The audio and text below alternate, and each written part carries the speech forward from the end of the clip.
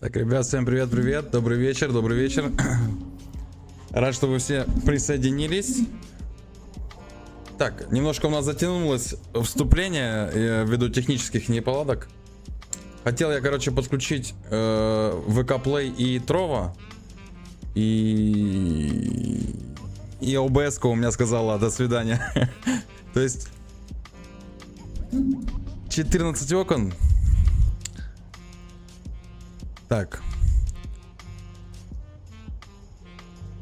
14 окон все-таки и 4 потока на стрим — это слишком круто для моего компа. Возможно, кстати, вообще имеет ли смысл? Вот кто-нибудь вообще там, не знаю, VK Play пользуется сейчас? Там какая-то есть аудитория? Или я, в принципе, многого не потерял?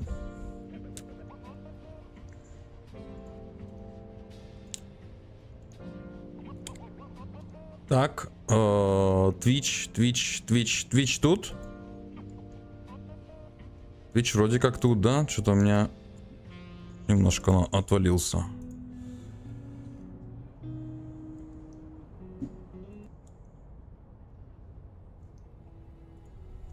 Так, все, Twitch тут.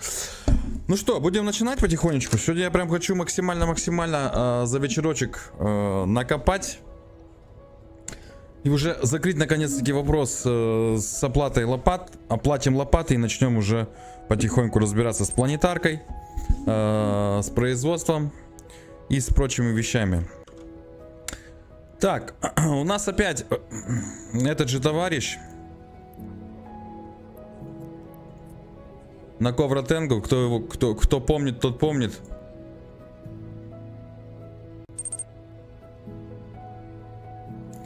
Привет, докопал свою луну? Не до конца. Сейчас слетаем еще, кстати, посмотрим, осталась она или нет. Как быстро скопировать имя персонажа? Наверное, вот так его выбрать, да, и Ctrl-C сделать. Все, понял. Я сейчас хочу на The Killboard опять.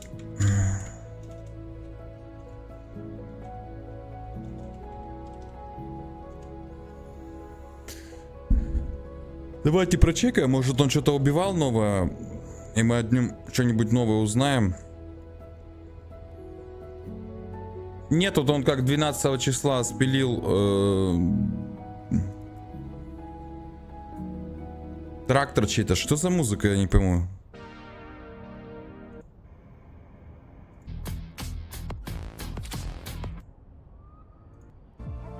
Слушайте, давайте сегодня вечер рока устроим, а?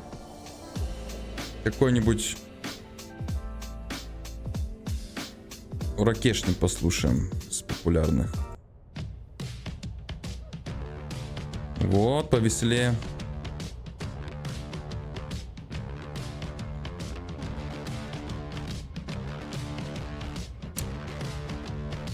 Такс.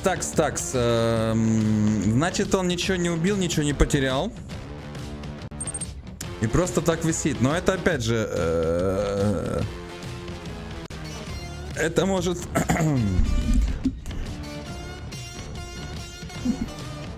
нехорошую со мной ситуацию сыграть. Так, давайте сейчас первое сделаем. Сейчас пролетим, взорвем луны. Потому что у меня уже время лун.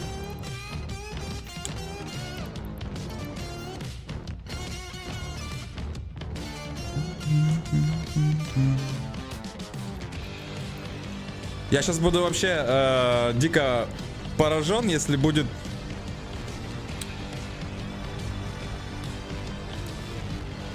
еще одна луна с синим взрывом. Кстати, в этой же системе. Ладно, полетели, посмотрим.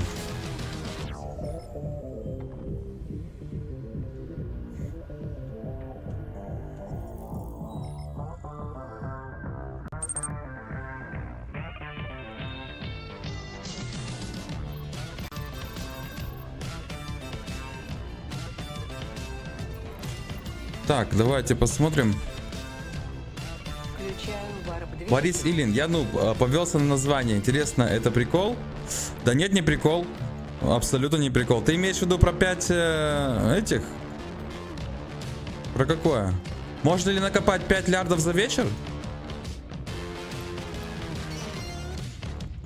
Нет, ни разу не прикол. Это все на полном серьезе. Блин, все, да, руда, видите, на третий день руды нету.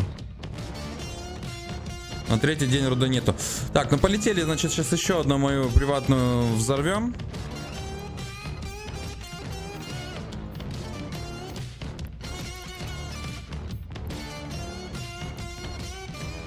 Сейчас, и у меня еще вышло, еще в других системах. Сейчас быстренько пролетимся. Борис или нет, совершенно не... это не бейт, это просто как бы одна из целей на сегодняшний стрим. Ну, допустим, на прошлом стриме мы накопали на 3600. Но я там чуть-чуть стримил, там на 3 часа был стрим. Буквально. А копал я, наверное, час 50, даже 2 часов не копал. И вышло у нас на 3 миллиона 600... 3 миллиарда 600 миллионов. Не понял.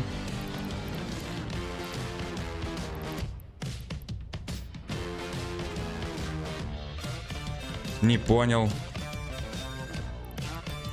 А кто взорвал мою луну?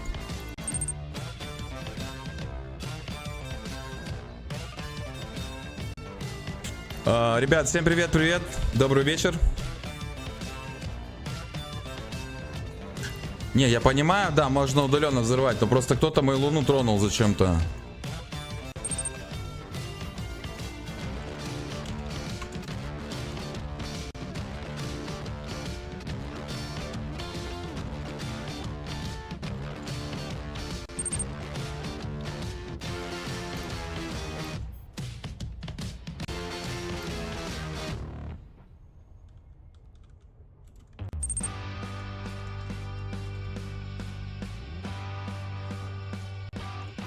Так, возможно, у нас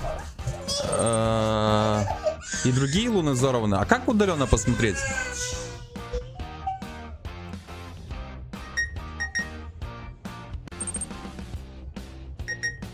Она сама взрывается через какое-то время. Но, по-видимому, ей уже было пора взорваться. Так, ладно, давайте тогда пролетим сейчас быстренько. Так. Сейчас пролетим. Проверим еще. Так, сегодня у нас 15-е, да?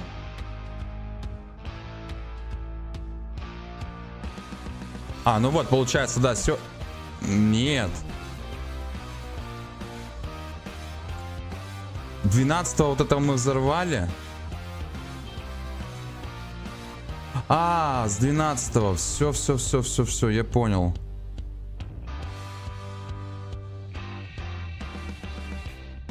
Нет, не понял. Мы же с вами 12 числа начали, да, копать? Да, это синий взрыв. Понятно, сегодня она должна была только выйти, она почему-то сама взорвалась. Каким-то образом.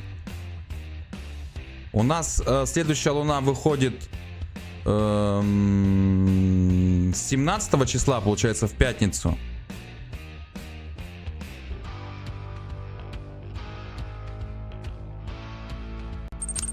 Так, и 11 числа у нас должна была так, вот это выйти.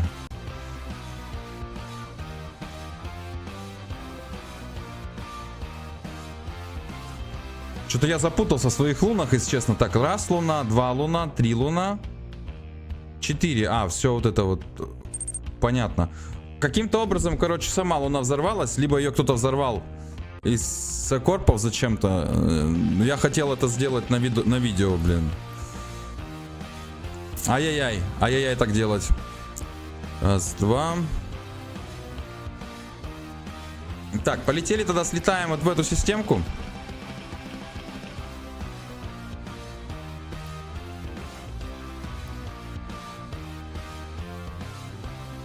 Система. А что, нельзя с этого? Так.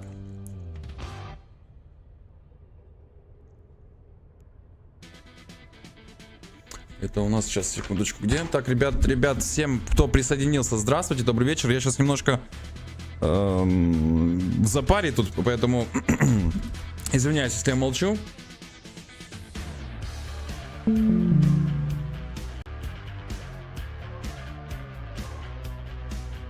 О, доброго от Сергей. Привет.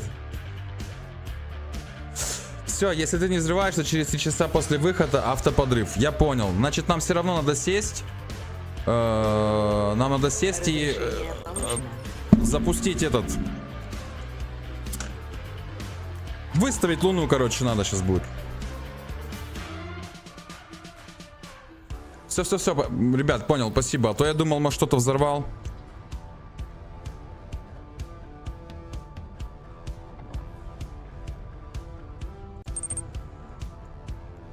Так, вид снаружи.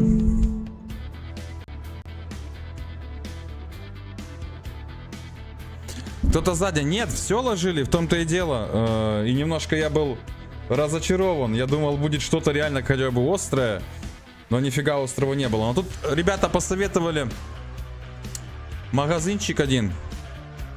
Ой, это принять контроль надо. Магазинчик один, где есть прям, ну, реально острая лапша. Короче, я туда еще проведаюсь. Заказал еще сегодня мега острых соусов.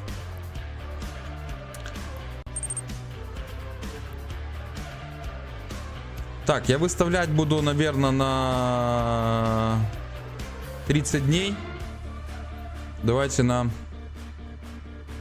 месяц прям поставим. Так, а секундочку, на месяц.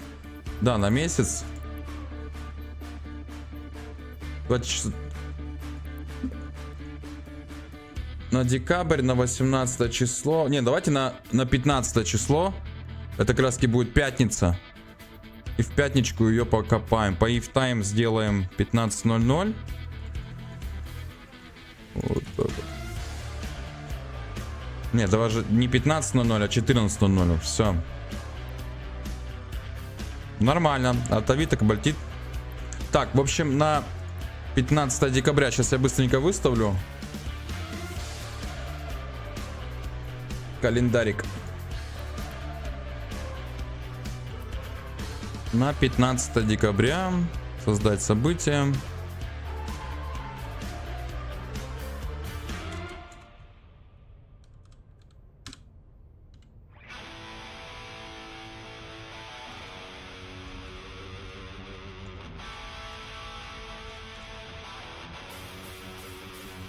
Так.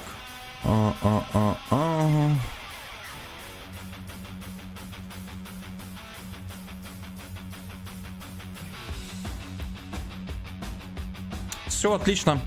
Так, и нам надо, получается, мы одну переставили. Следующая у нас выходит. Сейчас, секундочку. Следующая у нас выходит луна послезавтра. И нам надо, получается, слетать в системку в одну.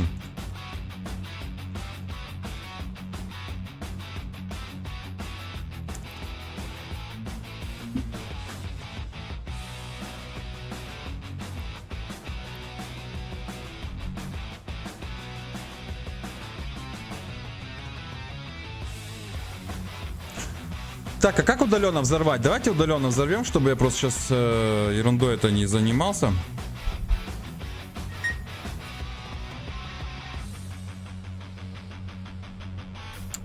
Это сзади, да, вот такая фигня, да. Та, которая была чуть-чуть, ну, может быть, похожа на острая, она просто была с кучей экстракта. Вот это, знаете, покупается в корейских магазинах.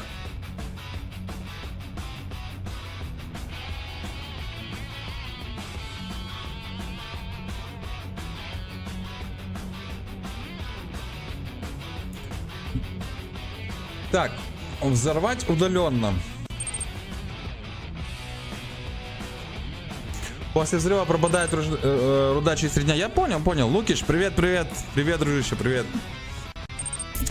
Так, возможно, это где-то в... Удаленно никак не взорвать, да? А что-то ребята писали, можно удаленно.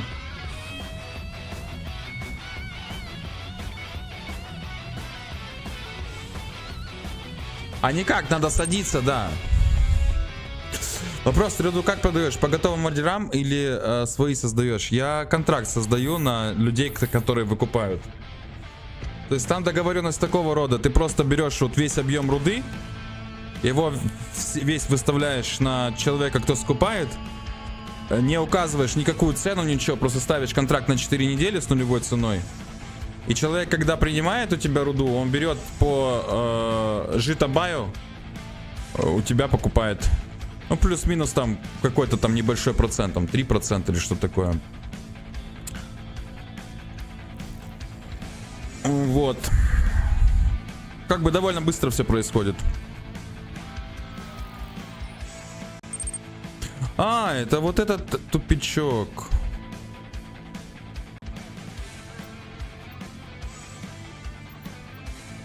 Ну, полетели, нам надо сейчас все равно будет переставиться. Так. А тут простая, да, тут простая луна. Ну, кстати, тоже можно будет сегодня покопать. Но мы, пожалуй, полетим сейчас. Сейчас полетим.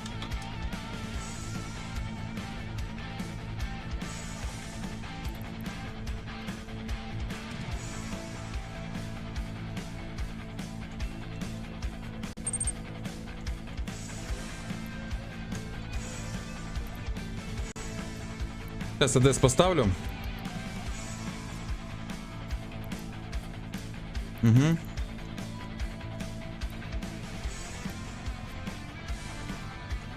Все, полетели. Сейчас еще луну переставим быстренько. А то она уже тоже, по-видимому, автовзрыв у нее был, потому что она 11 числа сходила. Максут, привет. Привет. Ну и как тебе видос с лапшой?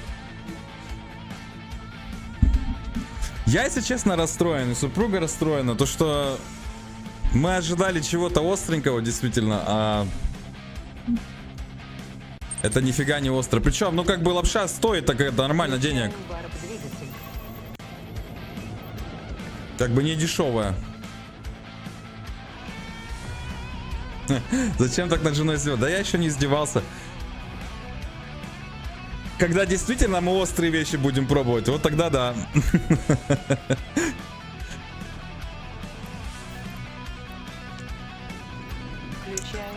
Короче, я заказал сегодня на Вайлдберрис такие штучки прикольные, типа... Скажите мне. Короче, Стенер, оно уже, ну как бы баян уже все видели. Самый острый арахис в мире, да? Потом я, получается, заказал острые леденцы. И пачку, ну, там сколько? Штук 7 острых перцев. Вот как это все придет, я, наверное, один вечер проведу. Мы с вами пожарим стейки. А можно даже на стриме, а можно не на стриме. Посмотрим, как лучше сделать. Короче, хочу приготовить стейки на гриле и дегустировать соусы эти острые под мяском.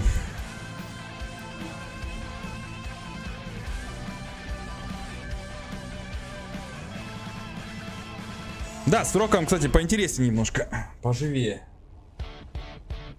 Я эту штуку уберу. Надо было на Алтын-Арбе у кореянок приправу покупать, там остро будет. Да, я покупал корейский вот этот капсаицин, если честно, он не заходит. Он какой-то резина дает, это химоза, мне не нравится. Офигенно, когда перцы, когда острый соус, допустим, я не знаю, почему в корейскую лапшу такого не делают, может, я просто еще не ел такую корейскую лапшу. Почему бы не положить туда, ну, настоящий перец? Ту же самую Каролину, хабанеро, блин, вот это будет круто. Хотя я что-то похожее, наверное, кушал. Мне привозили друзья с Таиланда таиландскую лапшу такую в этих, в стаканчиках. Вот она мне понравилась, блин, конкретно. Она такая и острая в то же время, и в то же время очень вкусная. Так, вот моя луна. Включаю варп-двигатель.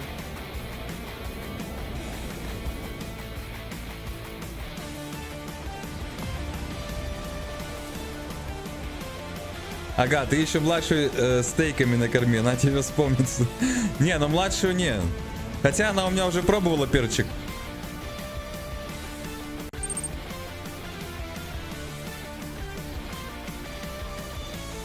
Так, что тут у нас?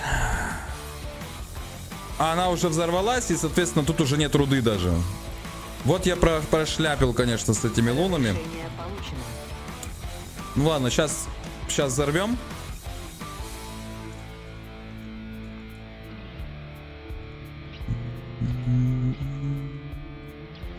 Так, если в этой системе, блин, сейчас опять эти нейтралы, я думаю, сейчас мы полетим куда-нибудь в другую систему.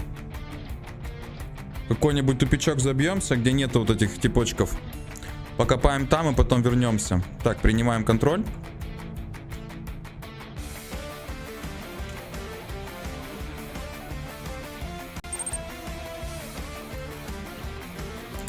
Эту давайте, наверное, выставим где-то...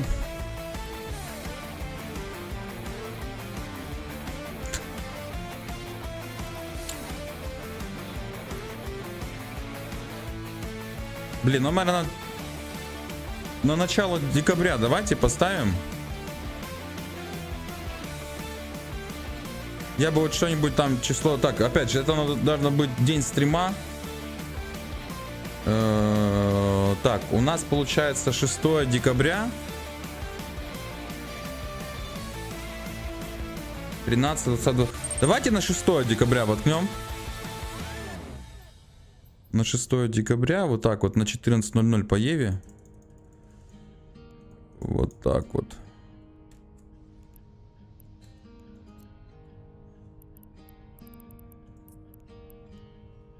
Все, события не выставляем. Угу. И сейчас сразу пропишем в календарик. На 6 будет среда. Сдать события. Да ну нафиг.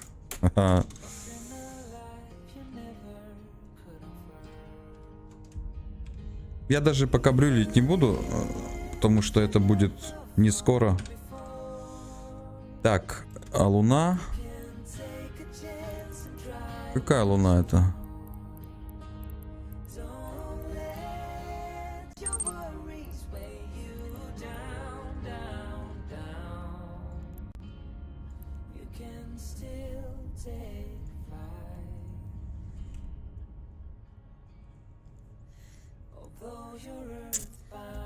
Да, Лукиш, это все ерунда. На меня не смотрят столько людей, во-первых.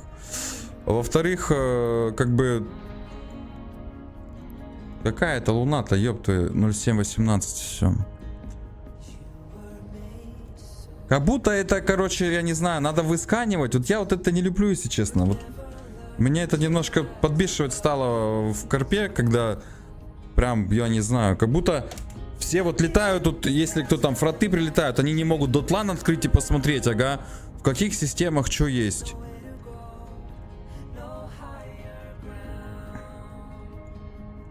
В каждой системе есть луна, которая чья-то, и ничего здесь страшного в этом нету. Так, где бы нам сейчас прибомбиться, покопать? Можно, в принципе, вот сюда прилететь. Сейчас посмотрим, что тут с гравиками. Ну, тут что-то, по-моему, уже кто-то копает. Ну, я говорю, сейчас, ага, прям фраты какие-нибудь, там, пандемики, ФКшники меня смотрят, майнера, типа. Чё же он там где-то сейчас, куда же он полетит? Ну, тут и лед есть.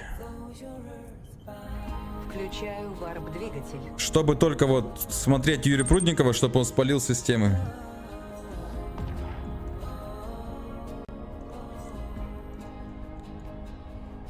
Не верю я в эти суеверия. А, нет, тут, короче, системка не прокачанная. Тут он что-то парпойкой вроде копают. Но я здесь все быстро подмету. Так, ну мы можем, в принципе...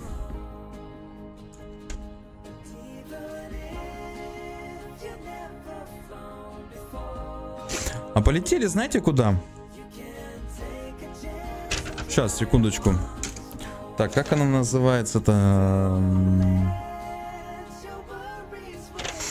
Нет, мы сейчас не полетим туда. Нам надо вернуться обратно, сесть в рорку уже. И сейчас мы цинкой сразу полетим. Сразу цинкой полетим. Так, все, полетели. Включаю варп-двигатель. Так, я цинку сразу выгоняю. Потому что не хочу я сегодня с этим нейтралом в системе, блин, копать. Ну, честно, не хочу. Прям чего-то не хочу. Хотя бы через раз это делать. В прошлый раз Санта подсобил на каре. Как бы с ним поспокойнее было рядышком.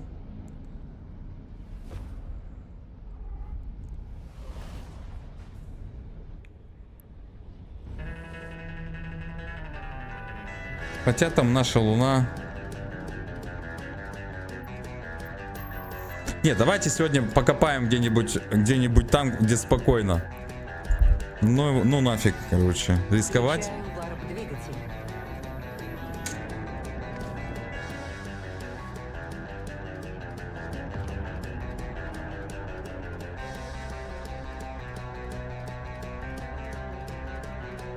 Все, полетел я цинкой. А хотя сейчас...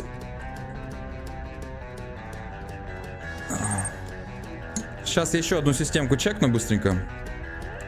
Сколько за луну аренда? Ну смотри, я плачу 3% от того, что есть в руде.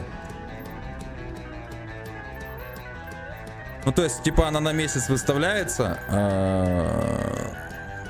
Включаю варп-двигатель.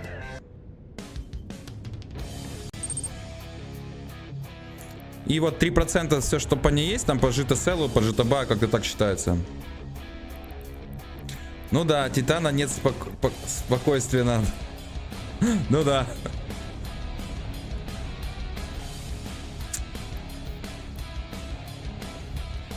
Хотя мы можем сейчас полететь в системку в одну, где мы лед копали. Покопать лед.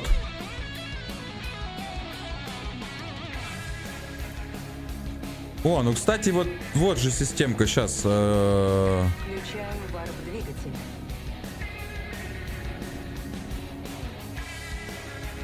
Сейчас, если здесь гравиками нормально все, я хочу сегодня гравики покопать, вот прям очень. Срыть колоссалы, нормус.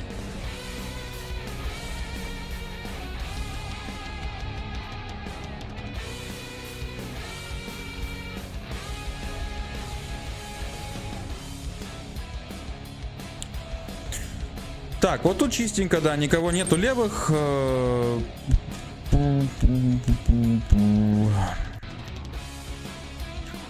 Так, колоссала нету, есть нормус и ларч. Ну, сейчас давайте... Варп-двигатель. Их и полетим туда сейчас. Добывать.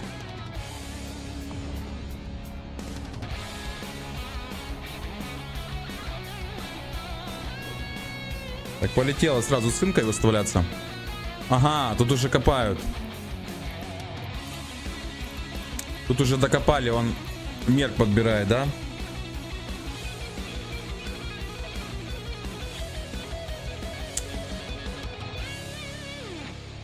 Тут они его уже докопали. И что здесь осталось, получается? Здесь остался ларджовый. Ну, с ларджовым мы лямом 700 можем вытащить, да?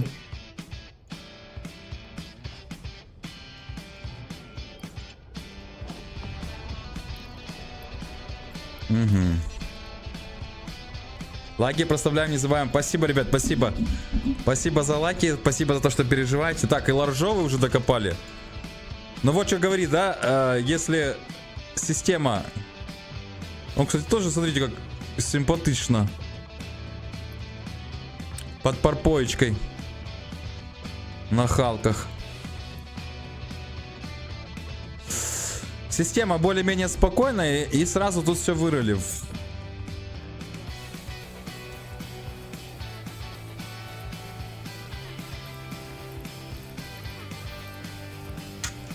Включаю варп-двигатель. Ну, значит, сейчас это здесь не лестница, все-таки нам надо... Давайте по карте посмотрим, куда полетим. Или хрен с ним, с этим нейтралом в локале покопать.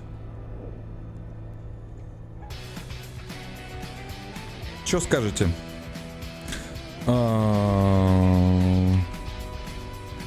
Я не хочу, честно, с нейтралом в локале копать. Ой, его нету, он ушел. Отлично. Ну это просто наш вечер, значит. Значит, это просто наш вечер. Отлично.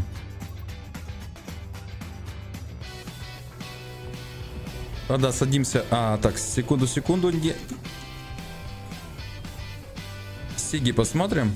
Так, есть Сига. Сейчас давайте засканим ее.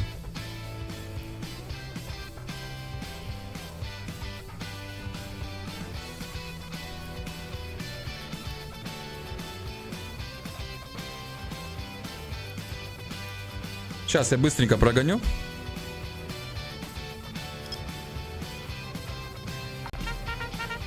Серега, привет. Спасибо за фоллоу. Привет.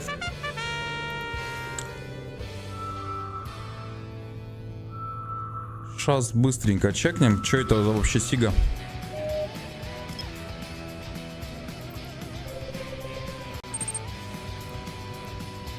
Блин, если вы хашка, то в принципе, возможно, и будет иметь смысл слетать газ, посмотреть там. Дядя Кама, Юра, привет. Удачного стрима. Вопрос не по теме. Не думал ты сделать обзор на мясо какое-нибудь?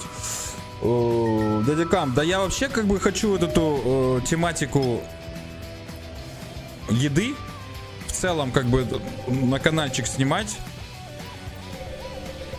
Я довольно-таки долго учился готовить мясо. Ну вот именно стейки. И было бы круто там вам этот опыт передать свой. Я что-то Ракеш мне не заходит. Давайте на мою любименькую музыку переключимся. На что-нибудь вот такое. Так, что за Сига? Да, мясо будет. И как бы не обзор мяса, да. Ну, типа, а приготовление мяса.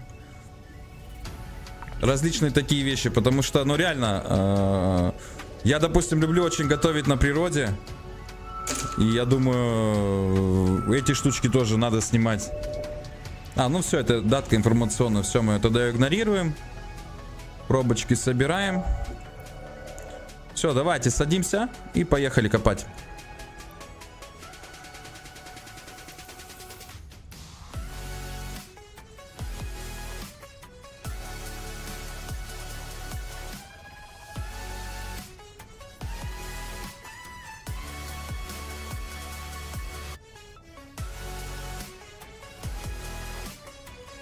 Ну и почему мы не летим?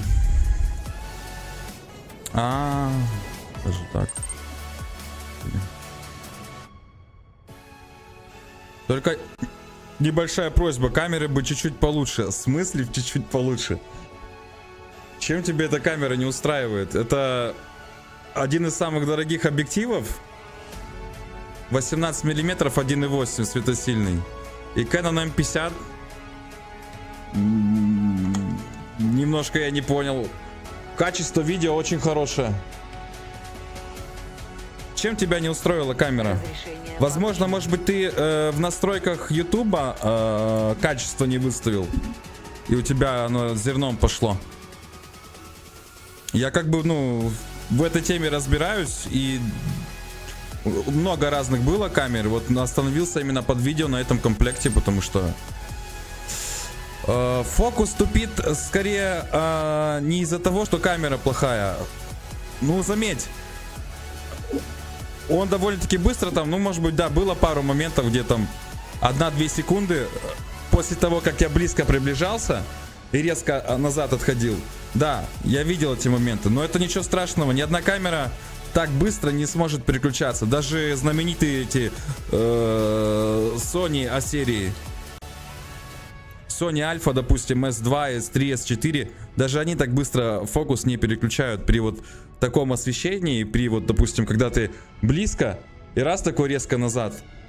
Если тем более, как бы объектив, вот как у меня светосильный, с открытой дыркой 1.8 диафрагма, она в целом просто, у нее грип очень, как бы, сфокусирован, очень короткий грип. И ей нужно прям вот, ну, двигать, короче, ловить от человека.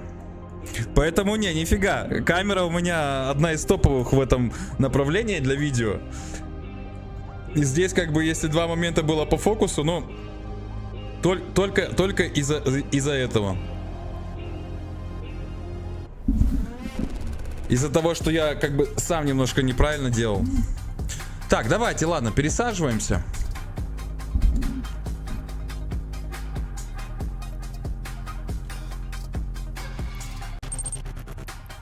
Ророчка, Ророчка. Я ее, кстати, заправил. Все, отстал. Не, реально, просто я вот как бы прислушиваюсь, да, к мнению. Допустим, люди, вы же говорили, что дрожит. Короче, я взял себе этот стабилизатор Mozu. И сейчас это в связке такая бандурина получается, короче. Ну вот здесь объективчик, да, довольно-таки увесистый. Светосильный. Так, сейчас я, наверное, все-таки достану. Сейчас, секунду.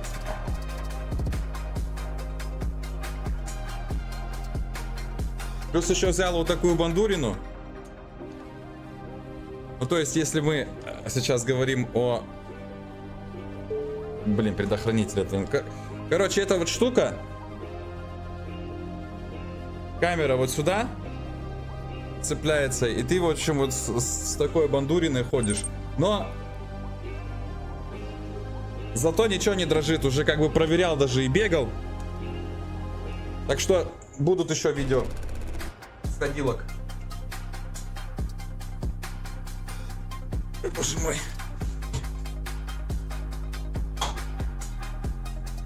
Фу, лучше мне.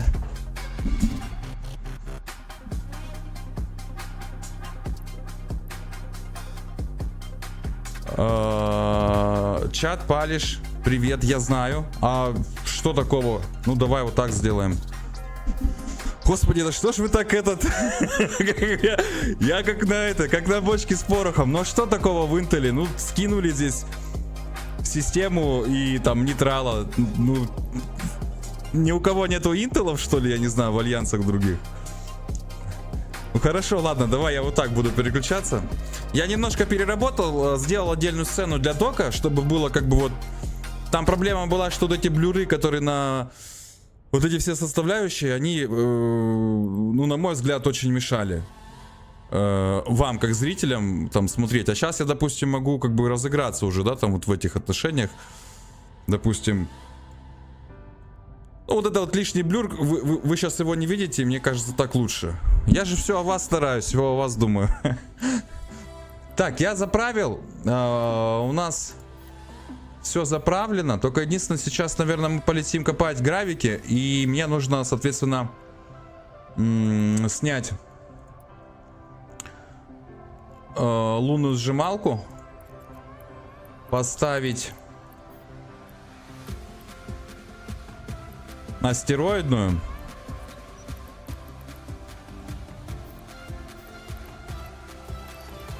Так, давайте эту лунную сожмем сразу.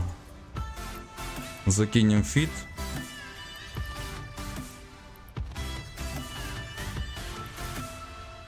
Так, а что нам дали? О. Так, все, глазки у меня выведены на обзорку.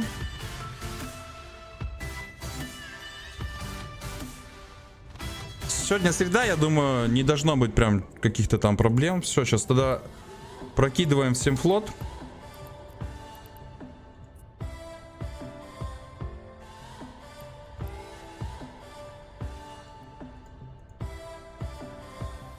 Ну, как обычно, рутинная такая работка. Блин, конечно, было бы круто, если бы это все автоматом делать.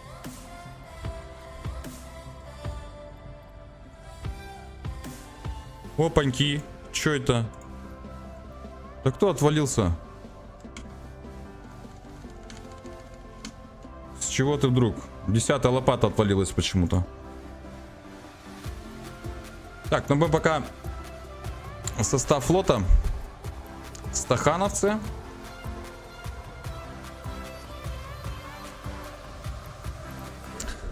Все, кто, кстати, со мной копают, удивляются. Я очень люблю привносить какие-то, ну, такие нестандартные вещи, необычные. Какой-то, может быть, ролл-плей, да, отыгрывать. Вот у меня, допустим, в чатике, да, про стахановцев. Вот когда флот создаю, лозунг. Жизнь стала лучше, товарищи. Жизнь стала веселее. А когда весело живется, работа спорится. Если бы у нас жилось плохо, неприглядно, не весело, то никакого стахановского движения не было бы у нас. Отсюда высокие нормы выработки, отсюда герои и героини труда. В этом прежде всего корень стахановского движения. Ну, короче, типа, мы же шахтеры, майнеры. Почему бы не отыгрывать какие-то роли такие, которые, может быть, как-то пересекаются с историческими моментами. Но мне нравится такая прикольная штука. Так, Эдика закинем в думзики. Всех наших лопаток вот сюда. Так, тут у нас подгрузилось 10-е окно. Юру закинем вот сюда. И Аумера нашего вот сюда. Все это распускаем.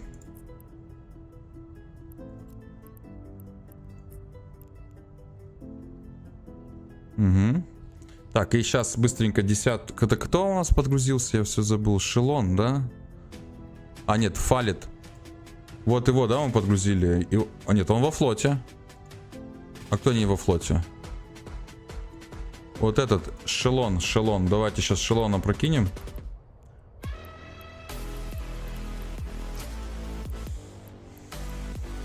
Угу.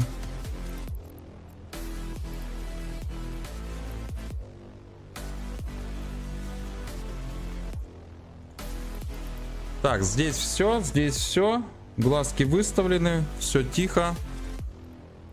То, сейчас Юру добавляем в список и сразу андокаем лопаты.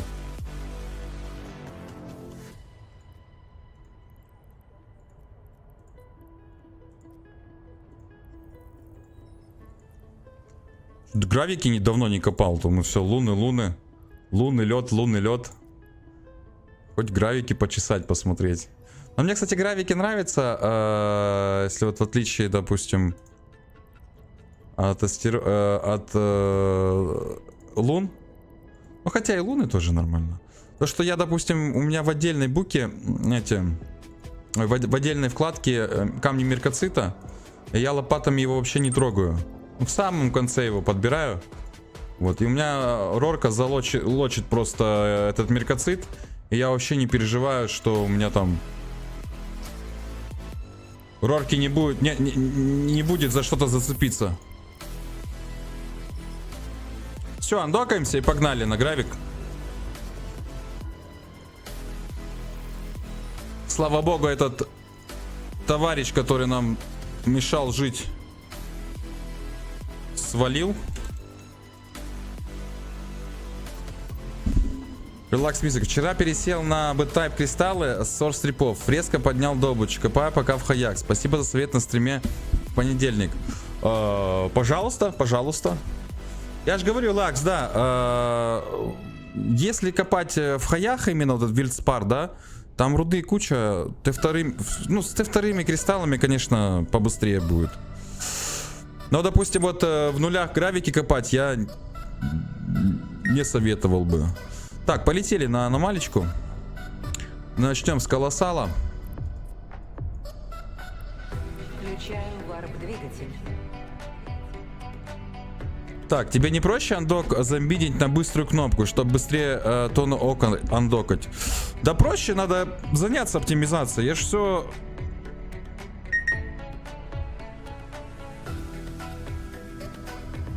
Я же понимаешь, как устроен. Я, короче, всегда смотрю со стороны, что прежде чем что-то делать, надо либо это постримить, либо записать видео. А не всегда, короче, есть на это время, и типа, и это все откладывается в долгий ящик, короче. Вот такая ситуация.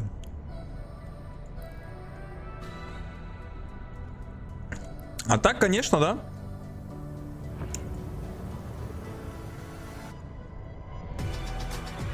Я просто хочу настроить хоткей на if preview, настроить хоткей для вот, ну как бы для копки. То есть это должно быть, то скажем, с таким подходом к делу, что это должно быть удобно действительно, да. И я хочу, чтобы это все-таки осталось как какой-то материал к руководству для там новичков, может быть, для не новичков.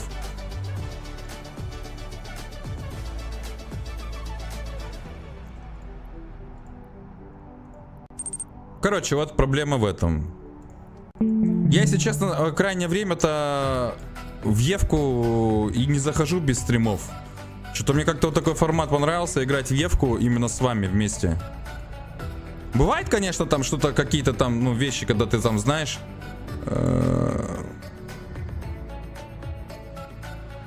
Что это за фигня выскочила? Возможности. Она причем не у всех чаров есть почему-то. Вот возможности появилась. Так, секунду.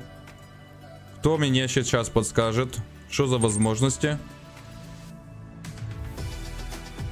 Короче, из всех сейчас 13 аккаунтов какая-то вкладка возможностей появилась. Отправиться к агенту наличные для капсулиров. Агент. Место. Это где? Это где-то в Империи. Что за прикол? 15 лайков, 30 смотрят. Где лайки, чуваки? Да, ребят, если не сложно, лайкосики прожимаем. Я просто немного устал от Евки, особенно после нашего марафона по вылетам. Дайте по обучению и так далее. Ну почему-то... Я почему удивился... Потому что из 13 окон только у него появилось после обновы. Ну да ладно, ладно. Так, что у нас тут? У нас тут, походу, колоссал уже погрызанный, да, потому что нету меркоцита. И камешков мало. Но сейчас, ладно, пойдем, короче, сверху вниз. Сегодня, сейчас соберем, получается, и колоссал, и нормус, и ларджовый, и медовый. А после этого полетим, покопаем луну, и, может быть, еще... бильты, короче, почистим. Вообще все, блин, хочу собраться, да, сделать стрим-марафон. И стрим-марафон в плане того, что прям максимально выкопать систему под ноль прям. Прям хочется, чтобы все бильты, короче, все аномальки.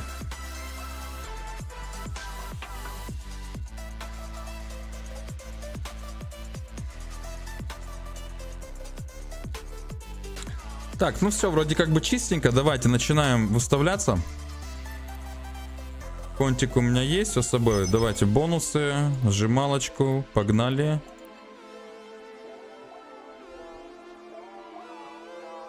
Сейчас как развернется в рабочий режим. Контик выкинем сразу.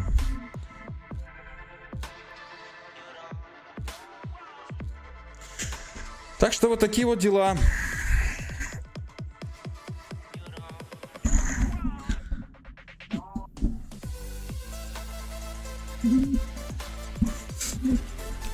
Лукиш, ну да, вот этот марафон, конечно, я представляю, когда бывает такое, в что-то задрачиваешься сильно, потом просто начинает тошнить от этого.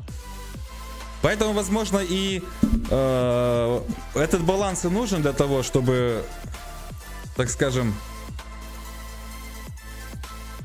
чтобы было интересно всегда, да? Вот, допустим, я пришел к тому, что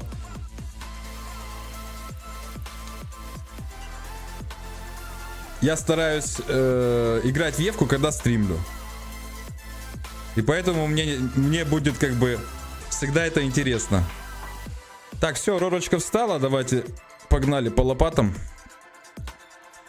Традиционно первые 3 лопатки у нас проходят по дальним камням. Кстати, дрончиков тоже сейчас сразу повыкидываем.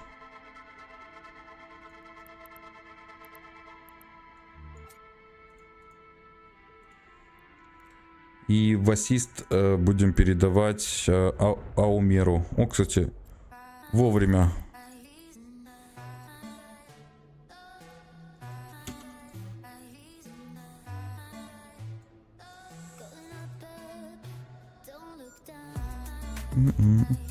В ассист Аумеру.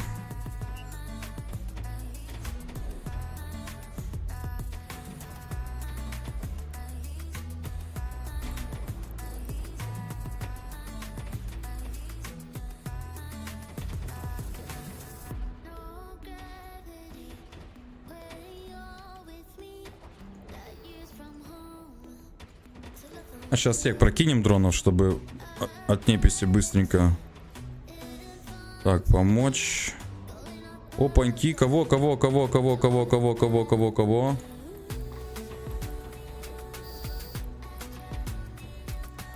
Ой-ой-ой-ой-ой. Ты смотри, как они его прям... Вот, успели, хорошо.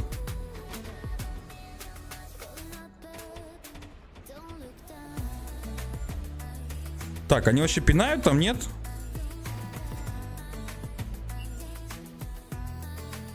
Такое ощущение, что нифига не пинают дроны.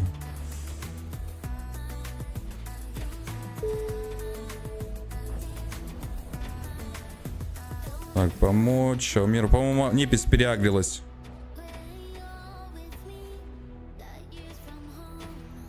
Помочь. Аумер.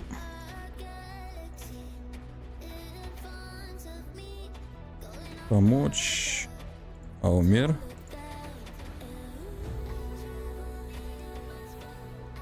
А, все, эти можно не выкидывать, которые по 4. Что там происходит? Вы что, ребята, давайте. Дрончики, вы что? А, типа далеко. Угу. Типа далеко, я понял. Нормальные серы пожирали, он аж пол армора сняли, блин. Вот я чуть не профукал.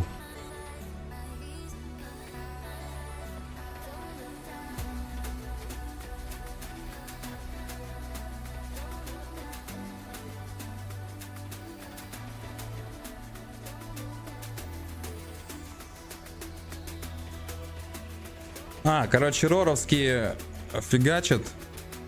Ну, я понял. Не, ну довольно-таки неплохо вот так вот с дрончиками.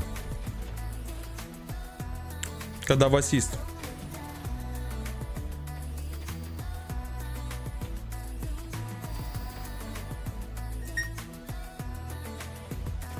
Немножко отвлекли они, конечно, по времени меня. Как не зайду, он копает, все копает. Да ёб твою мать, сколько можно? Ай, Кихира. Ну а чё? Копаю. Можно много и долго. Я же майнер. Кто-то, вот как не зайдешь к рекренту, блин, тот либо в колду, либо что-нибудь там, Fortnite свой точит. Как не зайдешь в бесту, тот летает там, что-то пвпшится. Как не зайдешь там к Архонту, Архонт какими-то своими вещами занимается, хотя я нифига не понимаю, но раз какими. Я вот копатель. Но на самом деле мы сейчас просто дрочь проводим на оплату лопат. Я понимаю, что нужно контент разбавлять. Прям вот постоянно одна только копка. Она очень быстро и мне надоест, и вам всем надоест. Ну как бы мне не надоест, вам надоест. Останутся только, может быть, самые такие тоже преданные копательному делу люди. Но я понимаю это прекрасно. И разбавлять я, конечно, контент буду. То есть будем разбавлять, но я этот месяц должен проплатить лопаты обязательно исками. Потому что я уже что-то очень много денег влил за вот это все время, оплачивая картой. И немножко я хочу как бы уже, чтобы это окупалось в игре. Поэтому вот уже который стрим подряд задрачиваем именно копку. Именно вот по этой причине. А мне нравится. Вот, Лукиш, ты преданный копке человек. Я рву жопу в абисах на Иштаре, потею, у меня трусы вечно в пятерках, и он чуть ли не лежит в кресле копает. Ну да. Поган, нет еще? Заберу, еще же время есть. Я, да, тоже видал, в принципе, 7 дней Омеги вот эти, да, дополнительные. Я думаю, 100% я оплачу Евку этот месяц исками.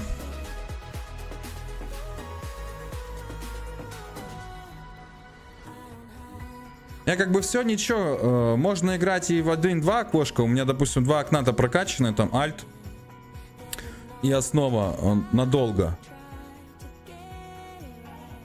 Но тогда смысл, если сейчас это все забросить, тогда сколько я получается, раза 4 оплачивал по $200. Ну, грубо говоря, $800 я уже за этот год потратил на оплаты лопат.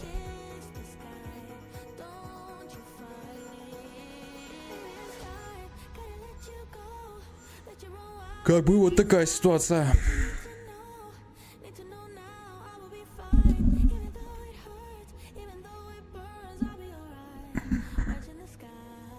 Лукиш, да нет, что-то я, короче, я наоборот психанул насчет Реала. Думаю, надо пооплачивать этими исками. Моя вчера, когда узнала, что одно окно стоит 1,3, так что... Ну да. Это как бы да. А чё сел с тарелочкой? Что сел с тарелочкой еды с горячим кофе и погнал копать в поте? Главное, чтобы кофе не остывало. Да. Я вот тоже с чаечком.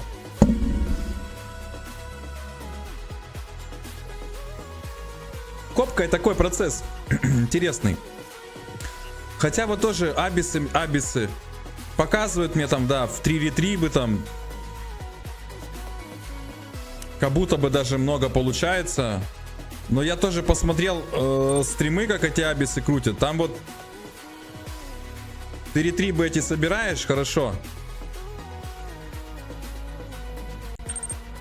Крутишь ими, но ты какую-то шаг влево, шаг вправо сделал неправильно, и ты просто весь этот флотик сливаешь. И это опять надо, короче, блин, кораблики покупать, собирать. Короче, тоже такое себе. То есть в минус уйти там очень-очень просто. Ну и как бы уметь надо, да. А если, допустим, я не знаю, там, когда ты в абисе на каком-нибудь пимпованном там кораблике, у тебя просто там тупо, там, не знаю, интернет лагает, короче, и у тебя окошко вылетело. Все. Или там свет моргнул, короче. Тоже все. Своих нюансов куча. Тут-то, если даже вот свет потухнет, у тебя просто все разлетится по разным местам. Не знаю, только Рорка останется, да, в Сидже, наверное. И то я как бы думаю, наверное, Сидж выключится в определенный момент, и все, и как бы и она тоже отварпает.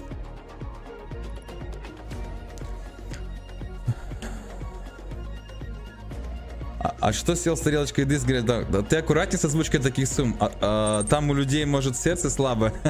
Не, ну оно реально так, за вечер 5 лярдов вообще в легкую. Прошлый стрим наблюдал внимательно, но так и не смог прикинуть, сколько же можешь в исках влезть в сжатое карго рорки, так как заметил, что за 2-3 часа набивается 10% примерно. Блин, да там очень много вот пожатой руды в карго. Слушай, ну у меня много пожатой руды, наверное, даже побольше, чем Тим Рорки. Посмотрим. Сейчас давай сейчас колоссал докопаю. Да, колоссальчик докопаем, короче. И я обязательно слетаю, попробую в рорку закинуть руду. Вот эту пожатую, прям по самой не могу, сделаем. Так, а у меня вопрос. У меня в рорке есть дроны? Сендрил, Берсерки, Гека, Император, Куратора, Миджам. Мид армор нету? Нету, блин, арморных. Ладно, я думал армора починить чуть-чуть. Так, все, погнали, короче, в рецикл выставляться. Что-то мы заболтались. Сейчас колоссал, короче, копнем. И я задокаюсь на рорке быстренько. И я тебе покажу, сколько фулл карго руды в рорке пожатой будет в исках. Там как раз таки и луны, короче, и вот такая гравиковая луна.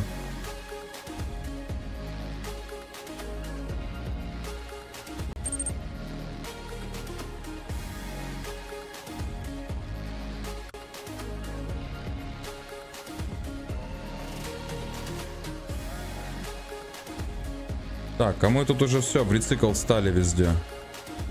Сейчас вот эти подождем еще и прям. Очень много денег можно лутать в абисах, но там сложно на самом деле. Тем более 5 ВЛ, не говоря уже о шестерках. Ну в шестерках там денег до ужаса много. Скрудж Макдаком стать. Но блин, опять же, видишь, если ты полетел и не слил. А если ты полетел и слил, как бы, ну, как бы ты хрен им станешь. Я же говорю, очень много таких вещей, что ты можешь, допустим, я не знаю там, сколько там, ну раз ты 10 проходишь эти абисы, и потом у тебя, блин, на 11-й раз ты сливаешь все эти корабли свои, там, если там в 3 или 3 бы ты летаешь, да, допустим. Ну и что с этого толку? И ты все, что заработал, ты опять тратишь на эти корабли, не знаю. Ну, да, я знаю, что доходная тема, если ровные руки не кривые. Но нюансов столько, что действительно это потная такая штука. То есть, то ли, допустим, 2 часа копать в удовольствие, там, да, как бы медитировать на расслабончике так. То ли 2 часа ты, я не знаю, ты вот так вот действительно попа в мыле фигачишь, короче, эти абисы. А если еще что-то не получается, может же подгореть так, что, блин, ты просто тупо дропнешь Еву и все. Короче, этот контент абисы не для меня. Есть люди, знаю, которые постоянно крутят, вообще довольные. Ева этим и прекрасно. Это мы уже с вами определили, что здесь каждый найдет для себя то, чем ему заняться. Именно вот по кайфу, как говорится.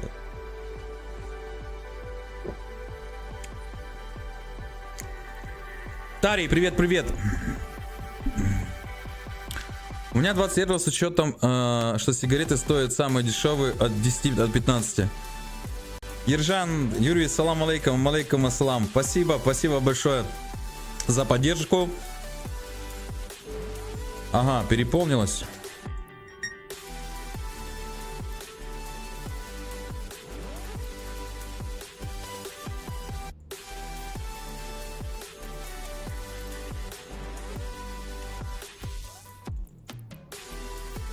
Блин, но все равно мне нравится. Вот мы сейчас что, один контейнер отгрузили, пожали, уже соточка. Просто вот если крутить те же самые зеленки, да, чтобы была соточка. Ну, короче, это прям долговато надо, короче, крутить. Как минимум часик. Я, конечно, слышал о мазерах. И что там тик 70 лямов. Ну вот, ну мазер это мазер, конечно. Порог входа очень большой туда. Ну и как бы и риски. Ну хотя на мазере, наверное, если в разгончике стоять на пост, то это безопасно. Ну то есть ты можешь всегда отпрыгнуть и так далее. Айкихира, привет. Да, я в челках, я в гунах. Гуны, на мой взгляд, самый топовый али. Здесь очень хорошие люди. У нас очень классная карпа. Вот такие дела. Ульки, привет. Спасибо большое за рейд, привет. Неожиданно, слушай, прям очень неожиданно. Ребят, всем привет, кто новенький, присоединяйтесь. Сегодня у нас снова копка. Копаем на проплату лопат. Нам надо 30 лярдов, уже больше половины, процентов 70 я уже копнул. Поэтому сейчас чуть-чуть задрачиваюсь. Именно вот в плане копки, вот в этом контенте. Как лопатки проплачу, мы начнем активно разбираться с планетаркой, с производством и же с ним. Ульки, блин, капец, ульки, я... Почему неожиданно? Я, честно, не видел, чтобы ты стримил Еву. Это с Евы стрим? Ну, прикольно, прикольно.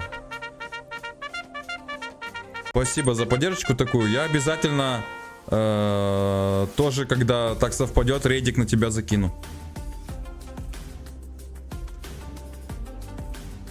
Кстати, ребятки, кто вот там говорил насчет Архонта и то, что вот он там хочет у меня интервью взять. Посмотрел я запись стрима с Йодиком. Ну, по-моему, это совершенно со мной не связано никак. То есть он будет брать интервью у майнера, но майнеров-то в Еве помимо меня ого-го сколько. Единственное, что я один не побоялся этот контент стримить. Вот, но я думаю, все-таки он у другого майнера будет брать интервью. Поэтому как-то так. Немножко в заблуждение вывели.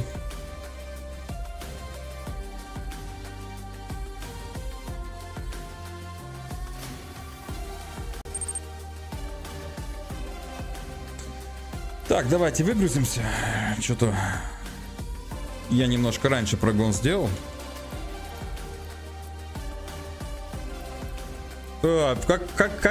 Как я люблю все-таки гравики. Ну, доходная штука, прям, мне нравится. Так, йоу, привет, ребята. Я в 3 лопаты под ней копаю. Понятно. Миссия агентов Хаяк 250 разгоняются. 2 окна, ровно 500 в час.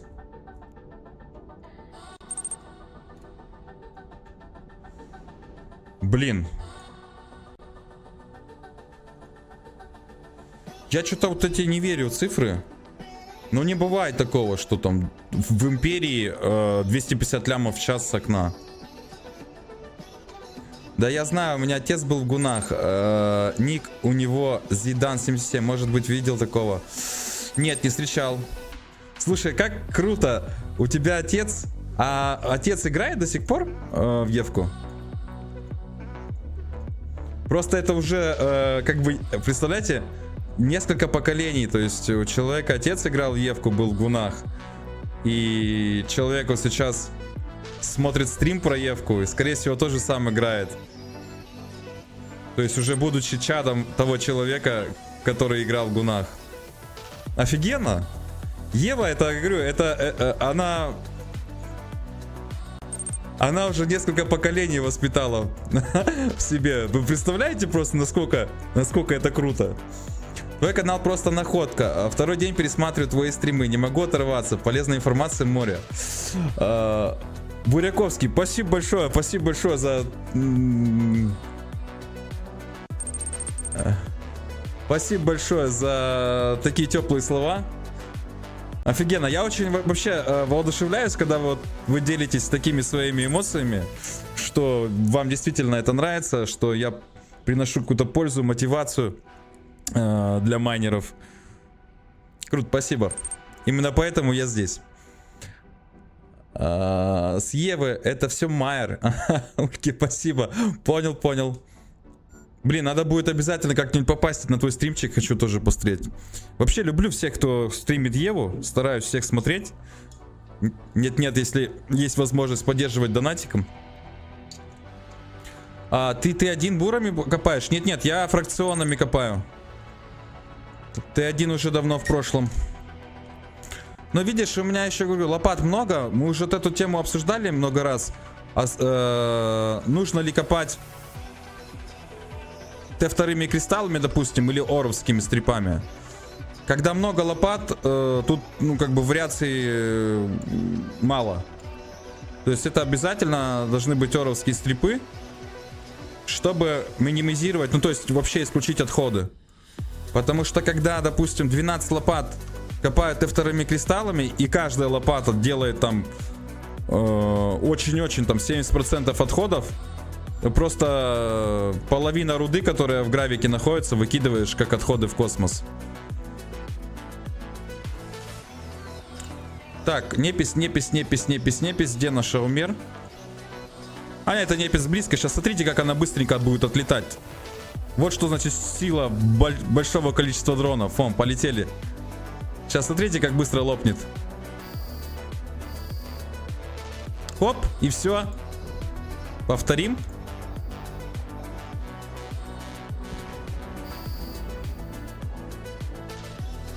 Хоп, и все. Блин, я обожаю это. Так, давайте прожмемся, а то тут уже почти полный этот. Полный набрался.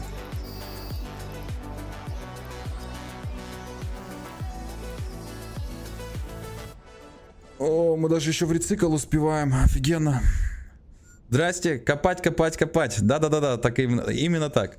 Реально собрать орку, которая переживает суицид в хайсеке, только так, чтобы она не обошлась в 15 миллиардов. Реально.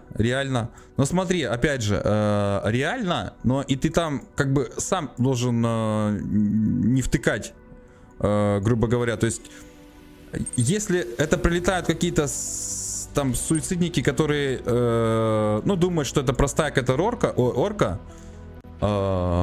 и, допустим, не чекали тебя на фит, они сканировали, то, я думаю, дуал танк поможет. То есть ты фитишь орку в шилд, то есть максимально, да? И еще ставишь чемодан и полностью лоу утыкиваешь не карго-холдами, чтобы типа в него больше влезло, а утыкиваешь именно булками, усилителем хулаю. И в итоге у тебя получается, желательно еще какими-нибудь фракционами, у тебя получается до хрена шилды, и она раздутая, она с хорошими резистами, и у тебя до хрена хула. И у тебя получается в совокупности, там, блин, там она раздувается довольно-таки нехило по ЕХП.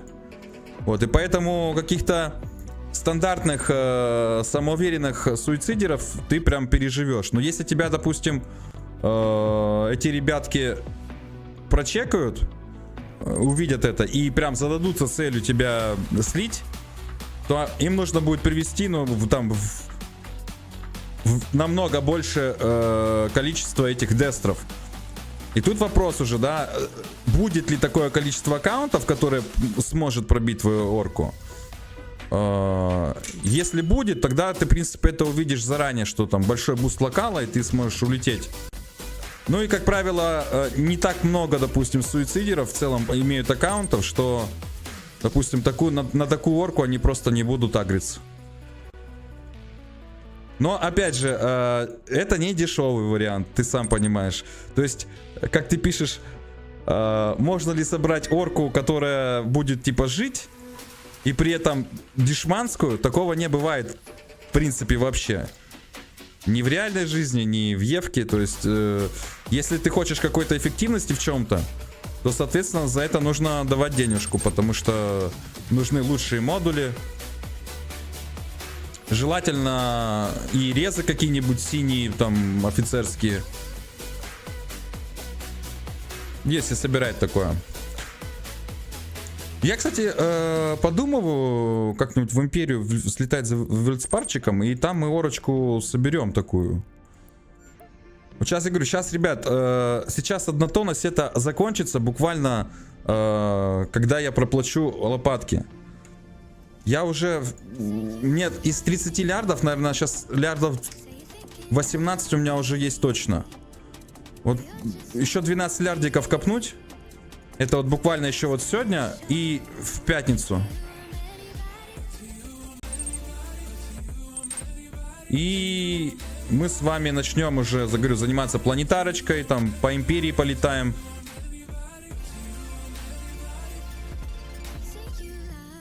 Уже будем разноображивать. Разноображивать. Орка это хул. Нужно, я говорю, дуал танк делать для орки в хаях, чтобы ее не трогали суицидники. Потому что зачастую, говорю, у суицид коллективов просто не будет столько дестров, чтобы ее лопнуть. А допустим, те же самые торнадки или наги гнать, зачастую никакого смысла нету. Потому что там будет почти равняться уже стоимость этих торнадок с оркой.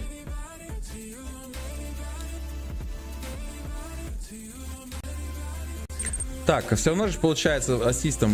Любому соло-челику лицо сломаешь, да, и small gun перевернешь. Но тут нормально получается. Мы вчера считали почти по 2000 ДПС получается. Я тебе больше скажу, мы после НГ вместе придем к вам. Ну и мы сказали, что приходи, всегда примем. Но вот после НГ он туда пойдет, заодно меня с собой потащит. Слушай, ну прям вообще вот... это вот... Я вот это сейчас читаю, понимаю, насколько это круто, блин. Насколько это круто. Ты с батей придешь в гуны, будете вместе что-нибудь заниматься, там, фармить, копать, там, я не знаю, зеленки крутить, на КТА летать. Блин, это круто, я рад за вас. Я рад, что ты разделяешь батины интересы. Вот. Блин, классно. Прям ты настроение поднял очень сильно мне. Очень рад за вас. Так, орка это хул. Покопай в почке.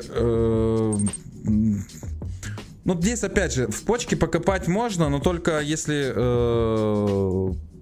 мне дадут добро на стрим этот. В плане того, что один я туда не полечу. Потому что это просто прилететь и убиться сразу, да. То есть это должен быть какой-то флотик ПВП ребят, которые захотят тоже пофаниться заодно в почке. Вот, а я покопаю там, допустим. Уже как бы у нас такой формат был. Ребята летали. Но я, к сожалению, не попал на тот формат. И насколько я понял, судя по их отчетам, там очень нехилый доход в почке. Там прям очень нехилый. Там что-то получается с каветера. Или подожди, не, они на ретриверах летали. С ретривера с одного под бонусами пропойки.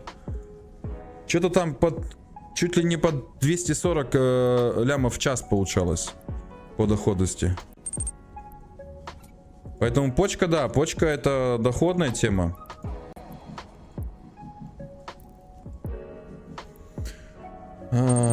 Кстати, про газ ВХ. Я его собираю так быстро, что NPC даже не успевают появиться. Это на каветрах с парпойсом. Слушай, ну каветр, наверное, поболее, да, чем винтурка копает. Понятно, понятно. Я так понимаю, да, там же 15 минут таймер. Вообще, да, я вот сидел, думал насчет газа ВХ. У меня же было такое, что не совсем, так скажем, удачный опыт, да, полета. То есть 2 раза я весь этот свой флот похоронил в этом ВХ. Я пришел к тому, что все-таки, да, наверное, надо пересаживать с винтурок на каветеры газососные, да? Пересаживать на каветеры. И... А почему меня так бомпануло, я не пойму. Что за прикол? Пересаживаться на каветеры и исходить из такой тактики, что я максимально быстро должен вскопать. То есть я тем самым исключу ситуацию, когда меня просто тупо прилетают саброй, ловят и все взрывают. Ну то есть в ВХ находиться 10 минут. То есть если даже там 5-6 аномалек, ну вот как вот я вот сейчас думаю, да, как бы вот я в следующий раз делал, и я так и буду, наверное, делать. То есть я туда прилетаю на каветере с парпойкой. Опаньки. Так, ребята, собираемся.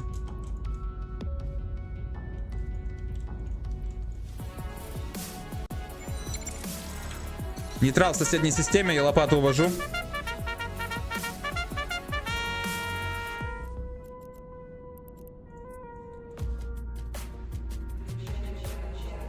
Сидж выключаем. Братишка, линки офни, дорогой. Всё, Пока да, тебя спасибо. не перевернули, слушай. Офни линки. Хазер, спасибо, да, линки выключил.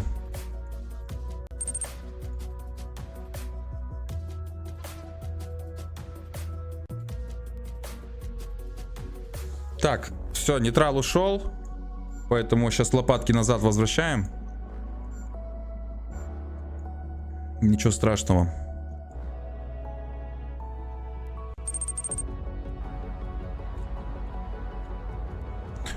Все, да, Рорку не уводим. Сейчас просто лопатки обратно верну.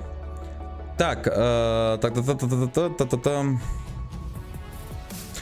ты шаришь в производстве? Что лучше строить и какие реакции для Т2 производства? Блин, там на самом деле не так все просто и однозначно. Это надо просто садиться и просчитывать. Садиться, считать. И так сказать, что лучше строить, я бы не стал на этот вопрос заморачиваться. Строй то, что ты хочешь. То, что тебя просят. Можно строить на заказ. То есть, если ты готов в каких-то больших объемах проводить стройку, у тебя вкачанные скиллы, есть сеть сыток, допустим, да, там у Карпы, ты просто можешь даже начать с того, как вот у нас делают, я вот наблюдаю просто за производственниками. Они пишут там DS Карпы, допустим, принимаю заказы там на капиталы, принимаю заказы там на саб-капитала и так далее. И люди там накидывают, они записывают, что надо, соответственно, со своей там маржой уже это все прокручивают. И понятно, что для своих это дешевле, но ты же всегда же можешь примерно смотреть общую, да, температуру по клюнике. Если, допустим, заказывают то-то, то-то, то-то, то-то по вашему региону, ты делаешь для своих там с каким-то, да, со скидочкой. И делаешь, допустим, там на маркет уже какой-то объем. И вот так постепенно ты выйдешь в какие-то свои позиции, начнешь уже варить непосредственно как бы свой ассортимент, который ты понимаешь и который у тебя уже конкретно вот будет работать. Деньги, деньги, деньги. Ран, Рунбой рун. Артель имени Купоба. Спасибо большое за поддержку, спасибо, очень приятно. Run and run, да. Но, слава богу, сейчас убегать не пришлось. Сейчас возвращаем лопатки назад и продолжаем. Пока давайте прикинем, что у нас там по Джанису получилось. Я всегда немножко так прикалываюсь с того, что сумма совсем некорректно отображается. Ну, 364 миллиона после репроцесса, а если руду продавать 370. Ну, короче, на полтинничек ошибается она. Что, лопатки прилетают, нет? Да, ребят, всем, кто присоединился, спасибо. Мобилка, Сидж. Не надо говорить. Время есть, главное Сидж не крутить. Постоянно только во время сжатия и когда карга забивается. У меня вопрос. У Рорки есть модуль паники? После его сгорания можно прыгнуть по цинке, либо по нитке. Слушай, я вот насчет этого не знаю, честно, поэтому не буду врать. Насколько я знаю, в принципе, наверное, можешь. Иначе какой, как бы, смысл? Если бы ты не мог этого делать, допустим.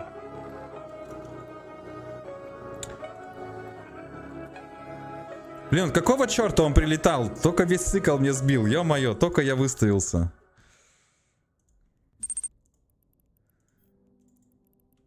Эти залетные.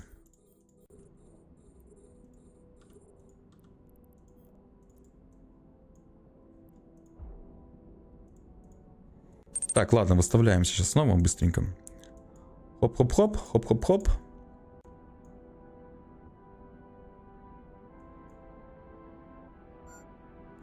Ну, сегодня еще как более-менее. Вот выходные, да, выходные вообще весело копать. У всех выходные, очень много ребят летают, ищут ПВП. И просто везде как проходной двор. Причем в тупичке, не в тупичке. Он мог по филаменту? Возможно. Возможно.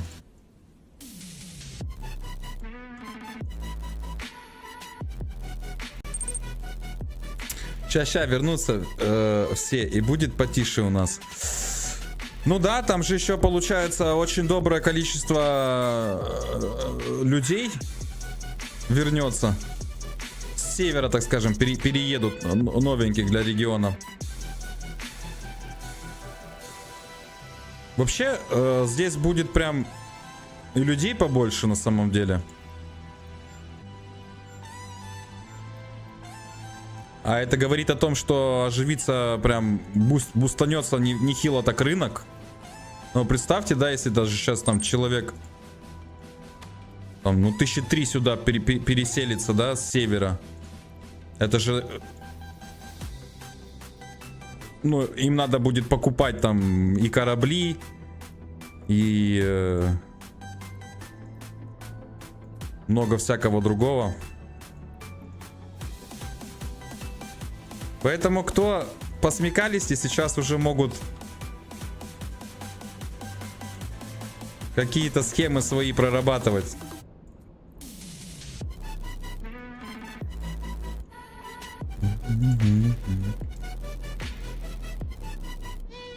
Так, а то тестового сервака нету, испробовать этот момент. Я понял, я если честно не знаю, но насколько я понимаю, все-таки она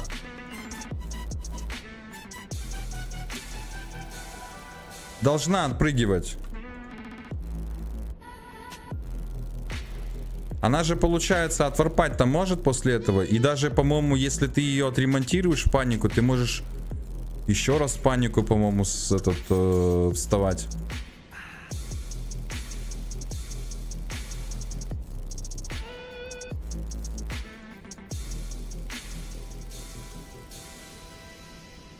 Вот эти лопатки хорошо выставились.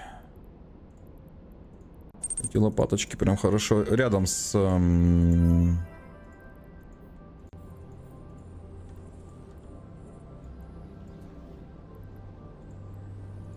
Ну тоже интересно погрызанные. Уже 350 мы забрали. Еще у нас, по-моему, ни один камешек не отлетел, да?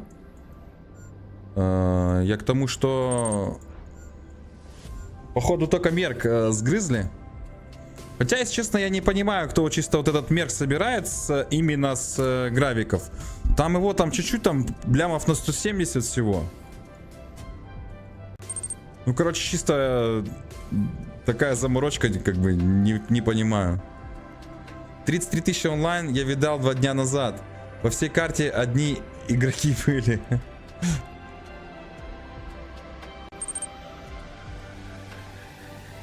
Давай, давай. Если что, в дискордик пиши по отчету, я думаю, всем будет интересно и полезно узнать. Так, все, прогнали. Давайте сейчас пожмем. Ого, Мы тут уже почти 200 тысяч кубов набрали. Окей. А, у нас тут переполнение.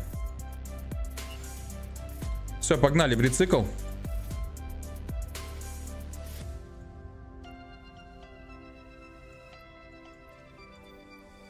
Бывает какой-то вечер прям вообще там за 4-5 часов ни одного не встретишь нейтрала. А вот сегодня вот немножко он нам время оттянул такой беспрерывной копки. Хотя я, наверное, чересчур осторожен. У нас, допустим, в Карпе ребята уже бывалые, которые под бобрами стояли, выживали. Причем у них на рорках зарубок. Нормально так зарубок. Они, допустим, без проблем копают, если в соседней системе там какой-то один нейтрал. Если только уже в их систему заходит, лопатки отварпывают. И зачастую даже как бы вообще не переживают, что там их кто-то прилетел, затаклил. Но я говорю, для этого нужны тренировки какие-то, да, и общее понимание, что происходит. А как выглядят отходы? Отдельная иконка? Нет, отходы это вот смотри. Вот, допустим, есть камень, да, вот с рудой. Есть камень с рудой. Не понял.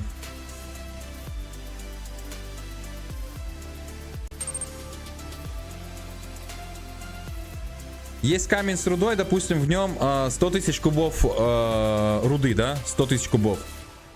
И вот ты копаешь, допустим, Т2 B-type кристаллами, которые там в совокупности дают типа 70% на шанс того, что будет отход.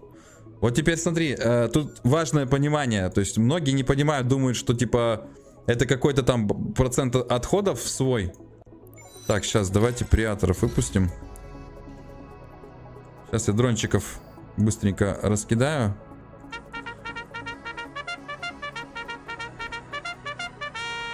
Да, ребят, спасибо за фоллоу. Как я, бывает, немножко подвисаю, когда что-то говорю, и мне приходится еще комментировать. Так, сейчас всех не будем раскидывать.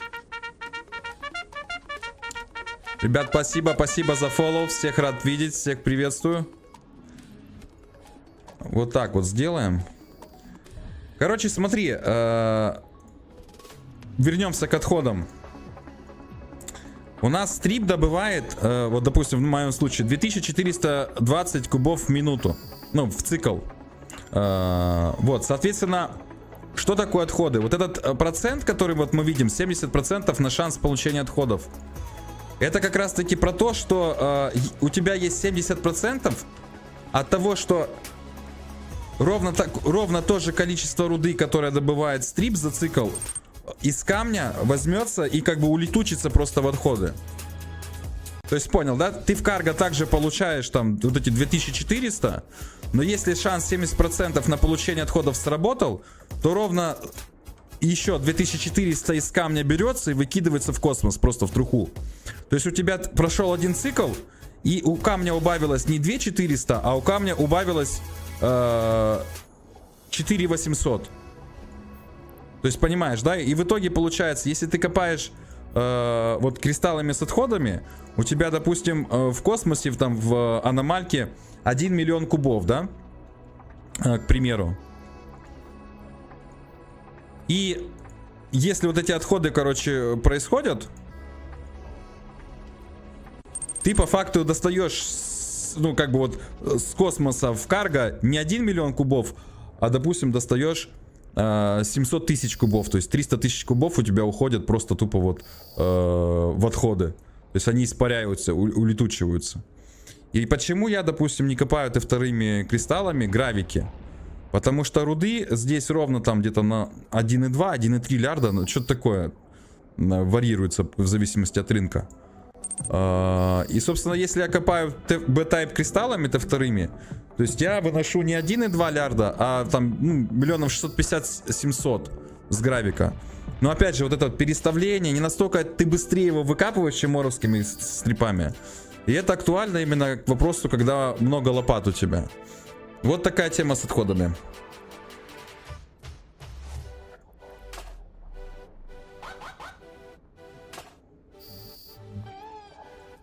Что-то мне писал, все, доели. Отлично.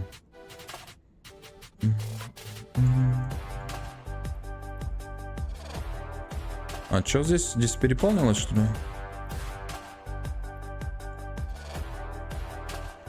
Странно то, что камешки не отлетают. Блин, опять нейтрал.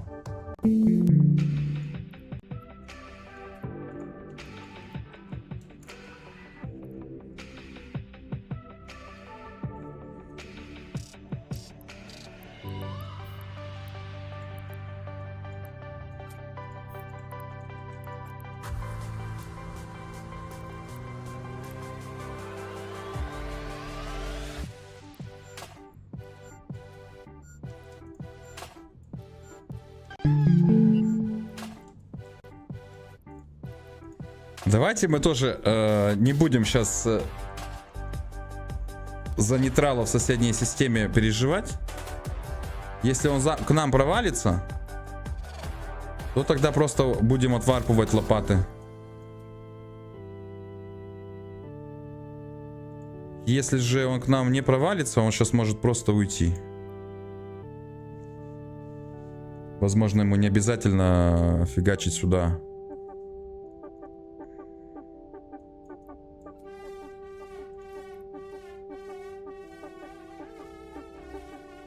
Да потому что, блин, я не хочу сейчас, я только выставился. Ё-моё, не хочу я улетать.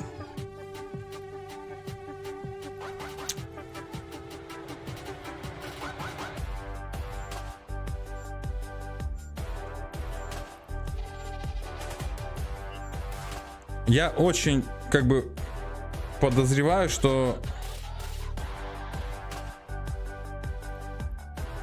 он может еще до нас не дойти сюда.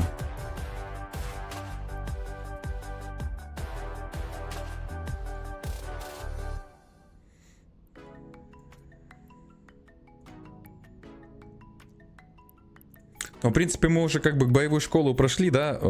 Я уже могу себе это позволить, потому что я прошлый стрим копал с нейтралом в системе.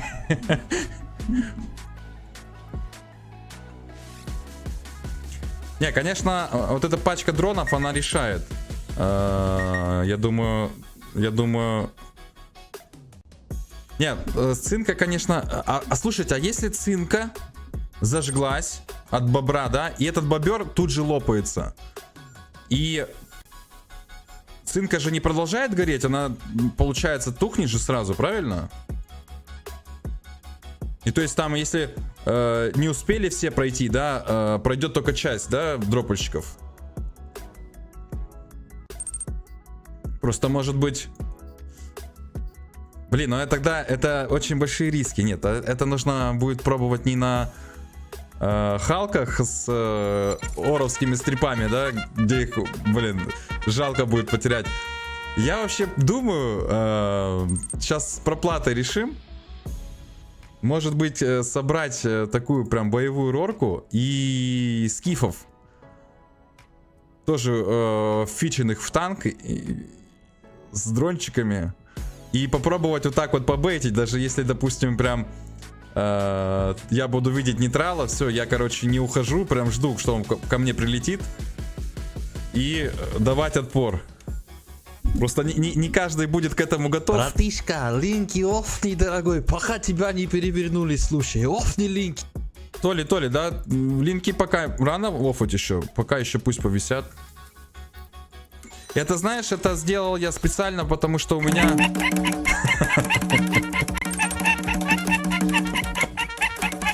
Ну чё началось? Нормально же общались.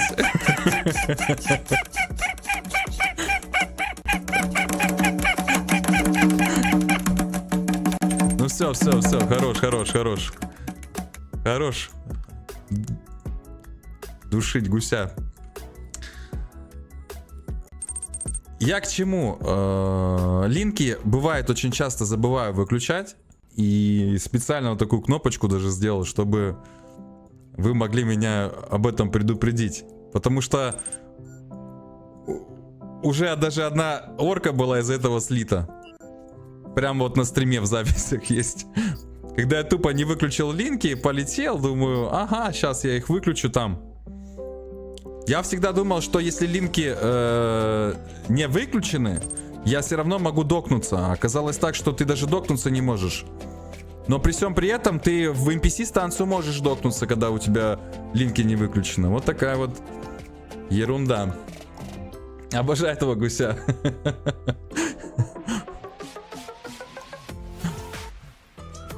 Я его долго подбирал, чтобы было занятно для каждого, да.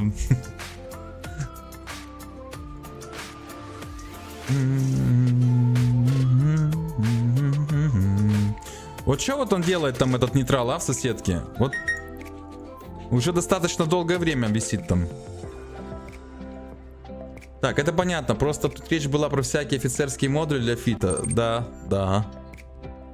В курсе видел, так корпоративно. Да, насчет гуся, да, это корпоративный мем. У нас просто есть такое крылатое выражение: подушить гуся. Так, ребята. Ребята, флот я увожу. Я флот увожу. Да быстрее соображай, ты, ёб твою мать. Просто бус локала, 3 нейтрала уже в соседке. Надо сваливать. Это уже чересчур.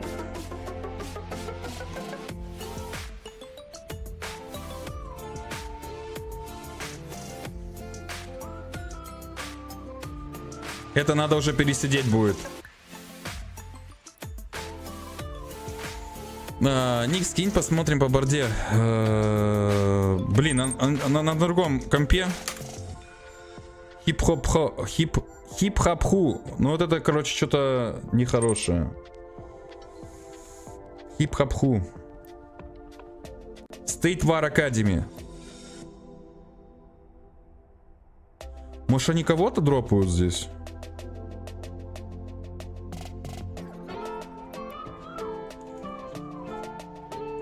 Не, это надо пересидеть.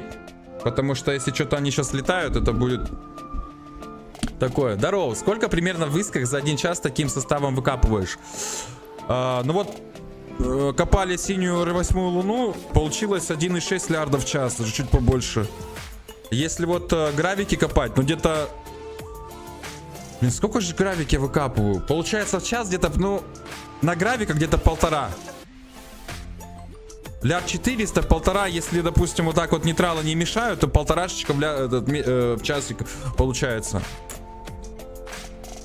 То есть где-то за 4 часа копки, вот так вот за вечерочек, можно 5-6 лярдов поднимать.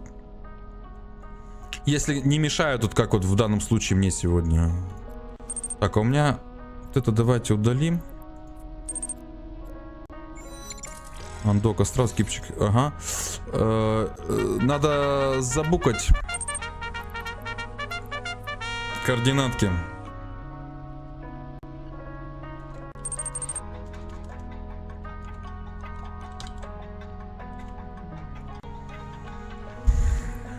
Там 2 нейтрала, это бывшие гуны, проснулись и зашли.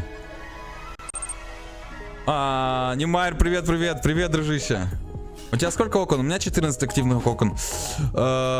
Лукиш, точно, да? Точно это гуны свои?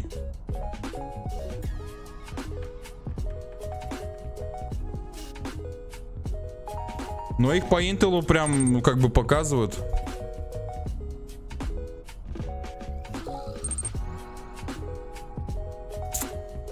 Ну, кстати, может быть, да, долго отсутствовали. А сейчас же обнова, да, пришла. Многие заходят, типа, посмотреть, что за обнова. Ну, тогда ладно, возвращаю. Возвращаю своих. Да, Нюмайр, да-да. Привет, дружище. А если не рорку, а орку использовать? Ни в коем случае нельзя копать в нулях на орке. Вот именно в этом стандартном понимании копки. Так, мы сейчас все-таки повисим. Давайте сейчас, наверное, пока нейтральщики. А хотя вот ушли.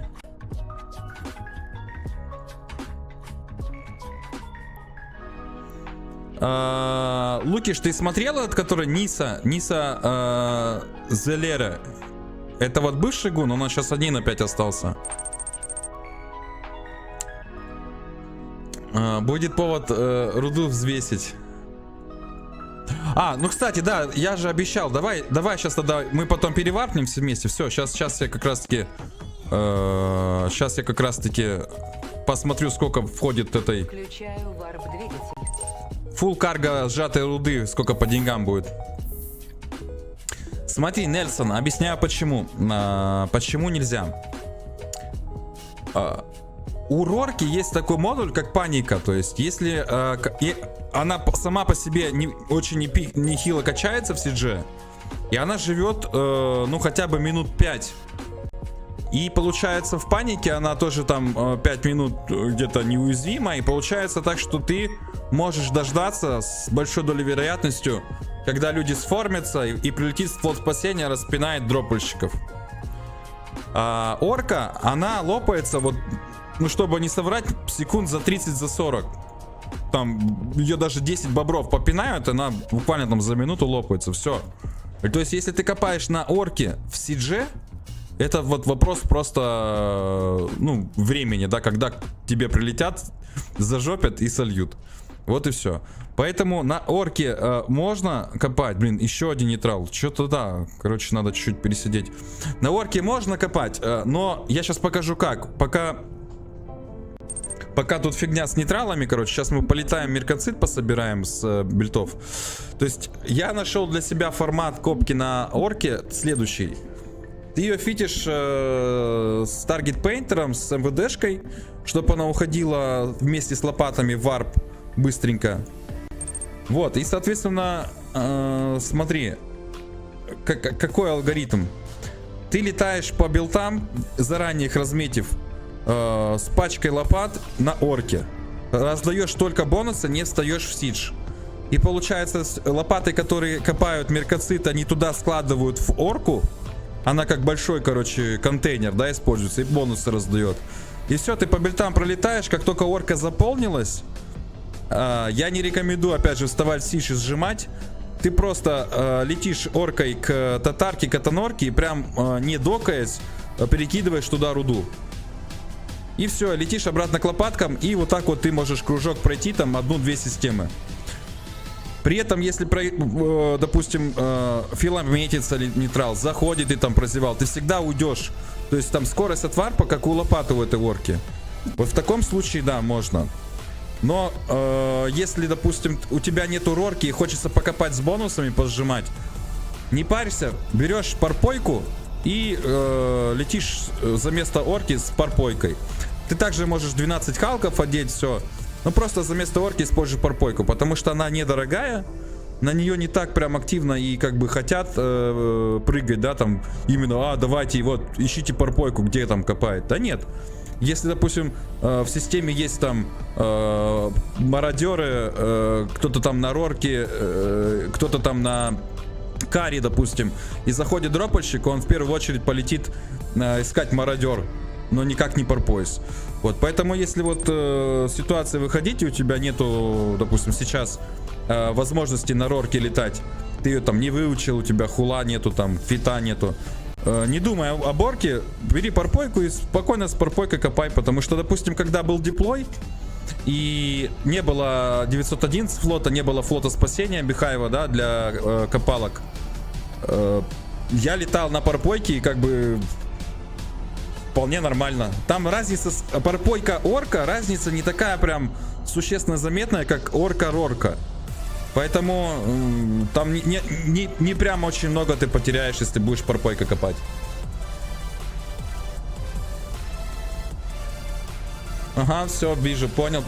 Лукиш понял про нейтрала этого, понял. Так, давайте. Разрешение получено. Нельсон, по-моему, ты спрашивал, да? А в 12 халков и пропоис сколько за час выходит? 12 халков под парпойка, ну где-то, наверное, лямчиков 800 смело. Лямчиков 800, может быть, если никто мешать не будет, а то и 900. Слушай, что-то, Лукиш, там в этой системе, я не пойму. Постоянно кто-то логинится. Он, может быть, своих альтов подгружает, и они у него, короче, это...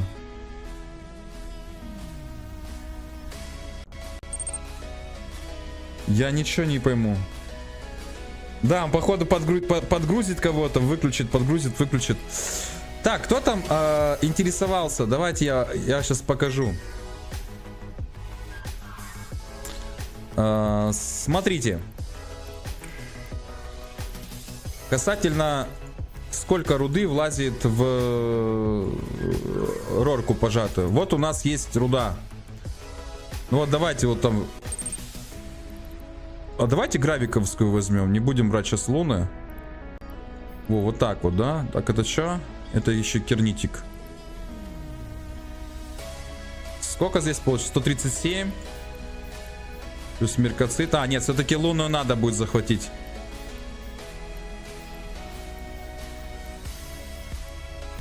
А у меня нету стока, прикинь. Ладно, газ не будем. Ну, хотя газ тоже. Вот, допустим, смотри, прям почти под завязочку. Ну, 2400 надо еще будет докинуть. 2400 надо будет докинуть, да? Вот сейчас, смотри, по Джанису смотрим, сколько это. То есть, ну, можно считать это... полностью загруженной роркой. Можно же, да? Ну, то есть, смотри, 297 тысяч кубов пожатой руды. Смотрим по Джанису. Если, короче, по жито-селу это 9700. Я как бы не рассматриваю жито-бай. Почему? Потому что это как бы для ленивых совсем. Если хочешь потерять, допустим, 2 с лишним миллиарда, ну, по жито-баю делай. Это может все продастся. Ну, давай так, не 9700, ну, 9 миллиардов, грубо говоря, да? Давай сделаем репроцесс.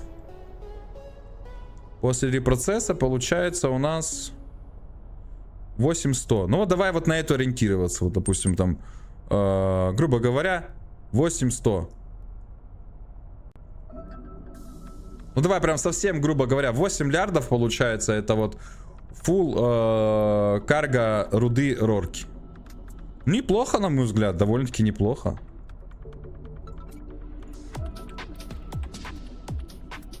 Так, ты говоришь фроты там.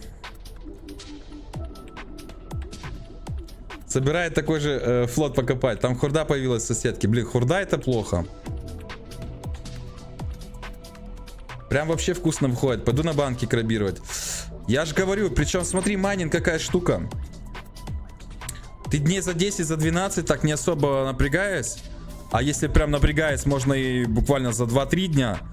Ты накапываешь руды, вот которую просто ты продаешь и оплачиваешь на месяц лопатой. И каждый потом твой вылет на майнинг, ну вот считай, да, блин, покопал пару часиков, вот как вот я вчера, 3,5 миллиарда.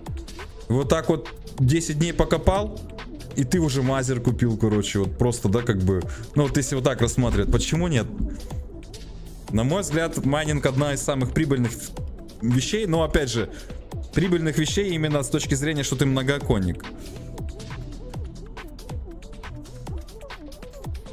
Опять этот хип-хап-ху. Не, фигня. Короче.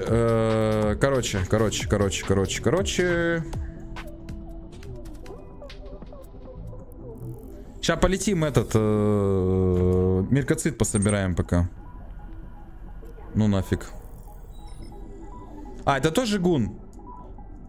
Ну все, я понял, ладно. Тогда не полетим. Тогда гравик полетим доделывать.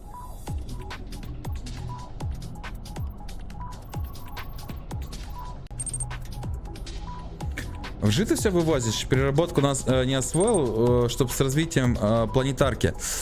ПВА, повторюсь, уже говорил, но окей. Я сейчас заморачиваюсь тем, чтобы продать руду и оплатить аккаунты, потому что я уже 4 раза оплачивал это все картой, и немножко меня подзадолбало, на самом деле.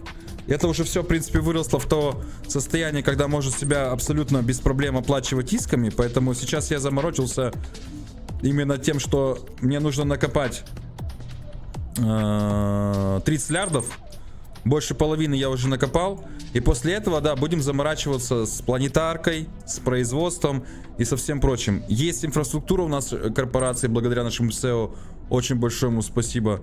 Он поставил сеть Азабелек, где прям весь цикл производства от и до есть. Вот, поэтому мы это будем все разбирать. И планетарку, и производство, и в империи покопаем.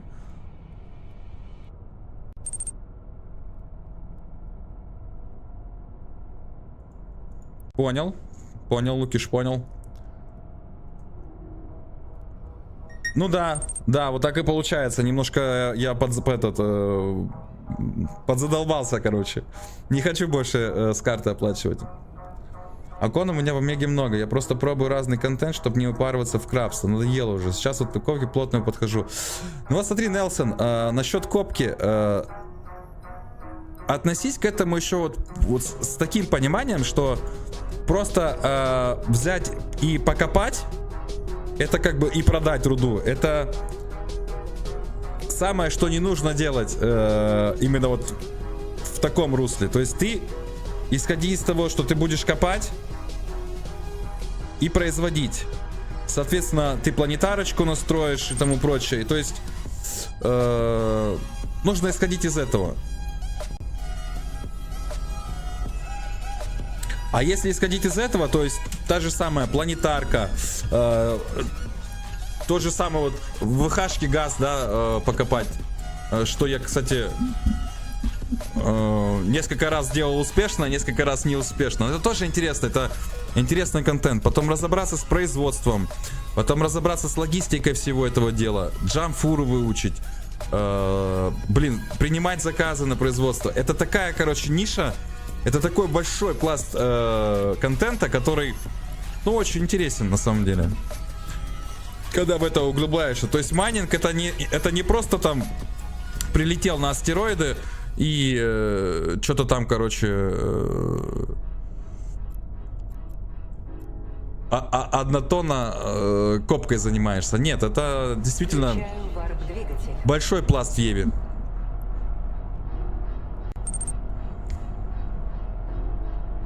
Весело, однако. Если с окон СП сливать и оплатить параллельную прокачку, и там тоже СП сливать, игра будет бесплатная, еще и в плюс выйдешь.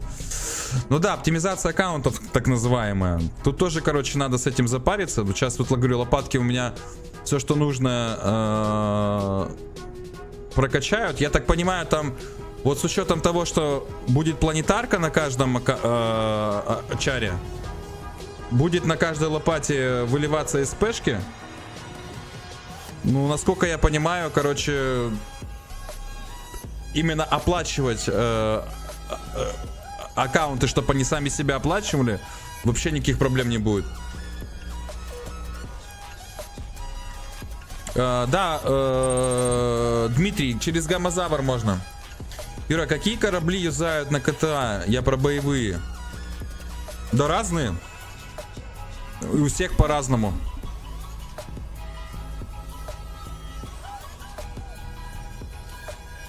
Есть, получается, смотри, есть так называемое понятие доктрины. Доктринальные корабли, это то, что ты как раз говоришь про КТА. И, соответственно, нету такого, что, допустим, вот КТА это вот только вот такой корабль, все, и типа мы только на нем летаем. Нет, там немножко по-другому.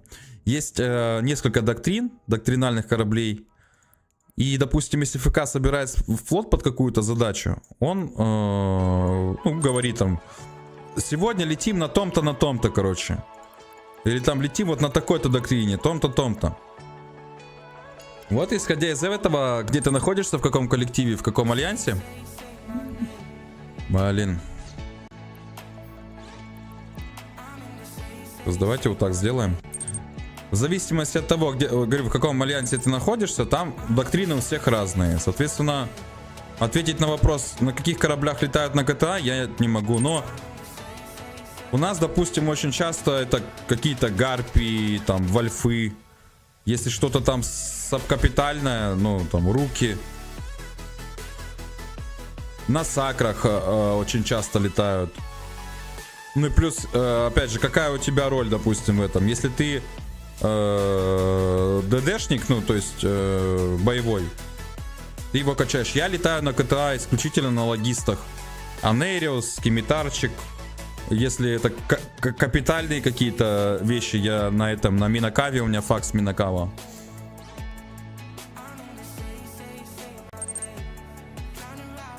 Ну титаны.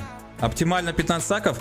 Нелсон, ну, я для себя оптимально сделал так, что мне оптимально 12 лопат, рорка и еще одно окошко на фальконе в виде глазок. Ну и как цинку использующую его. Для меня вот это оптимально.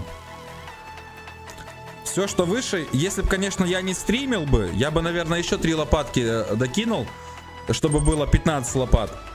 Но, к сожалению, уже еще 3 лопаты, просто у меня комп не потянет и стрим, и 15 лопаточек. Омега на 7 дней есть, ура! Да, блин, вообще классный подарочек.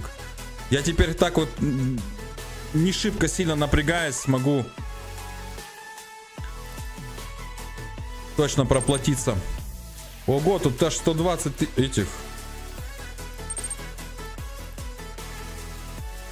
Второй заход сделал. Так, а мы первый, сколько у нас там было? 600, да, лямов мы сделали?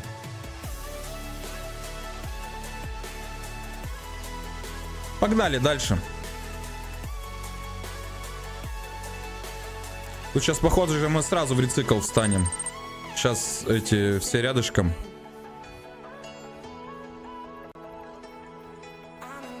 О, сейчас, да, сейчас сразу встаем в рецикл.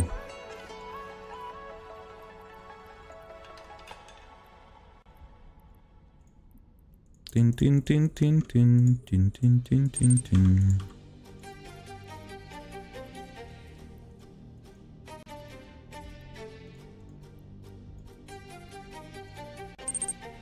Ух, как хорошо.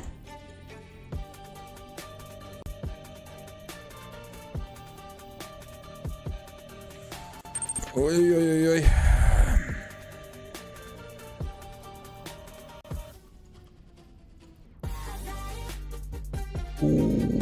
Какой трек хороший прям.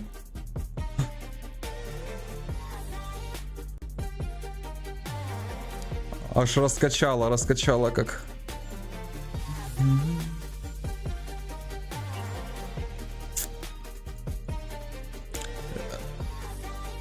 Ребят, сейчас я на чатик обязательно обращу внимание. Хочу выставиться сейчас быстренько, чтобы время не терять.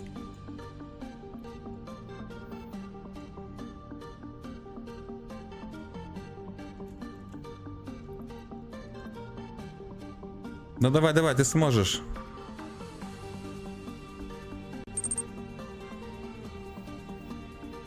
Блять, отбомпался. Давай наверх туда подлетай.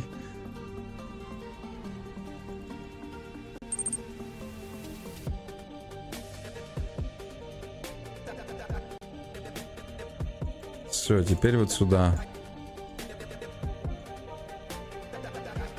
Блять, это что-то новенькое, что приходится ручками прям рулить. Все, стоп, машина, стоп, машина.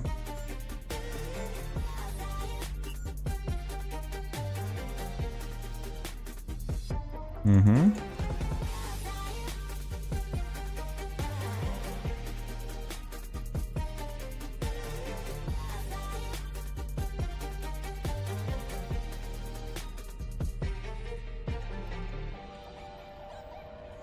Блин, с Панталегу, конечно, сбил этот бывший гун. Что ты?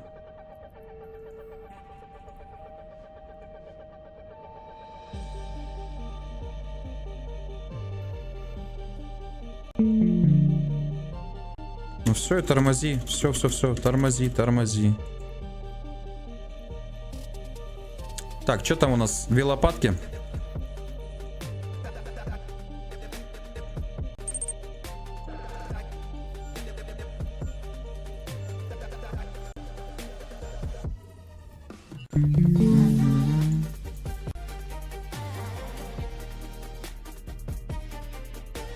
Все, погнали.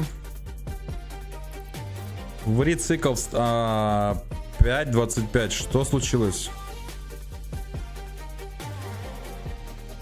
Как вы отъезжаете от нее? Ну?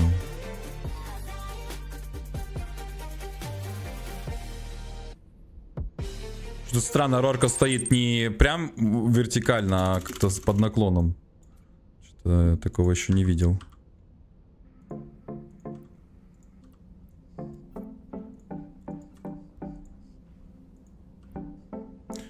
Блин, я, конечно, ни разу не разочаровался, что я остановился все-таки на Халках, а не на Макинавах.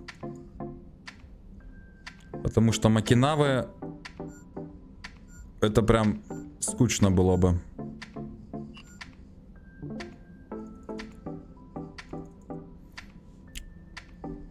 Блин, как ты успеваешь 12 лопат управлять? Я на 6 только успеваю, чтобы прикладывать нон-стоп. Дим, да, все с опытом приходит. Я когда-то начинал же с 3 лопаток, потом было 6, потом 9, потом 12. И как тебе сказать? Да, сначала и с 3 было тяжело управляться, на самом деле-то. Вот. А когда уже как бы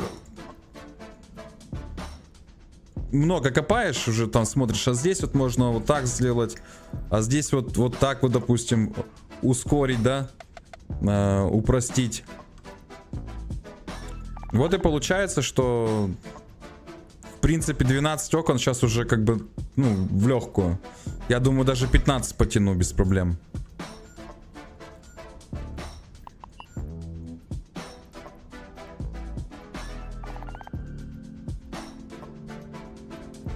Ну все, сейчас пожмемся. И я чутик возвращаюсь к вам.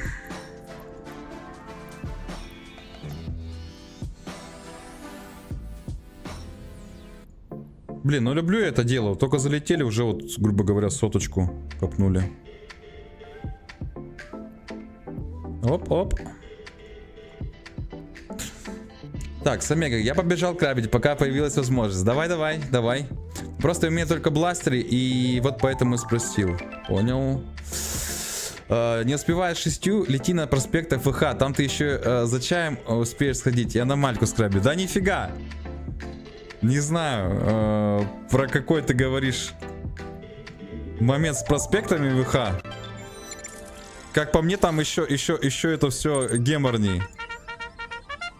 Ну, по крайней мере, у меня так было. В плане того, что там как бы так не покопаешь, что тут ты видишь локал, ты понятно, ты предупрежден, да, тем, что ты видишь, что есть там нейтрал в системе, там соседние глазки выставил. А ведь в ВХшке там так не копается. Там же надо как? Тебе постоянно нужно спамить под скан. А соответственно, если у тебя 12 окон, у тебя на каждом окне, на каждом, допустим, там винтурке, там проспекте, должен быть открыть под скан. И ты, когда переключаешься, ты должен, короче, еще тыкать под скан.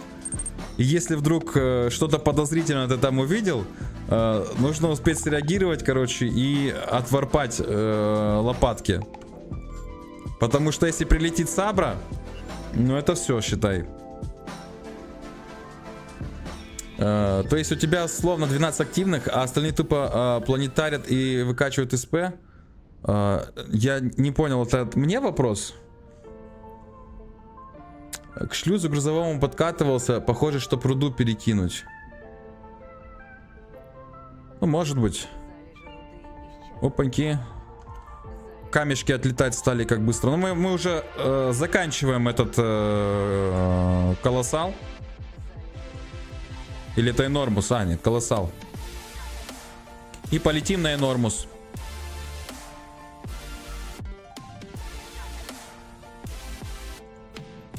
Кстати, я вот заметил, такое частенько бывает. То есть ты копаешь, копаешь, копаешь, камешки не отлетают, а потом они, ну, по-видимому, в большой массе начинают истощаться. И просто повально. Тык-тык-тык. Залежи руды опустошены и так далее.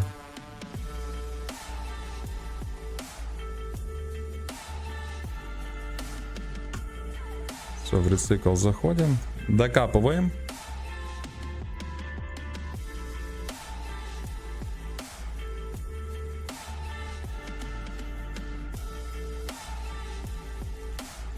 Блин, на самом деле руды у нас здесь дофига. У нас же здесь еще и луна. Правда, простая R8. Она не такая, конечно, будет по доходности. Этот. Ну, кстати, для сравнения ради, наверное, надо будет залететь, да, копнуть луну еще. R8. Простую. Посмотреть, если на синем взрыве было 1,6 лярда в час, сколько будет получаться с этой.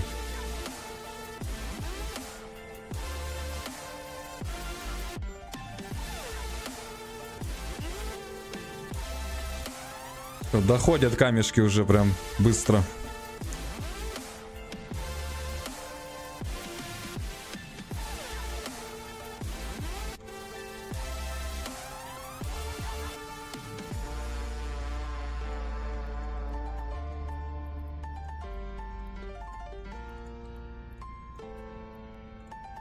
Угу.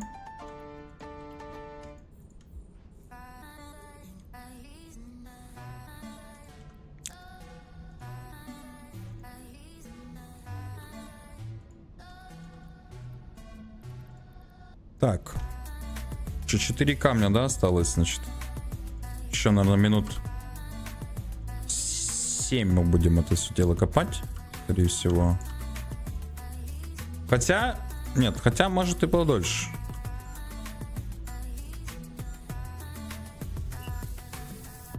Что там у нас? Не собирается ничего. Так, 6 прям лимит. Я там и до 32 недалеко, а там закрывают рамхолы и все ты в домике схлопывают. Ну вот у меня, кстати, тоже такая штука была неоднозначная. Я, короче, говорю, полетел, насканил ВХшку, там было 3 газовые аномалии, я, короче, тоже...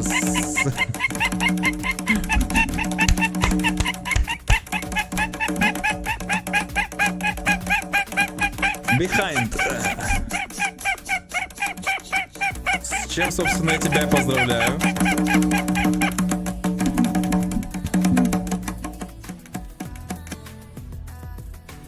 Да, гуся надо иногда подушивать, чтобы порог спустить. Так что? Так что? Так, что-то какой-то был звук, который я...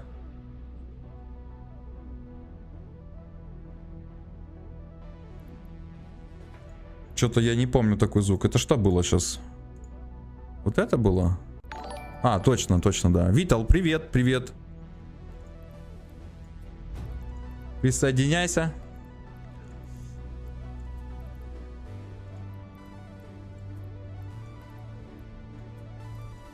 Так вот, я начал про ВХшку-то рассказывать. Короче, насканил ВХшку. 3 газовые аномальки, все круто, счастливый, довольный. Завожу туда парпойку, 12 винтурок. Все как бы, блин, классно. Накопал газа на 700 лямов, такой думаю. А, нет, на 700 лямов меня слили тогда полностью. Не на 700 лямов.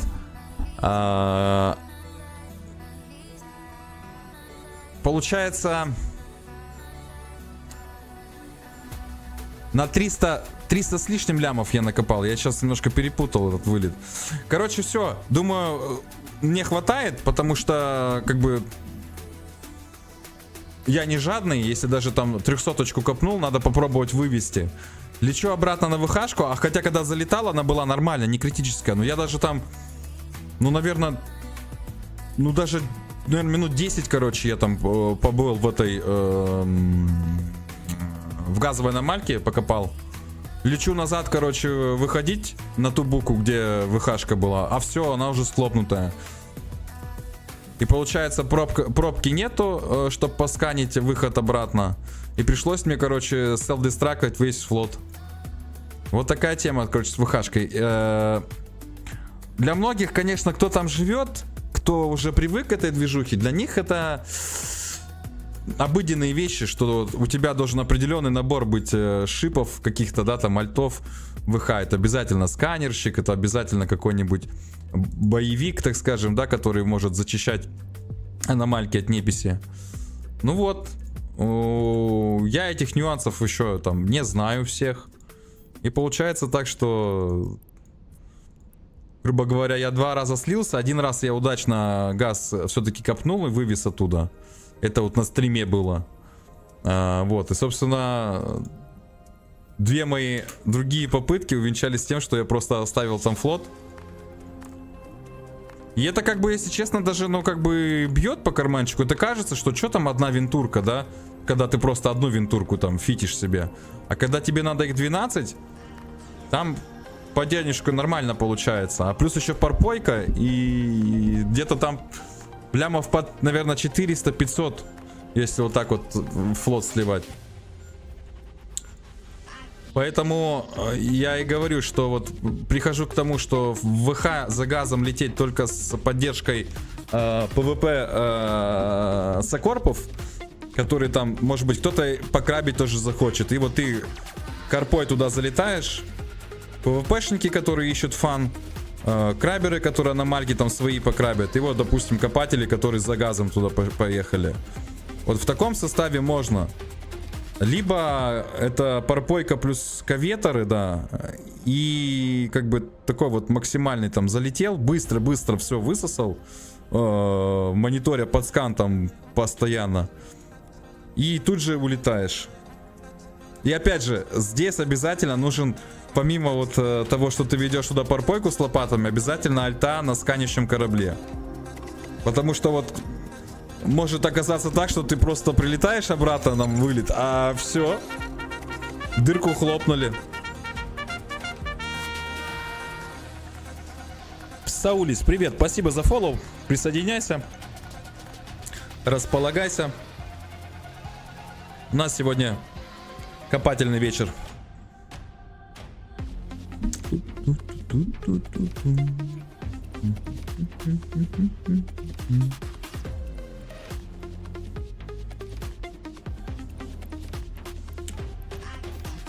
Хочется все-таки, наверное, покрутить еще, покрутим обнову. Блин, конечно, я ждал, что какая-то будет обнова для майнеров хотя бы, что-то там новенькое добавить. Нет, нифига.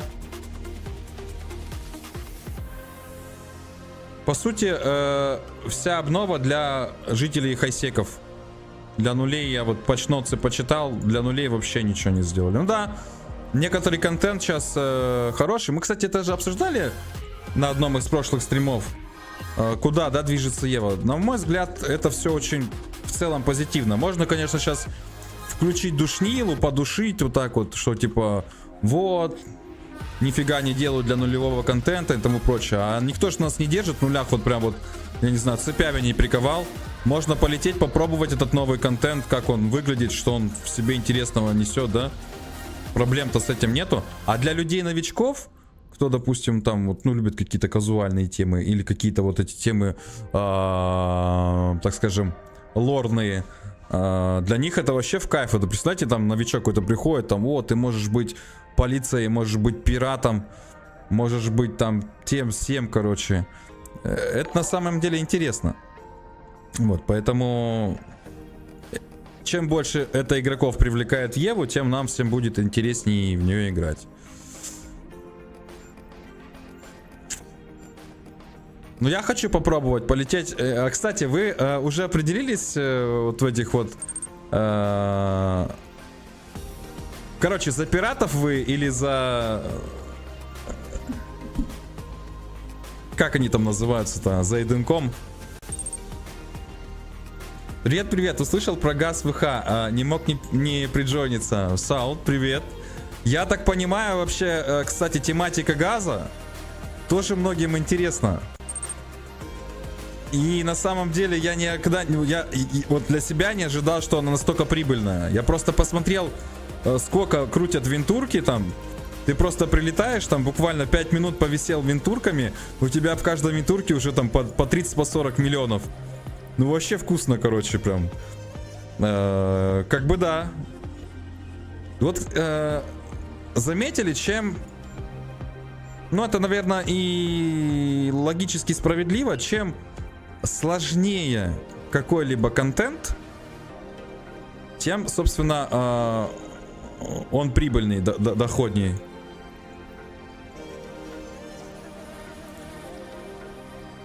Блин, нюансов много. Я, конечно, хочу ВХ.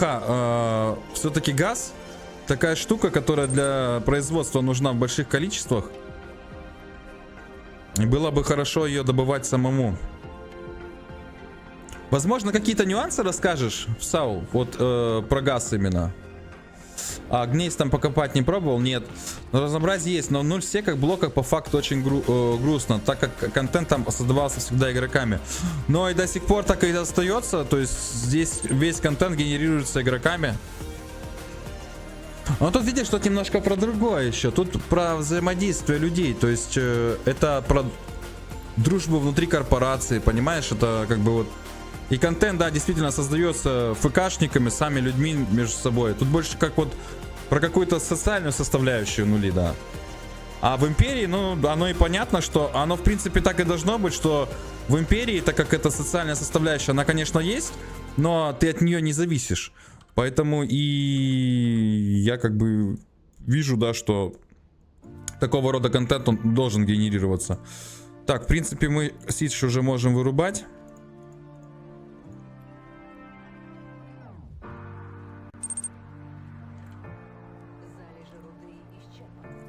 Сидж уже мы вырубаем.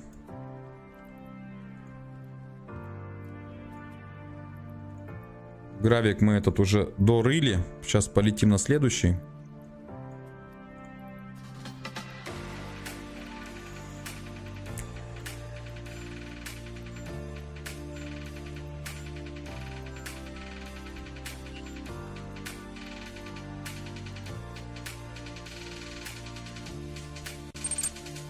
Так, мы когда считали, выходило, что 14 халка под роркой высасывают Витал за 2 сиджа. Но есть нюанс. Винтурку проблаунчив фить, когда вы халитишь... всего не учтешь. Я винтурки зафитил, блин, они все с проп-лаунчеры, ни в одной винтурке не было ни одной пробки. Вот такая ерунда. За многих не скажу, у нас газ был корпоративным мемом. Газ прибылен, если его самостоятельно перерабатывать. А самый прибыльный газ, самый халявный и не ВХ вообще. А в смысле, а какой газ? Ты имеешь в виду, который вот этот для бустеров, да? Который как аномалька в простом спейсе формится. А представь, что ты еще можешь реакции мутить из газа, будь то 0 или лоу. Да, знаю. Про ФК газ главный нюанс, что рорка наматывает на себя просто вообще все. Так что бери десяток надежных друзей, по 2-3 хороших боевых окна, и будет вам фан нон-стоп. А где не будет фана, будет много газа. Да, спасибо, спасибо. Агнесис халка 200 в час. Зачем рорка, когда есть спарпойс? Ну, я вот тоже, да, присоединюсь к вопросу, который задал Фуми в Саулис. А зачем, правда, рорка, если есть парпойс? Ну, типа, зачем рисковать роркой, там, из нулей заводить, если я могу просто парпойкой полететь и все? И, допустим, брать не халки, а каветеры.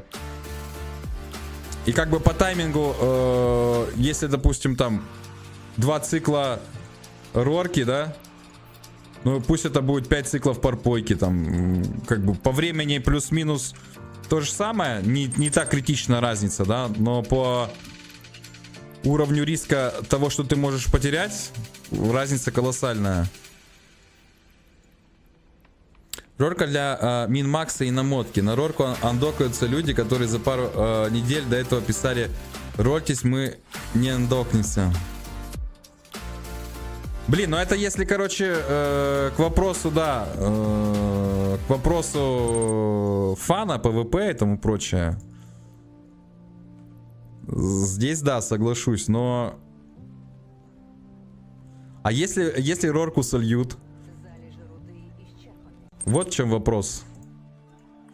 Так, все. Колоссальчик мы доели. Сейчас полетим на Энормус. Поедем есть Энормус. Ой, Непись прилетела.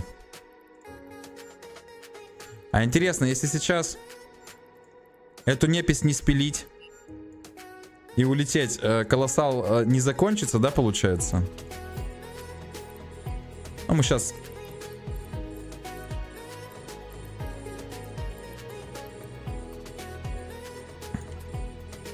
Вот так сейчас сделаем. Просто роркой спилим. Так, бонусы отключаем. Все, сворачиваемся. И летим на Энормус. Блин, было бы круто, если бы еще можно было вот этот контейнер забирать с собой. Мне что-то так всегда жаба душит их лопать. Но лопать их надо. Чтоб не висели. Он набери. Так, а смысл играть без риска? Ну, то есть очередной байт на копалке. Я здесь согласен, да. Это при учете, если у тебя... Вот я опять же говорю, я уже не раз это говорил, и еще раз повторю. Когда я буду иметь в ангаре резервную вторую рорку, а лучше две, вот просто зафиченных, вот именно в том вот состоянии, которое вот у меня сейчас, да? Я вообще не буду париться, что там есть нейтрал в соседней системе, там залетел он сюда. Ну да, лопатки будут отварывать, но я вообще не буду париться к тому, что мне там затаклят мою рорку. То есть да, это будет прикольно по фанси. Я даже, может быть, где-то в глубине души буду хотеть, чтобы на меня там сформились, да? Вот. А когда нету у тебя просто резерва... Братишка, линки офни, дорогой, пока тебя не перевернули, спасибо. слушай, офни линки. Спасибо, один линк не выключился почему-то.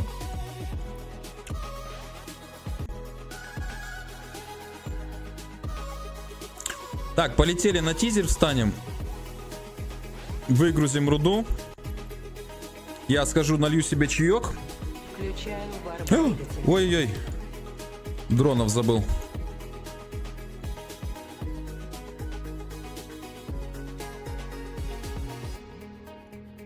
Блин, надо тракторно выкидывать. Смотрите, сколько этих...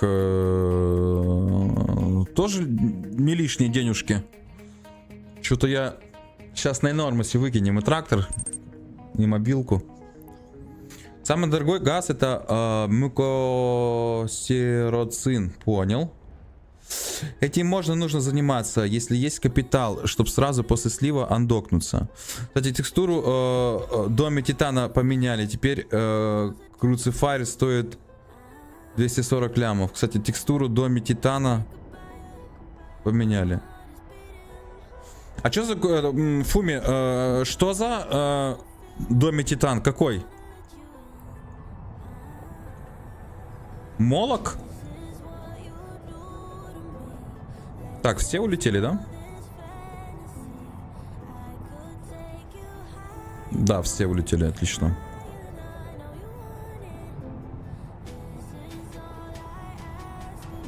Блин, как мне нравится Рорка. Красивый корабль. Вот прям вот просто вот...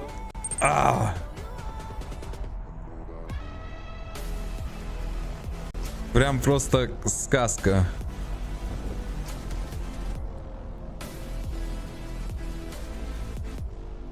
Ну все, давай, долетай уже.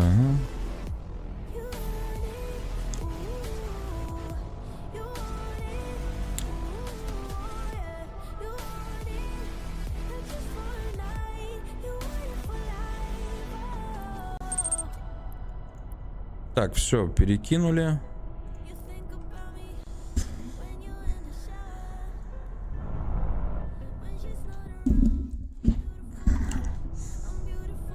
Так, фракцион Титан, который на аномальку или Белл приходит. А, понял. Кстати, чем его убивать? Вот сейчас вот если прилетит, допустим, Титан, он же может прилететь и на нашу рудную аномальку, правильно? Я Кара его не задавлю, правильно? Это надо будет пару дредов, наверное, да? Чтобы Титан убить. Я слышал, что у нас ребята убивали бобрами. По-моему, в 5 бобров они... Ну, долго, правда, но делали. Так, ну тут просто вопрос, как играть. Можно и почти full сейф газососить. И ВХ, и в ЛС. Насчет нулей не знаю, не играю там. Но им это скучно. Мы Рорку в ВХ изначально рассматривали как намотку. То есть она считается слитой в момент дока в домашке. Понял. Юр, ты еще сальвак дронов в одного перса кинь. Где прокачка получше. У блудов нет сальвага. Но все равно почему? Подсаливать не лишним будет. А если 5 кк в хайсеке? Не-не-не. 5 лярдов в хайсеке на майнинге не сделаешь никак вообще. Там самый невыгодный майнинг это в хайсеке. 2 дреда, 2 4 кары, 2 супера.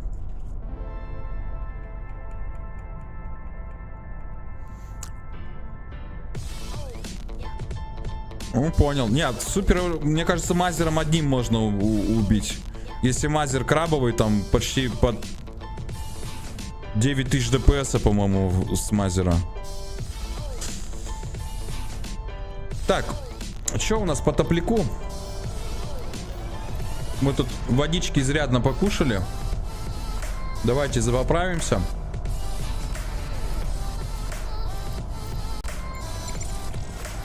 О, даже так? Нифига. Здорово, здорово, здорово, пацаны, здорово.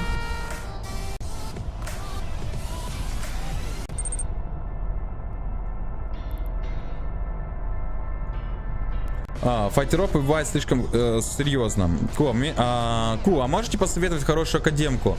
А то одному реально долго разбираться в игре. Да тебе даже не то, что академку, тебе просто найти карпу, вступить туда и желательно, ну я очень рекомендую, чтобы ты был в голосе.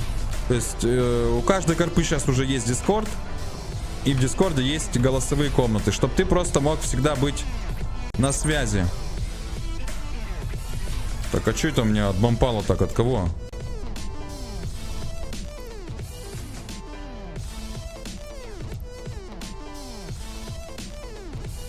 Фига меня бомпануло просто на ровном месте. Что за фигня? Так, ну ладно, в принципе, водички у нас достаточно. Еще водичка есть здесь, поэтому давайте контик закидываем.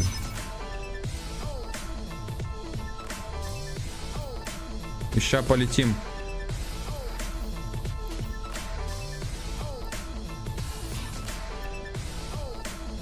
Кирилл, я поэтому академку тебе как бы посоветовать не могу, потому что я не знаю, немножко далек от этой темы. Но насколько я знаю, по-моему, у Биста есть академка. Есть у Злого Кирона, у Коли есть академка.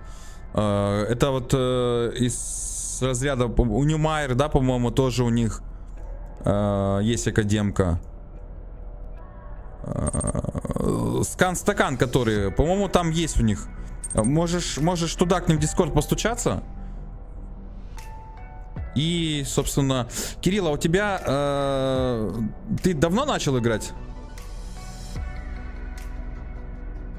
Один ред, понял. Бураковский, понял. А ну вот, кстати, вот Дуа Прайм тебе правильно говорит. Если новичок, есть чатик помощь новичкам. У Биста есть чатик, по-моему, для помощи. Вот я неделю сижу, играю в Google и YouTube. Кирилл, а ты прошел все вот эти, которые Ами, начальные миссии, которые вот Аура тебе дает в самом начале? Мне кажется, если ты прям от и до их пройдешь, у тебя прям 90% вопросов отпадет само собой.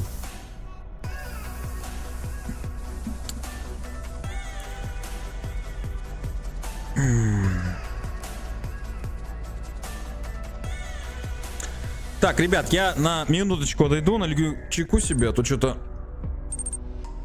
хочется чаек попивать. Сейчас буквально 1 минуту я вернусь. Так что никуда не уходите.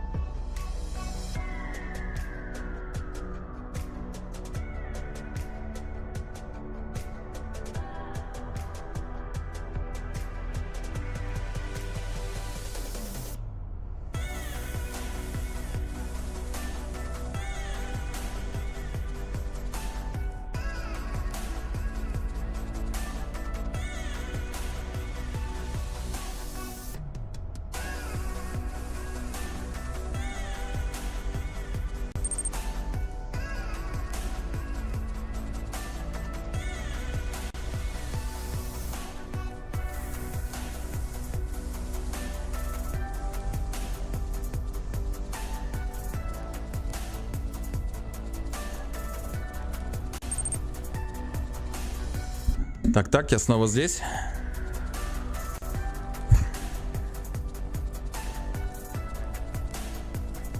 Так, что-то там мельком увидел про главное правило. Так. Главное правило. Не занимайся майнингом на Вентуре. Делай миссии, проходи обучение, учи матчасть. Там все показывает, что непонятно. Иди снова в YouTube. Что-то там проходил, это скучно. Не-не, Кирилл, внимание, барабанный бюро. Тебе нужно пройти все вот эти обучающие штуки от Ами. Потому что по итогу, когда ты это все пройдешь, тебе дадут 750 тысяч СП. То есть это как бы охо-хо, это нормально, это можно Коветера залить уже. Или там какие-то боевые скиллы уже такие базовые сделать и полететь в нули в какую-то корпорацию. Поэтому скучно не скучно, ты пройди и получи эти СПшки. И ты уже в принципе сможешь, говорю, более-менее там какие-то базовые вещи, либо какой-то кораблик даже, если там говорить про нули, залить и летать уже быть, как бы сказать, в движухе.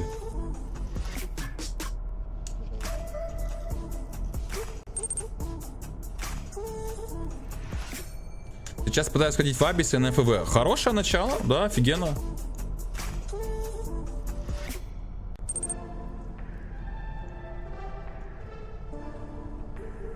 Да, 750 тысяч СП должны по окончанию там всех миссиями тебе дать. Так, чекаем систему. Давайте, наверное, продолжим. Полетели. Что у нас там, кстати? Энормус. Все, полетели на Энормус. Вот тут еще рорку. Сейчас, походу, мы будем в 2 рорки копать Энормус. Ну, быстренько сдуем. Хорошо.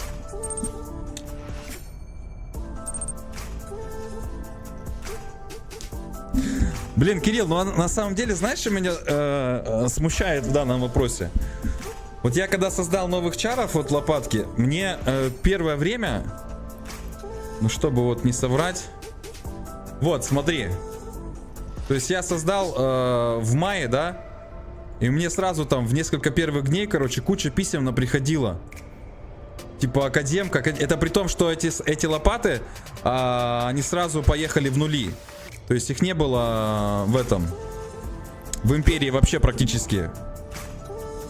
И то есть я немного удивлен, почему тебе еще таких предложений не поступало. Может быть, ты их не видел? Попробуй открыть почту и во входящих посмотреть. Так я не хочу, куда попало. Да нет, как бы тут не парься. А как ты узнаешь, что попало, что не попало? Если люди активно занимаются рекрутингом, это значит уже говорит о какой-то системе координат, да, в этом коллективе. То есть они активные ребята, они рекрутингом занимаются, они набирают людей. Значит, это активный коллектив, и в принципе это никуда попало. Ну, то есть активный рекрутинг, это подразумевает уже какой-то уровень, да, вовлеченности людей в игровой процесс. Блин, тут тоже мерк срытый. Какой-то, короче, чувачок подрывает тупо просто меркоцит и все. Так, давайте ждем остановки рорки, будем выставляться. Пока перезадим. Че, за сколько мы сейчас копнем этот Энормус? Ну-ка, я, кстати, всегда хотел попробовать сделать прогноз. Давайте так, за сколько времени я выкопаю Энормус? Давайте будет 1 час 40 минут и 30 минут.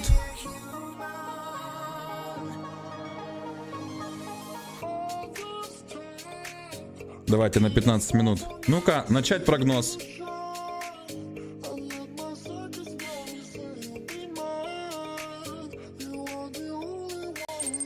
Что там, Twitch? Вы видите прогнозик? Так, наверное, повеселее будет, да?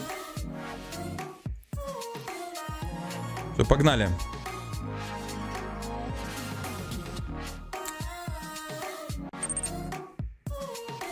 Ну, делайте ваши ставки.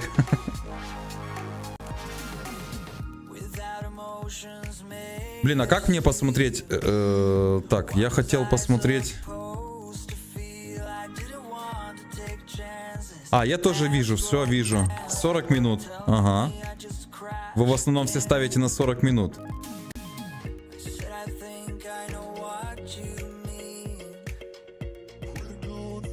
Так, что-то произошло. Я услышал. А, Макар, привет. Приветствую. Присоединяйся.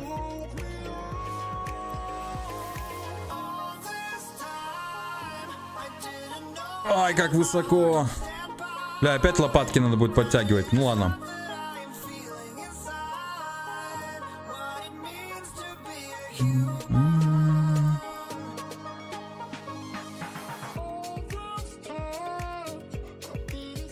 Где ты? Вот. Давайте сразу и трактор выкинем. По уму сейчас сделаем. И деповку сейчас выкинем сразу. На всякий случай. Будем делать все по правилам. Ох, какой... Вы видели? Сколько пламени. Так. Ну, все, хорошо. А почему так далеко? Ё-моё, мне, получается, надо будет потом переставляться. Ну, ладно. Что-то такой первый раз вижу, чтобы от точки приварпа далеко были-то камни. Блин, тут кернит, сейчас он отлетит, быстро кернит. Ну ладно, придется потом подвинуться будет. Еще один энормус, блин, тратить на это.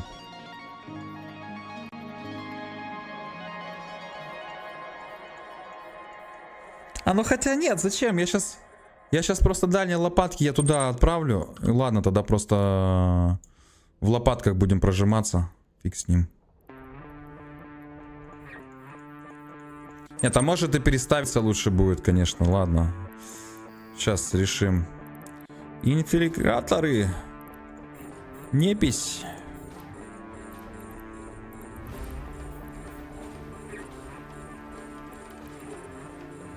Так, что происходит у нас? Все, подъехал.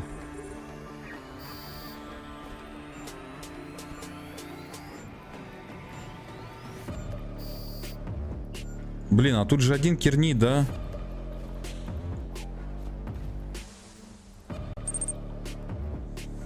Тут один кернит. Это фигово. Да, давайте, короче, туда вот эти лопатки отправляем туда. А, слушайте, так я ж могу... все, я даже не парюсь туда. Я буду... У меня же трактор будет подтягивать, и я в Джеттисон буду все это дело собирать. Поэтому вот так вот сейчас мы даже по одному камешку зафигачим. Под 3 дальних вот так вот. И вот так вот.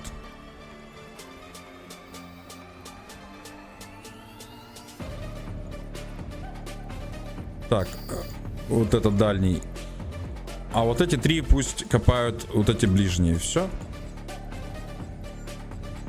Вот сейчас благодаря такому разделению мы быстренько все это сделаем по красоте. То есть сейчас, допустим, 6 лопат я отправил на дальние камни. Они будут копать, просто скидываться в Джеттисон. Ну, раз уж я сразу не посмотрел расстановку корректную, придется делать так.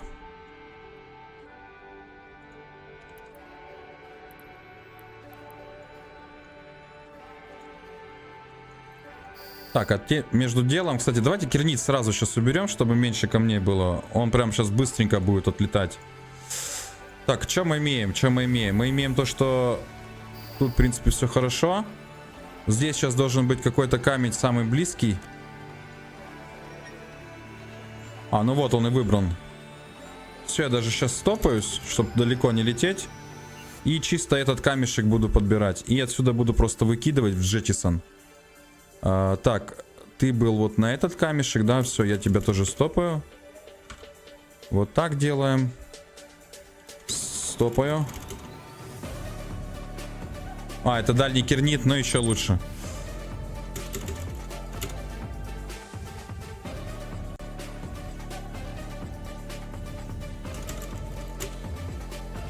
Так, и еще у нас один дальнобой, да? Ага, вот, все, тоже он доехал. Как видите, со всей этой ситуацией всегда можно порешать. Поэтому не волнуемся, если что-то неправильно там сделали, где-то там не углядели. Вот всегда можно по ситуации уже распределить, что как, короче, делать. Так. Про гильды понял. Юра, делал ли ты табличку для крафта Чарона? Еще нет. Бракенджас, именно потому, что мне надо сейчас накопать, дружище, на оплату лопат. Я вот сейчас с оплатой лопат все вопросы решу для себя. И обязательно займусь вот этим всем. То есть я понимаю, что немножко для многих такой нудноватый, скорее всего, контентик. Но мне нужно проплатить именно исками, потому что я уже картой не могу оплачивать. Не вижу в этом смысла. Вот, и сейчас я уже, получается, из 30 лярдов где-то, наверное, лярдов 18 сделал. Мне надо буквально еще чуть-чуть. Я куплю плексы на проплату. И все. И тут же займемся мы уже по этой постройкой Чарона. Будем прям предметно подкапывать. Так. Исчерпаны где-то залежи руды. Будем прям копать, допустим. Там надо там столько-то на, допустим, минералы. Потом нам надо столько-то газа. Будем прям и газ собирать, летать. Так, это все просто сбросим за борт делаем. Это все сейчас... А, вот здесь отлетело, да?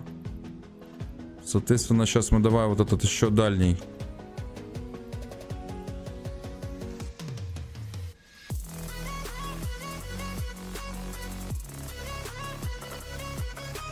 Угу.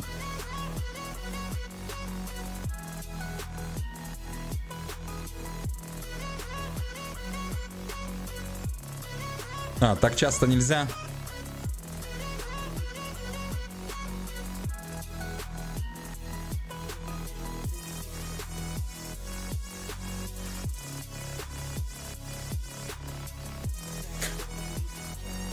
А что-то тут совсем маленький колоссал. Ой, Нормус. Он уже тоже, походу, это так основательно подъеденный. Вы просто обратите внимание, уже ко мне-то не осталось вообще.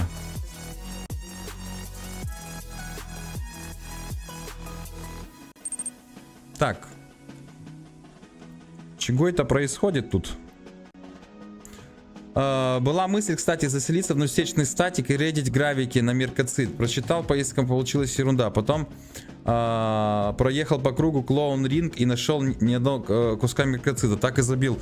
Но я мерк добываю здесь в бильтах. И, кстати, довольно-таки выгодная штука. У меня две системы размечены. Ну, то есть я делаю так, что точка приварпа, да? Так, сейчас. С точки приварпа, получается, я делаю так, чтобы ковриком размечаю буки, чтобы все были доступны камешки лопатами. И прилетаешь, получается, орка и куча лопат твоих. Вот в таком формате.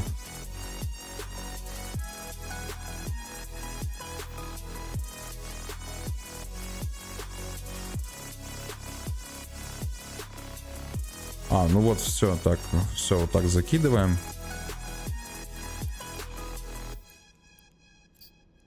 Немножко долго тянет, конечно. Я думал, побыстрее будет. Так, а сам трактор, что он? О, так он еще и с неписи забрал все, как хорошо.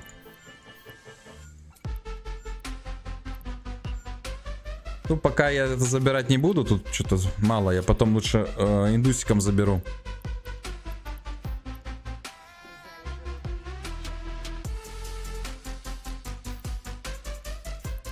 А, он с себя забрал, что ли?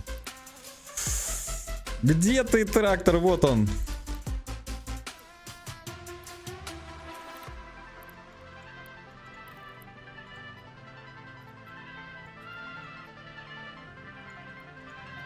Ну все, я так и предполагал, что останется 2 камешка. Более-менее крупных по бестоту. Дальний мы весь фронт забрали, да, получается? А, нет, не забрали. Окей. Это дальний камень.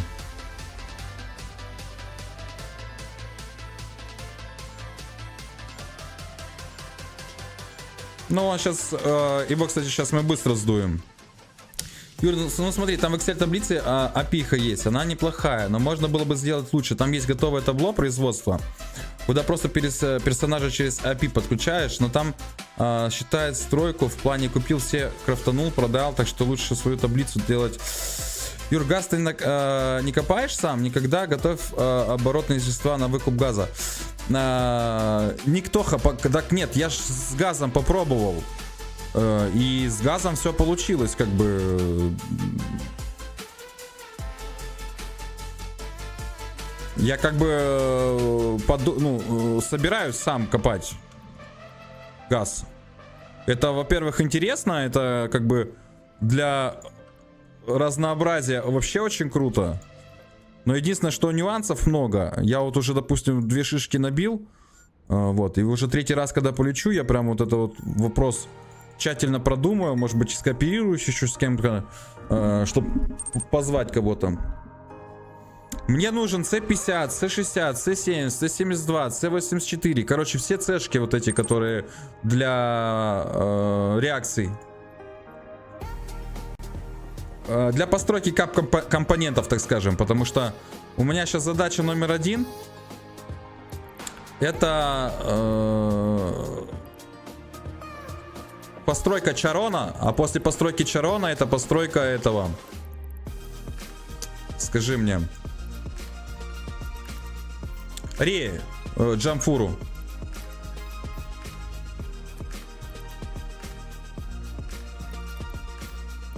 Вот, соответственно, вот эти все цешки, они мне нужны, да, сейчас.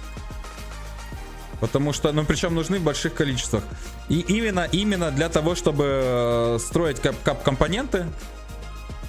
А с них уже собирать там капитальчики. Юр, ты не можешь добыть газ, который у фратов находится, находясь в гунах. Никтоха, мне не нужен газ, который в аномальках. Потому что газ, который в аномальках вот в таком спейсе простом, он используется чисто для бустеров. А для вот этих вот капитальных компонентов, насколько я понял и изучил вопрос, то тут нужен газ такой, который этот ВХшный. Разные цешки вот эти. И вот еще насчет таблиц. Все давно уже готово в OpenSUSE в проге и SpareHard. Да-да-да. Я вот, кстати, тоже только что хотел об этом сказать. То есть я как бы вот эту программулю покрутил. Сейчас я покажу. Я эту программульку покрутил, и я так понял, что в принципе Excel-ки никакие не нужны. Сейчас она запустится.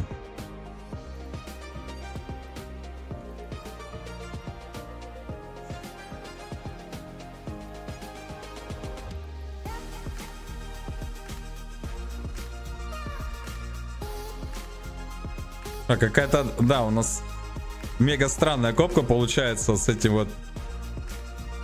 По-моему, лучше просто в лопате сжимать, потом выбросить.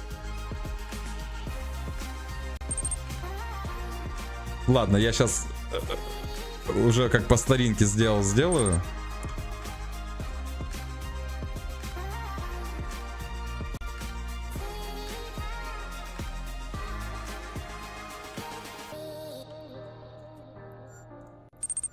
Что-то не понял, она запустилась или не... А, вот она запустилась.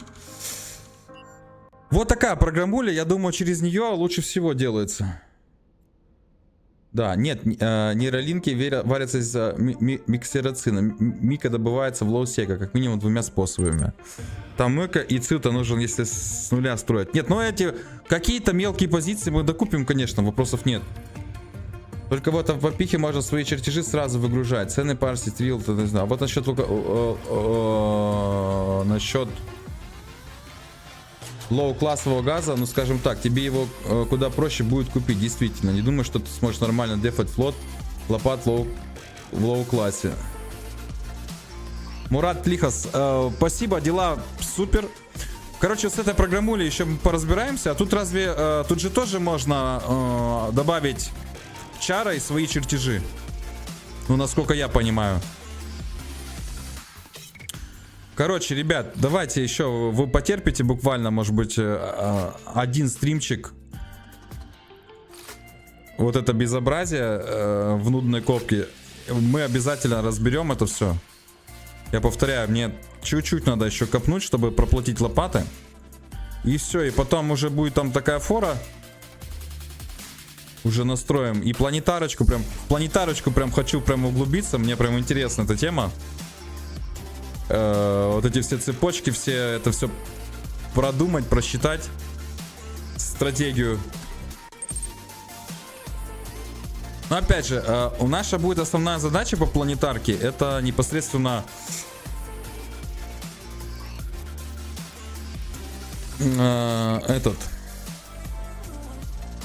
производство кап-компонентов. И, соответственно, вот эти все планетарные материалы нам нужно будет затачивать именно на производство капитальных компонентов.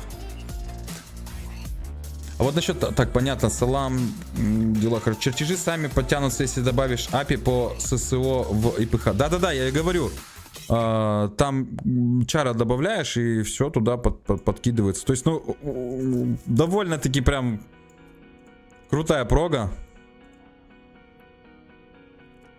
На первый взгляд очень сложно, но больше чем уверен, 1-2 вечера мы ей уделим, и в принципе всем все понятно будет.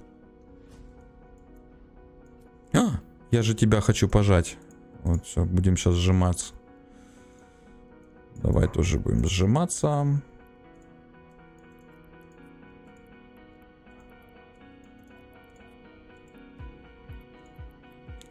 Камешки вот эти большие. Осталось-то 4 камня, блин.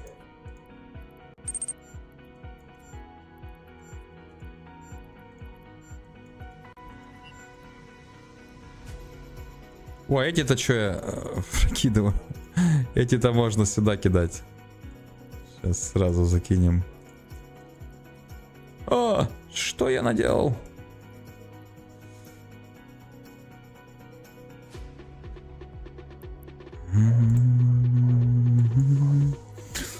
Фух, были времена, когда я в периметре держал 36 чаров на планетарке и крафтил из Т2, Т3. По 5 билов в сутки мне приносило. По 5 билов в сутки?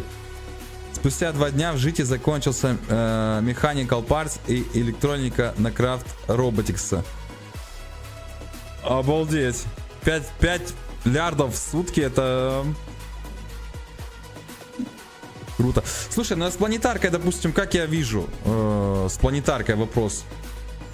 Я, наверное, вижу вопрос с планетаркой в таком русле, что...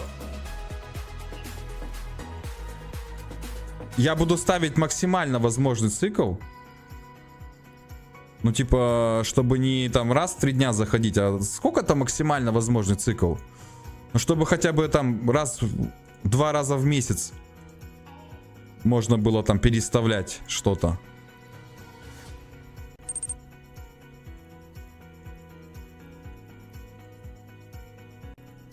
Да ё-моё, чё я туплю?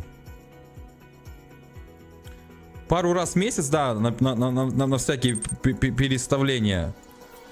Я думаю, вот это было бы оптимально. Тут прям вот затротить я в нее не хочу. То есть она как вспомогательный такой момент, что вот там для производства и так далее. Так, и сейчас по закону жанра на запах планетарки должен насумониться и Йодик с 27 фурами. Да-да-да-да-да, Йодик это прям легенда в этом плане. Но у Йодика, что тут таить? У него есть глобальная цель, и это его двигатель, его мотиватор. На самом деле, ему можно только позавидовать белой завистью. Потому что человек уже столько лет идет к этой цели и до сих пор не забил на нее, да, он... Ну, это интересно. Это для меня это прям, ну, как бы объект восхищения. И то есть, я насколько понял, у него даже вот как бы в его понимании... Так, а что такое? А зачем ты уехал от него? Насколько в моем понимании, да, он планирует еще на 26-й год. То есть он смотрит еще как минимум на, там, на 3 года вперед. Но это прям вообще мега круто.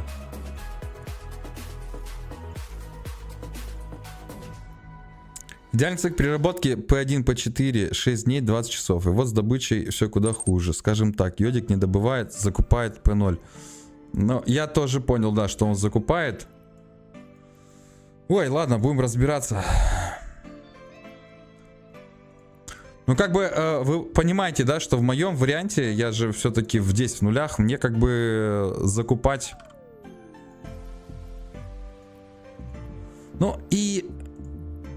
Так скажем, у меня же не все будет вертеться вокруг планетарки. Это тоже нужно понимать. И это как бы ключевой такой момент, что не все здесь будет крутиться вокруг планетарки. И какие-то, может быть, такие прям схемы мне прям сильно не нужны. Мне нужно будет там часть вот такой-то, таких-то вот ресурсов, чтобы я производил, допустим, такие-то компоненты. Вот и все. Глобальная цель на 30 лет. Я тоже хочу стать миллиардером, правда, зарплата 30 тысяч. Но я иду к цели, аналоги выполняю. Нет, ну, тут вопрос уже, видишь, другого характера. То есть, чтобы стать миллиардером, нужно просто уходить из, как бы, разреза работы по найму. Работая по найму, ты больших денег не заработаешь. Вот этот ключевой момент надо понять. И как бы первое, что делать, это начать работать сам на себя. А для этого нужно там, может быть, кому-то что-то подучить в какой-то сфере.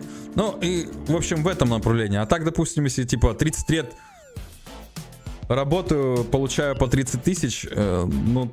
Так далеко не уйдешь, просто время потеряешь. Просто ключевая мысль, я еще раз ее повторю. Вот если про реал, я как бы не любитель об этом рассуждать, но это полезно для многих, допустим. Если вы хотите заработать какие-то большие деньги, нужно уходить от работы по найму. В найме нет больших денег, то есть никто вам большие деньги не даст, не оторвет от своего и типа не даст, потому что люди все хотят для себя чего-то. Вот, соответственно, какой бы вы там ни были хороший сотрудник, все равно шеф никогда не будет от себя отрывать какие-то большие деньги и давать их вам. Поэтому сами на себя. Вот это вот нужно момент понять. А когда сам на себя, то есть, по сути,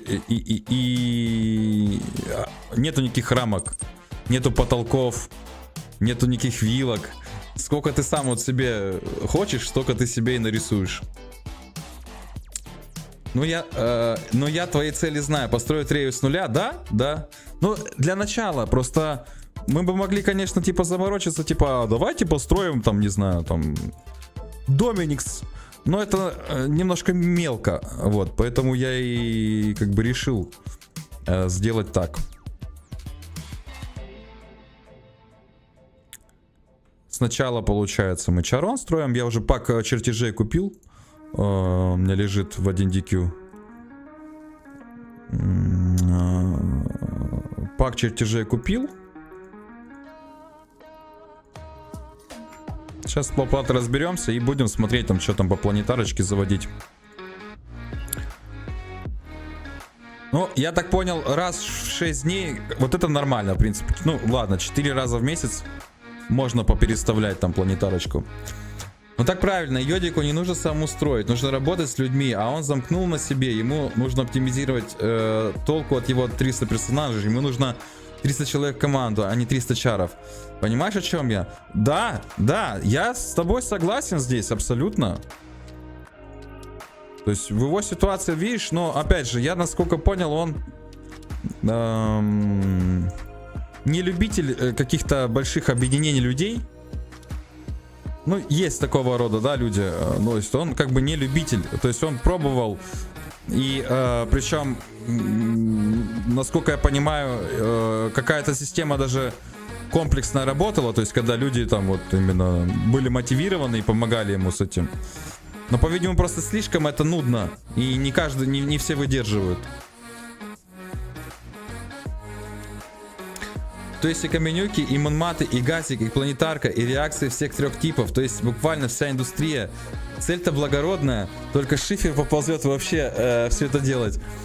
Саулис, да, но мне же интересно, как бы я понимаю, что на постоянной основе это возможно нереально, но мне, чтобы прощупать все грани этого контента, я хочу просто сейчас на примере постройки Рея попробовать это все. Ну и, соответственно, это все попробовать на стримах.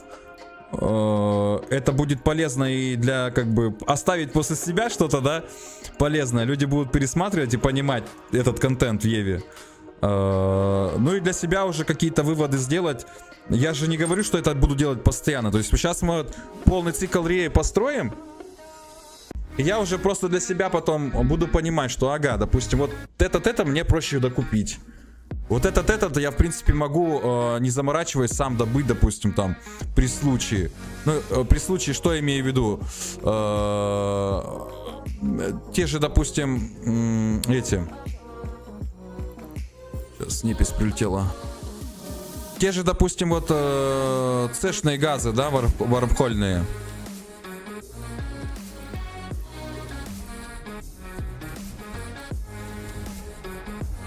Допустим, я копаю, нет, появляются эти.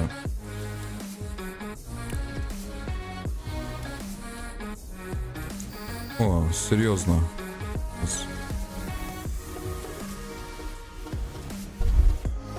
Сейчас, чуть-чуть подзавис, секунду. Непись прилетела. Появляются варпхольные газы. По ходу дела я, допустим, сканю сигнатурки там, да, частенько раз. Хоп, появилась система с газом. Но почему бы мне там не попробовать там быстренько туда, может быть, даже и там в составе таким, что там на проспектах, да, быстренько, как Jedi Mining, короче, сделал.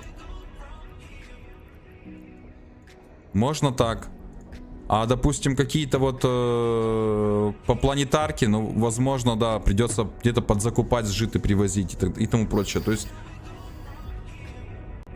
будем смотреть по ситуации, но вот первую Рею я хочу все-таки, да, для понимания всех граней контента сделать самому.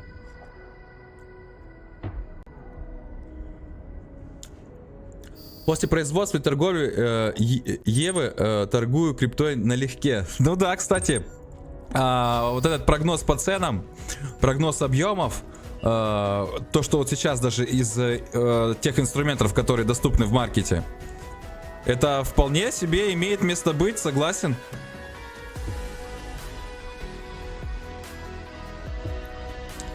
Это реально, потому что Ева учит. Да, у гунов должны же быть друзья, живущие в ВХ. Спроси, может, организует экскурсию в С5. Нет, в целом и в гунах много кто в ВХ живет. Я просто говорю, еще прям сильно-сильно этим вопросом не занимался, но всему свое время, короче. Так, что-то у нас там куча контейнеров. Давайте-ка их все подберем.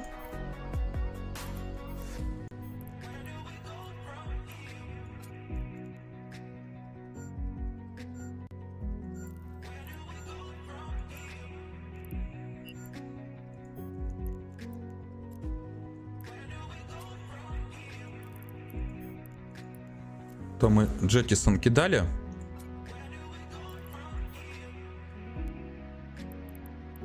А, я так понимаю, надо еще с трактора достать. Вот, тут сейчас прибавится. Уже 4 лямчика, кстати. Вот не зря трактор достали. Все, что у нас получается? Нормус, все, мобилка. Тут уже почти полный. Блин, все-таки, да, насколько влияет расставление лопат сразу вот на одном месте правильно. Мы немножко столько сейчас времени теряем на вот эти вот все неэффективные вещи.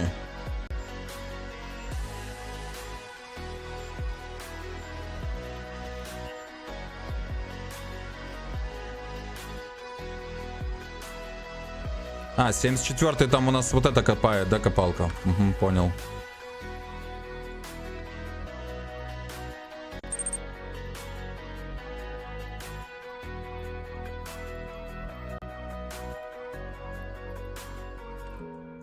Все, эти дальние пусть копают.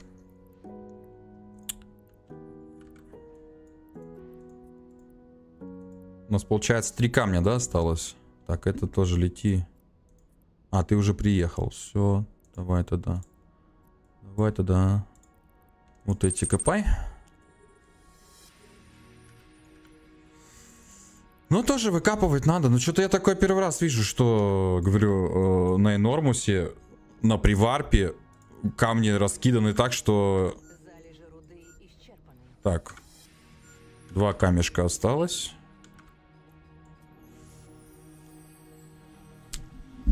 Загунов. Я тоже строю с нуля только Астеру. Красава. А Брютрин где возьмешь? Купишь или будешь собирать ЛП? Ну, кстати, вот, да, можно, чтобы прям прогрузиться вот в этот процесс, ЛПшки пособирать, да?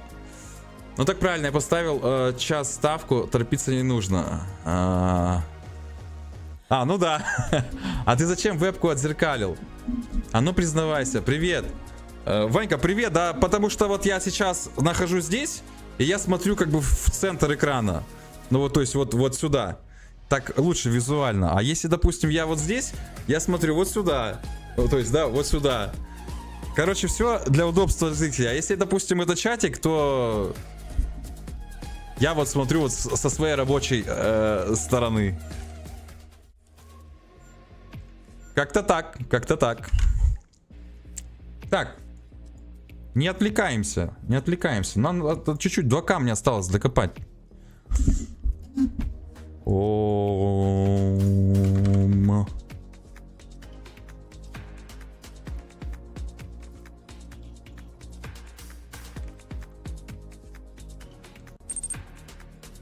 Вот, казалось бы, да, тоже прогнозик с этим. Ой. Прогнозик с подвохом оказался. Кто же знал, да, что тут камешки будут так неэффективно раскинуты.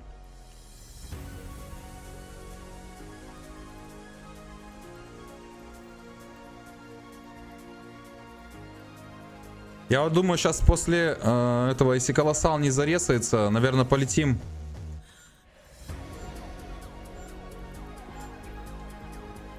На ларжовый. Ларжовый там тоже лямов 700 можно будет вытащить.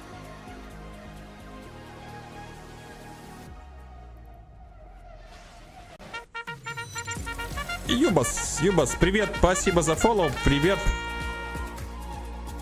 Присоединяйся. Так, 1 камешек остался. Какой? Дальний, да? Остался дальний камешек. Ладно, еще 1 сидж мы прокрутим. У нас получается дальний камешек копает 2 лопатки. Не, ну тогда мы на дальний, в принципе, давайте эти отправим. Пусть уже его доесть надо будет. Так. Опани, опани. Куть, все продумал. Да-да-да-да. Накопил уже 5 кк. Ульки нет. Нет. лярде где-то мы сделали сейчас. Сейчас прикинем. Где-то лярд с 200 готово уже.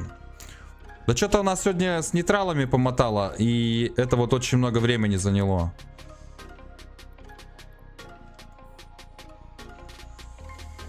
Давайте, давайте, летите быстрее. Тут осталось-то чуть-чуть. Нам надо закрыть прогноз будет.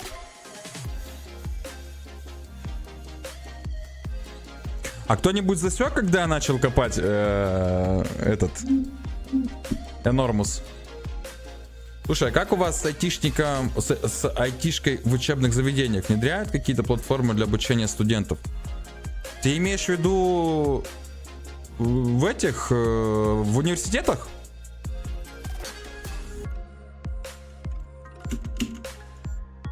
Если ты имеешь в виду университеты, то как бы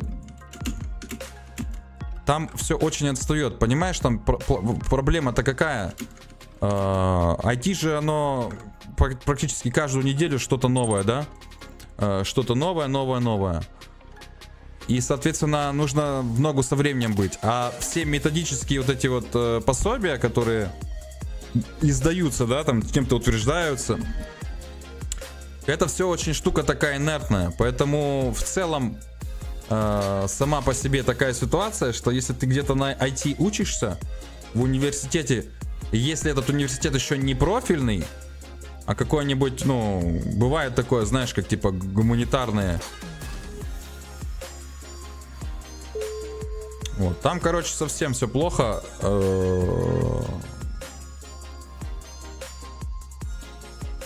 И лучше, на мой взгляд, в таком случае получается... Так, сейчас, секунду. Лучше в таком случае где-нибудь там Geekbrains и что-то такое, короче, онлайн обучение сходить.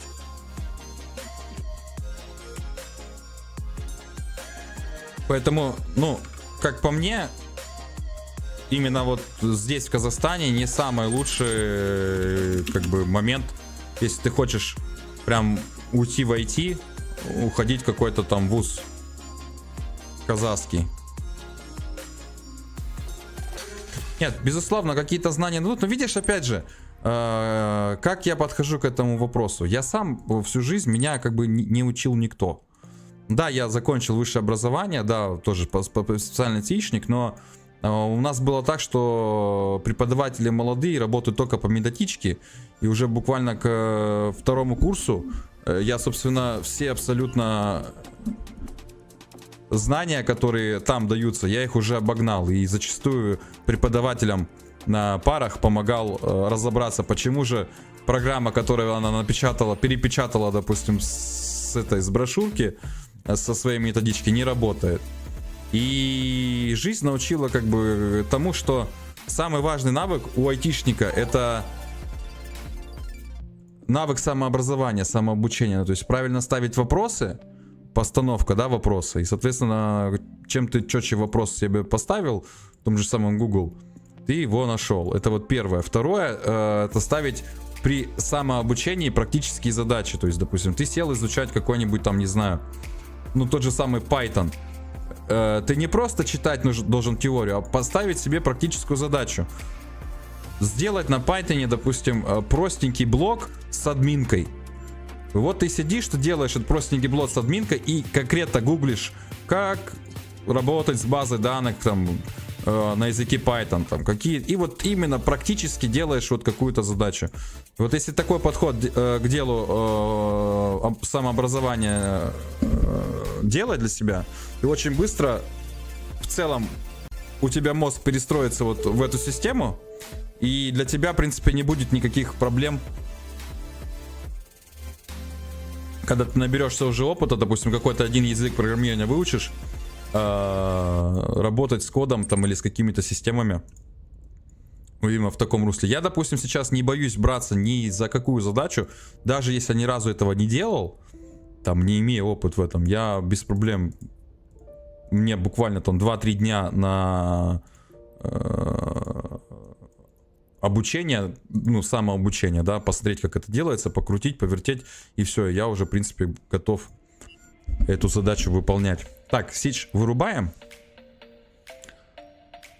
Как-то так вот, Вань. Приветствую, я недавний подписчик. Есть опыт игры в Еву. Подскажи, почему не копаешь дроном? Я давно не играю, может что-то изменилось, и у меня звук пропал, не слышу тебя, спасибо. Блин, насчет звука я сейчас ничем не помогу. Ну, если, может быть, будешь смотреть в записи, смотри, с дронами какая беда. Дроны сейчас, после там некоторых изменений, они дают отходы. Я же борюсь за счет того, что у меня много лопат. Наоборот, я за то, чтобы эти отходы минимизировать. Вот, и, соответственно, я не использую дроны, потому что, во-первых, от них не особо много-то и пользы сейчас. Ну, в плане вообще общего объема того, чего я копаю.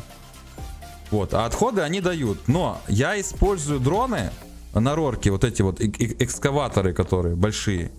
Но я использую их, опять же, не при копке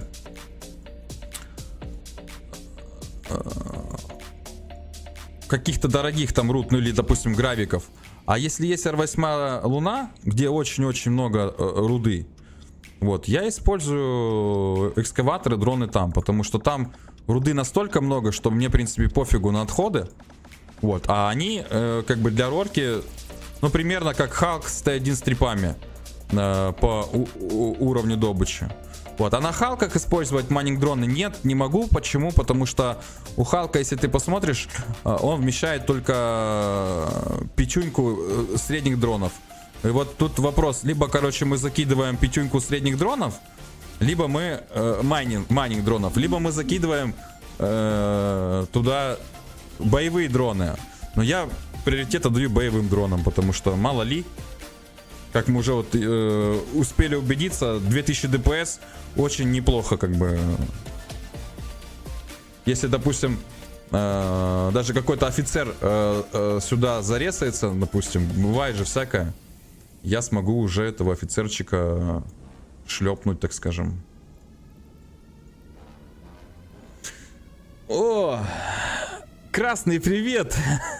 Не хочу читать твой ник, потому что не любят этот рекламодатель ютуба. Привет, привет! Дроны дают много отходов, да, все, вернулся звук, сорян. Насчет атишки хз, но по геодезии раньше была хорошая база в КЗ. Так она и сейчас остается. Очень хорошая база по геодезии, по робототехнике, какие-то инженерные специальности, шахтеры, металлурги.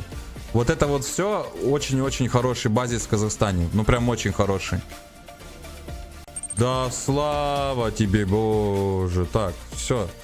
Давайте-ка сейчас все на рорку. Все на рорку. А, я могу же сделать регрупп, да? Нафига я от этой фигни страдаю? Давайте регрупп. У нас еще сжималка есть. Ну все, сейчас. Сейчас прожмемся.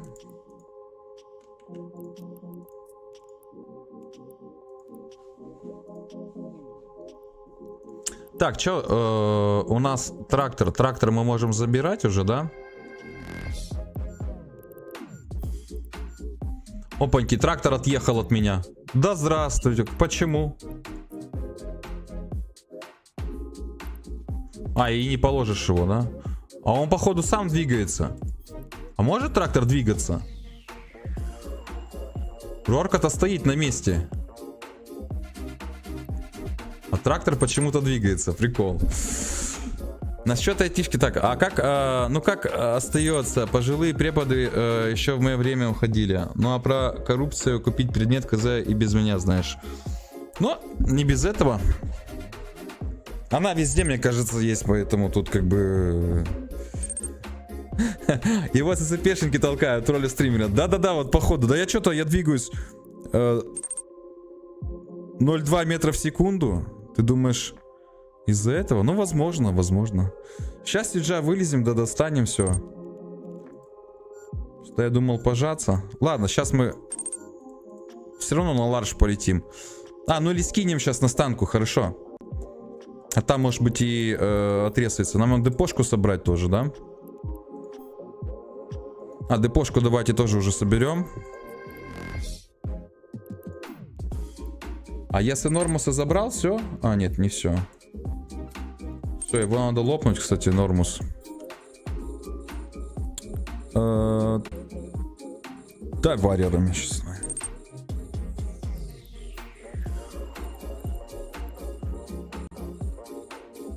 Сан с какого города, если не секретно? Да не секретно, Караганда. Братишка, линки офни, дорогой. Спасибо, пока спасибо, тебя не спасибо, спасибо. перевернули, Вот опять слушай, я Switch офни выключил, а линки не выключил. Спасибо большое. Спасибо за напоминание.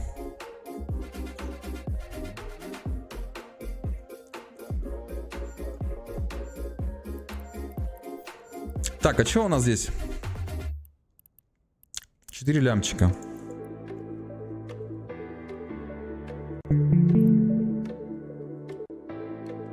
Да, заберем, что, не лишние, нифига. 4 ляма. Да, это бы еще сейчас подсалить было бы. Вообще шикарно.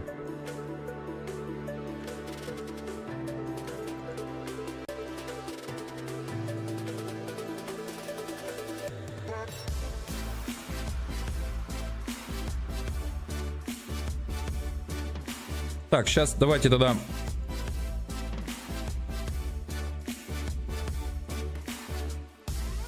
Поперекидываем.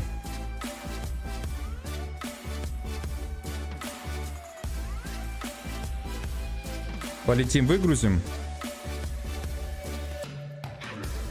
И, наверное, ларжовый еще подберем, Гравик. А что такое? Я же тебе сказал, выкини.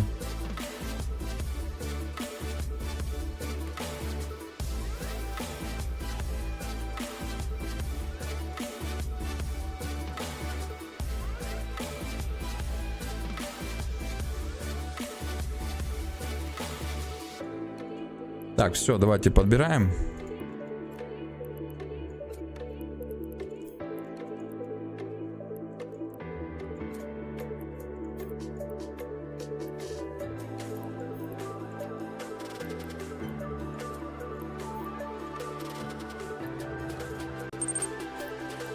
Короче, мы сколько копали? Давайте прогноз закроем. Час, да, у нас ушел? Или сколько? Или меньше? Кто засекал?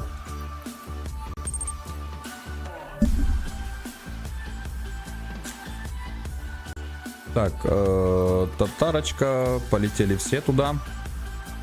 Включаю варп-двигатель. Ох ты ж, кайтищая рорка.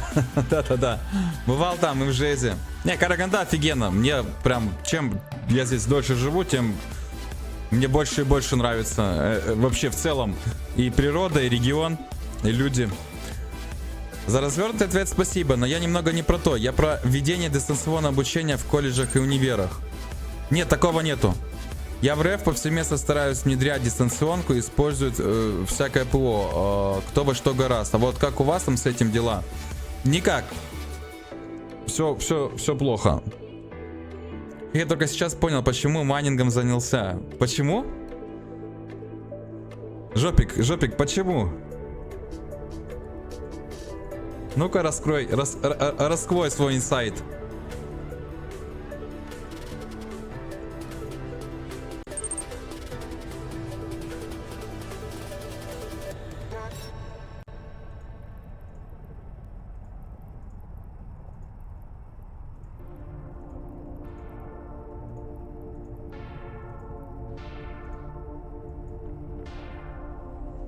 А, так Караганда же шахтеры. Во-во-во-во. Да.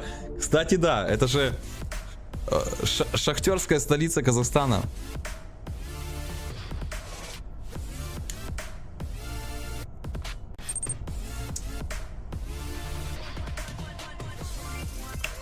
Так, я что-то сбился, в смысле?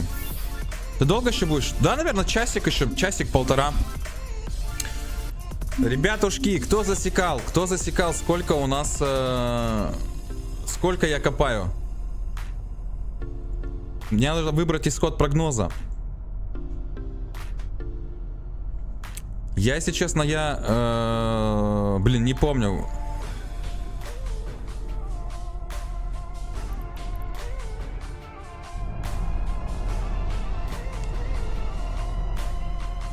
Кто-нибудь, может, стрим мотанете назад, посмотрите, когда начал. Ну, что-то, мне кажется, как раз-таки в районе часика, да?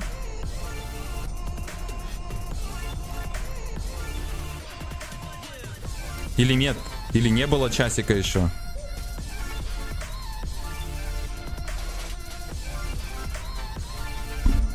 Ну, Twitch, вас вон 61 человек. Вы кто-нибудь примерно засекли, когда прогноз ставили?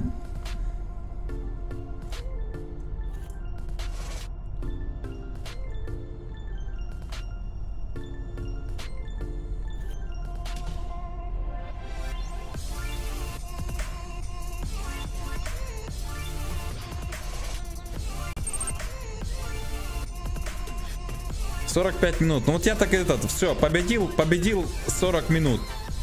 Самое ближайшее. Так что, ребят, забирайте.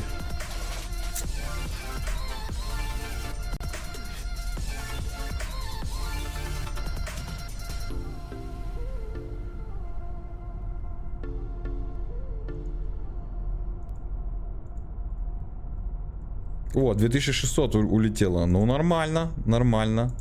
Прогнозик прошел. Так, давайте выгрузим. Докаться не буду. Сейчас сразу на ларж полетим. Так, а что там по аномалькам у нас? По аномалькам у нас... Ну, ларжовый, да. Полетели на ларжовый.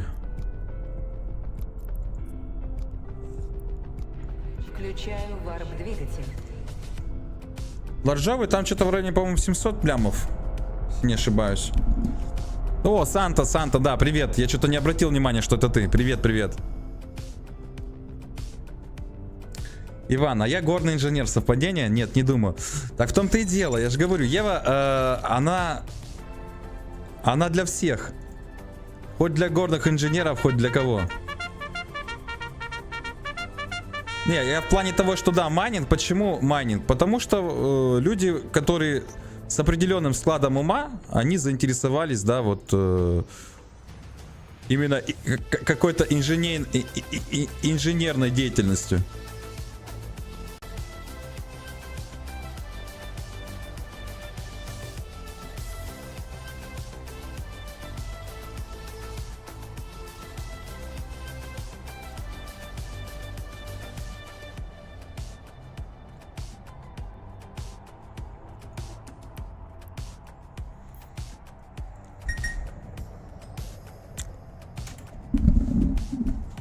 Сейчас будет смешно, если ларжовый тоже покусанный. Вот это будет коры, конечно.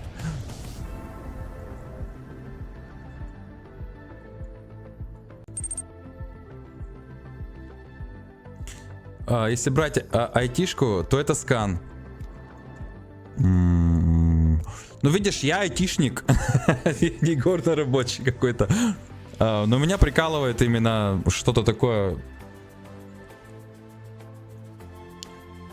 Когда нужно что-то добывать. Я помню Warhage, если знаете такую игруху. Так вот, Warhage я тоже занимался копкой. Блядь, ты тоже меркоцит срытый. Ну что за это, а? Так, давайте сейчас, знаете, что сделаем? Подъедем чуть-чуть к этому дальнему камешку. И лопатки все сделаем опрочь. Чтобы у нас все камешки были доступны. Блин, а вот эти вот выпадашки можно как-то отключить? Что вот этот поп-ап мне вообще как бы подбешивает иногда.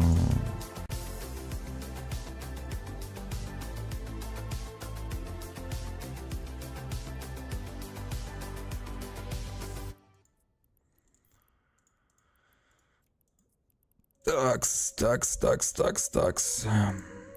Что там? 62. Вот, все, можно останавливаться. Все, сейчас ророчка останавливается, выставляемся. Дорываем ларджовый и делаем промежуточный итог. Я студент, кадастровый инженер, тоже майнер. Прикольно. Но я заметил, что все-таки среди майнеров превалирует больше людей, которые имеют инженерные какие-то специальности, математические. Майнеров-гуманитариев я как бы, ну, не встречал еще. Есть кто-то из гуманитариев у нас майнеры? А я тоже айтишек, мне интересна наука, поэтому я занялся производством. Вот.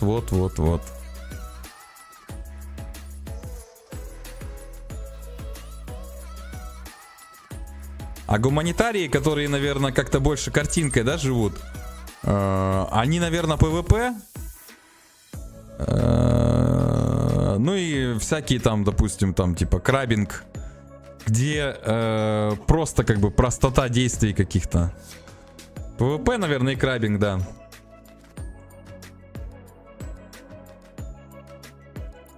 Да что ж ты так долго останавливаешься-то, Рорка, а?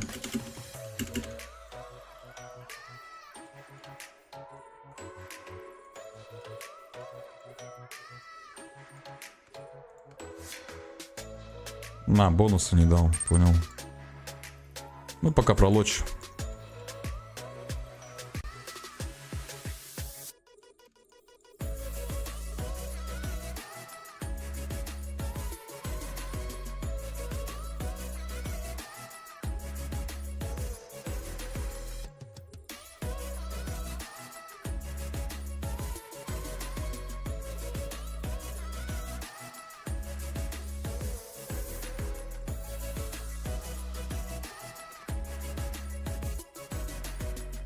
Так, вроде как все. Угу.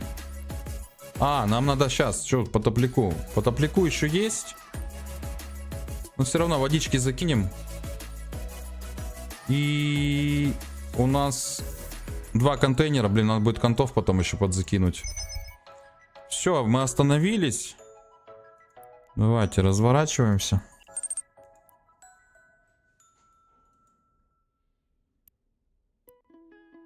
В принципе, кон давайте сразу кинем тоже туда. Здесь сколько всякого говна. Я ж забыл это выгрузить. Ну, тоже типок. Давайте сразу и трактор, и депошку. И закинем вот так вот сюда что-нибудь вот такое. Все, и погнали. Подъезжать надо. Сейчас к конту будем подъезжать. К конту будем подъезжать. Блин, Амбер. Сейчас тоже камушки капец поотлетают быстро.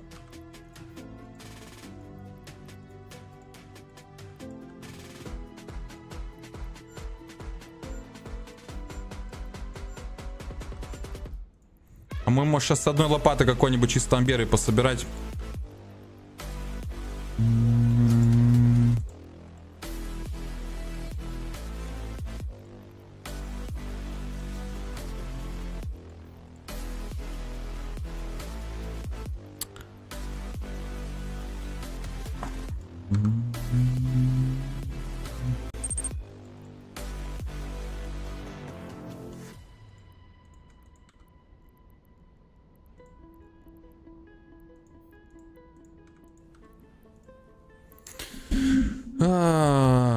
Рорки копают экскаваторами, если что, или что с ними сделали? Когда-нибудь гангом сосили Рорку с лопатами? Нет, еще ни разу. Девка отбила, блин, желание играть в сингловые и другие ММО. Даже после апа компа думал, хоть RDR 2 приду или последних ассасинов, типа на красивых максималках. Нет желания. Вот такая же тема. Я очень хотел Assassin Valhalla пройти. Я апгрейднул комп, все, короче, этот. И что ты думаешь? Я просто, ну, как бы, пока только Ева. Ну, как-то да, вот, она такая штука опасная. Если ты ее, вот, вкусил, эту Еву, то все, как бы, она тебе заменяет все, что хочешь.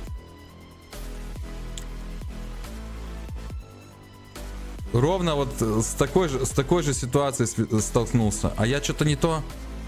Блин, я на трактор нацелил. Так, вот уже обмер подлетел.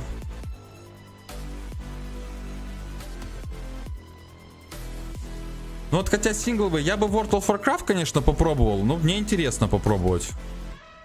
Что там посмотреть? А, кстати, если кто смотрел, не смотрел, примерно предварительный обзор на Arcade 2. Может, кто-то играл.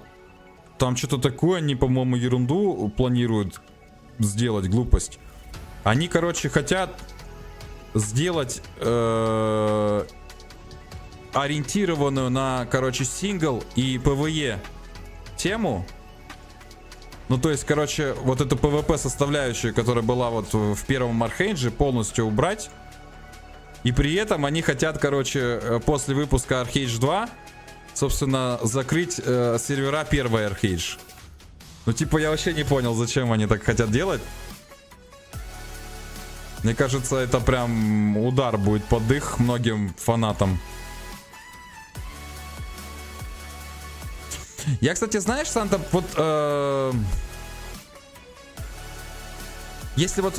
если именно говорить про ММО другие, вот типа там Black Desert, там вот там и же с ними. Но хотя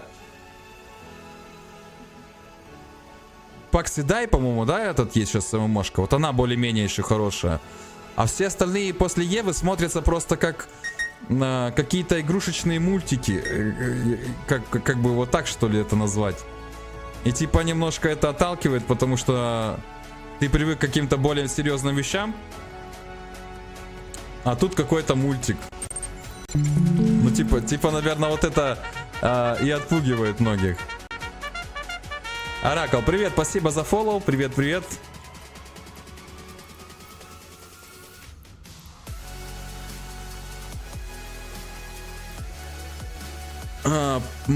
Патчишься еще для разминки мозгов. Окей. Вроде как они увидели хейт Bethesda и задумались, но это не точно. И они отложили релиз только так, что вроде бы ситуация с Dragon Age выглядит безопасно. L2 была в свое время атмосферной. Да, она и сейчас такое остается. То есть, как бы, это классика, мне кажется. Тот эталон, который зародил этот жанр более-менее как бы массово, да?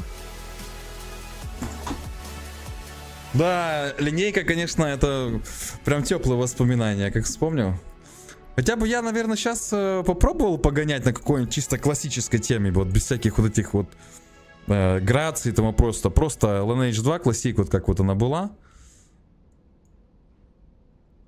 С X1 вот этим вот множителем.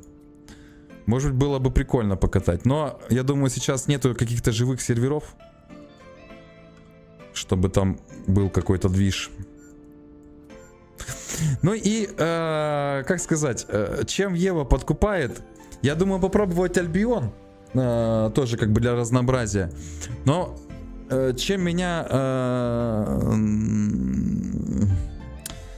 подкупает в Еве, и после вот, когда ты это почувствовал, ты, в принципе, ищешь либо проекты схожие с этим, либо приближенные. Это вот full drop.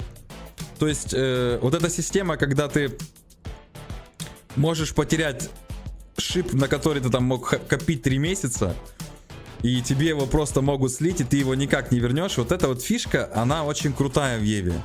Она создает, во-первых, ценность твоим действиям. Ты не можешь что-то здесь делать необдуманно, потому что ты потеряешь, да, там корабль, импланты, там в карго, там груз и так далее. Вот это очень крутая штука, я считаю. И когда ты потом, допустим, вот после этого заходишь в какую-то там линейку ту же самую, или, ну, Arcade, ладно, частично там можешь что-то упасть, но это тоже не то. Ты привыкаешь вот к этому азарту фулл-дропа, и как бы, а когда ты типа можешь тупо лопаться, и тебе, в принципе, ну вообще по барабану, у тебя все остается с тобой, ну это уже неинтересно. Вот это и как бы и считается, да, наверное, детским. То есть ты как бы как будто чуть-чуть деградируешь, если ты переходишь с Евки вот на какую-то без фулл-дропа игру. Жоп, фулл-дроп это Тарков. О, согласен. Я вот Тарков, кстати, приобрел в свое время этот наборчик. стартовые, там вроде и пушечки были, но так как Тарков это вообще такая очень хардкорная штуковина, я, соответственно, буквально за один вечер все там слил. И сейчас у меня там просто голожопый персонаж. Я давненько туда не заходил. И вот, не знаю, хотелось бы, наверное, тоже как-то продолжить этот вопрос. Но я сейчас не знаю, что там делать с голожопом. У меня даже нету ни одной пушки. Я так понимаю, там за каких-то вроде можно пастухов там бегать. Или как их там называют? Там вроде лутом обзавестись. Ну, Тарков вот тоже... Тарков прикольная штука в плане... Вообще вот хардкорности. Я такое люблю. А что-то вот аналог Евки, да, и фулдропа. Наверное, только Альбион. Больше я ничего не знаю похожего. Оракл, я вернулся в Еву именно из-за ее ценности слива, потому что каждый вынуждает думать, как сделать, и лучше не обгадить. Вот-вот-вот, Ева вот этим и прекрасно. Ну, Ультима, давайте не будем про Ультиму, это немножко уже... Я не спорю, Ультима это что-то, это шедевр, но, к сожалению, его время уже прошло. Если бы сделали Ультиму, допустим, представляете, с какой-нибудь графикой по типу того же Архейджа, то, наверное, да, это было бы интересно. А вот это сейчас, которое вышло обновление, ММОшка есть, New World, по-моему, называется. Да, New World. Там нету, да, фулдропа? Что-то я так глянул, я так и не скачивал, не смотрел. Пока в Таркове обнуление прогресса не уберут, смысла не вижу катать, кроме... ну да. Ты имеешь в виду, когда ты когда восстанавливается вот этот вот набор...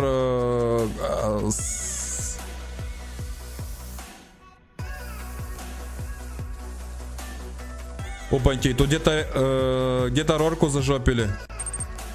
Пинг пришел на спасение Рорки.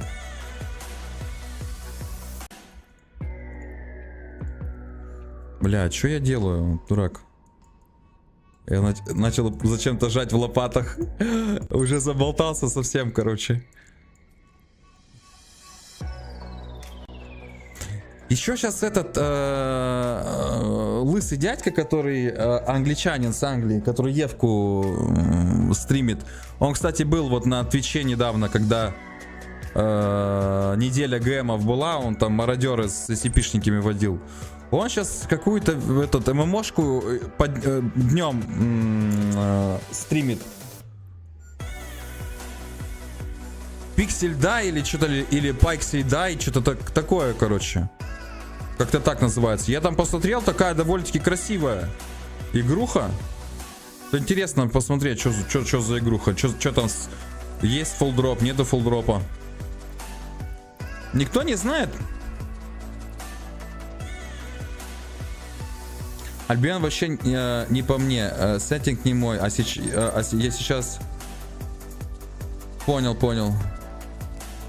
Участвовать в спасении не будешь? Да там хватает ПВПшников, кто этот спасает. Это пинг на 911 был. Я сейчас как? Мне сейчас надо свернуться, полететь, пересесть на боевой шип, зайти в 1DQ, долететь, там присоединиться к флоту. Они уже просто успеют это все закончить, пока я только буду собираться, поэтому...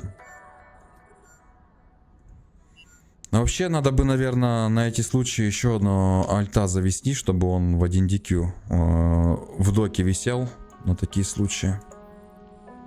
Ну, сейчас, кстати, наши вернутся. Будет на регулярной основе Beehive. Там вообще будет поспокойнее у нас. Это сейчас я без Beehive копаю в плане того, что 911 работает, да, там быстро формится. А когда Beehive, там вообще как бы ты даже не переживаешь, потому что ты знаешь, что в течение буквально там пары минут прилетает куча редимеров, куча факсов, куча, если надо, и там и дредов, и титанов, и просто разносит все, что вдруг на тебя дропнется. Там как-то, там вообще как-то не переживаешь ни за что. Сейчас просто эти мувопсы очень много всего перевозится с севера. Плюс еще ребят очень много с севера подтянется. И мы как раз таки будем производством заниматься, будем маркет наполнять.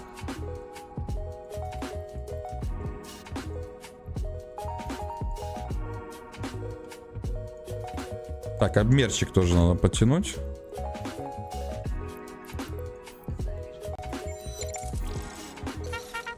Бернард, привет, привет, спасибо за фоллоу, присоединяйся, располагайся.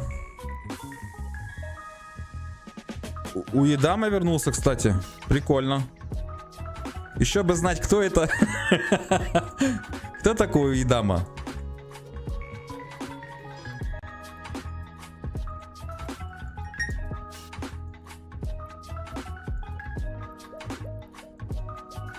Блин, вот что-то сижу и внезапно прям такое чувство голода напало. Я хочу есть. Я уже добыл очень-очень много руды. И... Шахтер проголодался. Ну и в то же время час ночи, поэтому ночью как бы не очень хорошо кушать. Ого, много. Давайте прожиматься.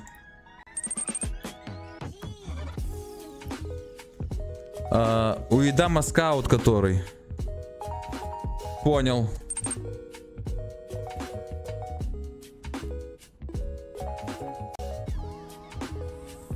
Так это же чил совсем очень удобно, когда там обхазон просканиваешь. У нас в Карпе некоторые копали на рорках лишь в целях постройки себе капиталов. Мне самому очень доставляет копка. Медитативная штука. Копка, общение, отдых от крабинга на 2 мазерах. Да-да-да-да. Ты возвращаешь желание вернуться. Да, конечно. Это одно из позитивных вообще занятий в Еве, где ты никого не убиваешь, а наоборот созидаешь. А вот созидательные вещи, они на самом деле очень прикольные. Да, в принципе, в любой игрухе, если где хорошо прокачана система крафта, просто позволяет тебе вот не заниматься вот этим. Я как бы, знаешь, особенно когда это гринделки и те же самые вот там, не знаю, здесь зеленки крутить. Ну типа ты берешь и устраиваешь массовый геноцид неписи, да, там, или там мобов, короче, просто там один за одним. И у меня как-то в голове вот это вот вопрос не укладывается, типа, блин. Ну что это такое? Зачем обязательно кого-то шлепать? Это вот та же самая игруха, Ньюмайер ее стримил недавно, прохождение, где чувак, Deus Ex, по-моему, называется, где надо доставлять грузы, и ты бегаешь, у тебя весь геймплей завязан именно на то, чтобы доставлять грузы, пешком бегать там через холмы, через всякие там преграды, ухабы. Кому нравится она? Я думаю, всем понравится, потому что там именно вот сама суть в этом. Про буренку знаешь? Производственник челлендж себе поставил с Карпой все корабли построить. Нет, не слышал. Слушай, ну это, блин, это очень крутая цель. Ты имеешь в виду все корабли, которые есть в Еве? То есть вот, допустим, какого-то... Да, Dead Standing. Начиная от какого-то шаттла, да, и заканчивая всеми 4 видами титанов, да? Блин, ну это жесть, конечно. Это, наверное, даже из разряда того, что себе поставил Йодик. Ты представляешь? Все типы мазеров, все типы титанов, все типы фракционных титанов, все типы фракционных дредов простых. Это только по одним капиталам с ума сойти. Ну это да, это очень круто.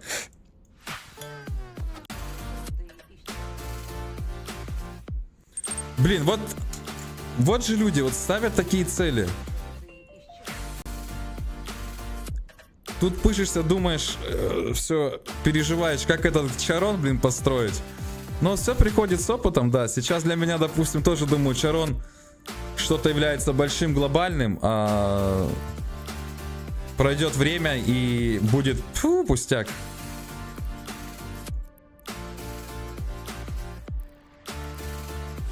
Так, тем временем у нас уже подходит ларжовый. Осталось всего раз, два, 5 камушков, которые очень быстро отлетят.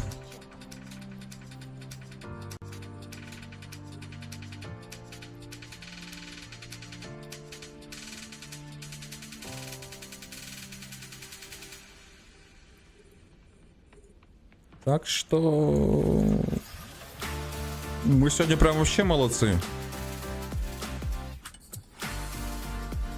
Нормально так подчистили систему.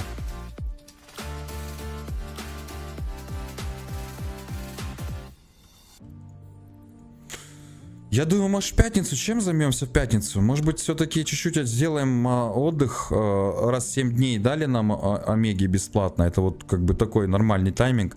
Я думаю, может, в пятницу мы полетим, посмотрим, что там по новому контенту этому по Хавоку. Попробуем там эту, как... ФВшку пиратскую покрутить. Я думаю, интересно будет.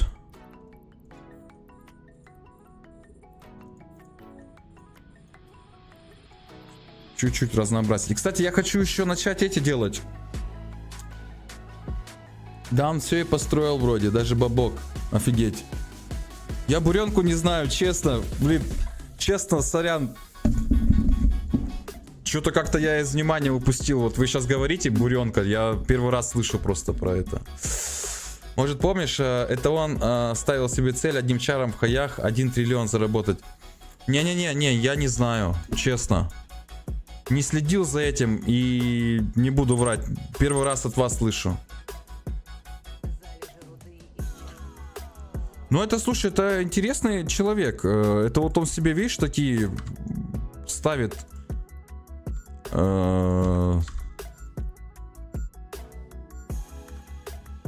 высокие цели, так скажем. А человек, который ставит высокие цели, это, как правило, человек-победитель. Потому что каждая высокая цель, она просто, ну, как бы подразумевает под собой то, что ты будешь развиваться. То есть, вот прикинь, одним чаром на маркете заработать 1 триллион исок. Это говорит о чем? Что ты должен постоянно что-то придумывать, анализировать, потому что выбрать какое-то там просто, ну, путь простой, который малоэффективный, это одно, а постоянно подстраиваться под рынок, придумывать какие-то связочки там и тому прочее, это очень сильно прокачивает мозг, так скажем. Я всегда, кстати, стараюсь на таких людей ориентироваться, потому что это как в шахматах. Если ты будешь играть со слабыми соперниками, ты по итогу просто деградируешь и будешь дерьмовым шахматистом. А если каждый твой соперник будет лучше тебя, и ты будешь это принимать, понимать и стараться именно подтянуться к нему, соответствовать, ты будешь расти. И так, в принципе, во всем. Ой, как хорошо чаек заходит. Так, ну что тут, 3 камешка. Я думаю, довольно-таки немного. Вот, кстати, сейчас посмотрим, что там получается по ладжовому гравику. Должно быть нормально, по идее.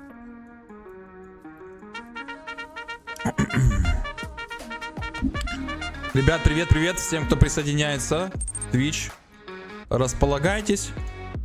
Тут контент про производство, майнинг и все, что с этим связано. Кто меня еще не знает. Ну, преимущественно, так скажем. Не только про это будет разбавляться, конечно.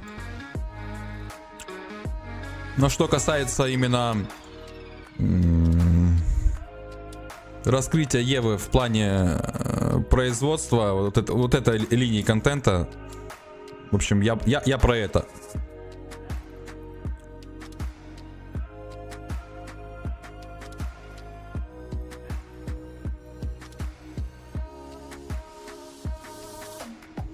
Кстати, ребят, кто крабит эти всякие там десятки, восьмерки, девятки, плексы?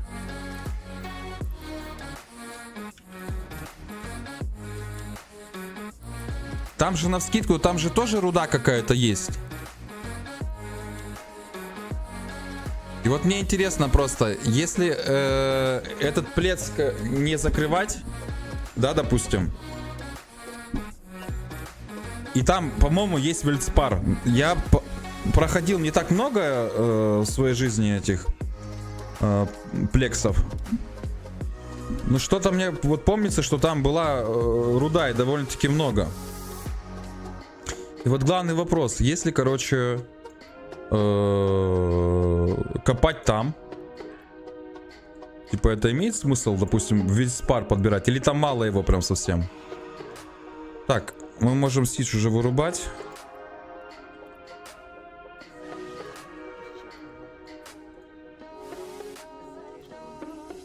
Пожалуй, мы почти докопали.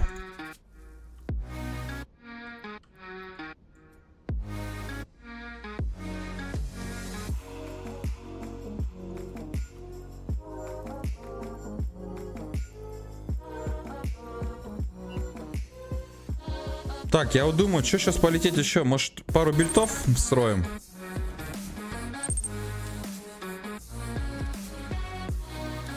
В медовый уже смысла нету лететь, там прям совсем все грустно. А вот, кстати, пару бельтиков я бы, наверное, срыл. Так, 10 лярдов, не более 1,5 часа в день за 260 плюс-минус дней, триллион наторговал. Красавчик. Блин, вообще я восхищаюсь такими людьми. А где они это публично ставили? На форуме Евы? То есть это же делается не просто так, а как бы, наверное, чтобы все об этом знали.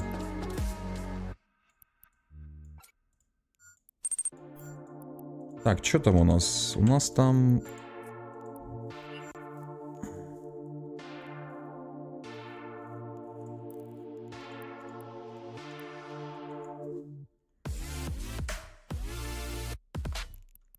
Так, забираем трактор. Забираем депоху. Лопаем энормус. Сейчас, наверное, для прикола полетим на бельт. Бельт попробуем срыть еще в ноль. Во втором кармане вроде есть. Я не сканил руду. А зачем тебе вельцпар? Да блин, чтоб тританиума побольше набрать. У тебя еще куча систем. Go следующий рыть. YouTube ночной торговец. Z85 TV. А, кстати, Z85 TV я в курсе. Этих ребят в курсе. Классные ребята на самом деле. Если нужен трит, можно немного запариться, либо просто покрабить Хавина, либо погонять болты с целью поймать конвой. Да я уже конвоев очень много словил. Тут именно, чтоб вельцпар покопать, было бы прикольно в нулях.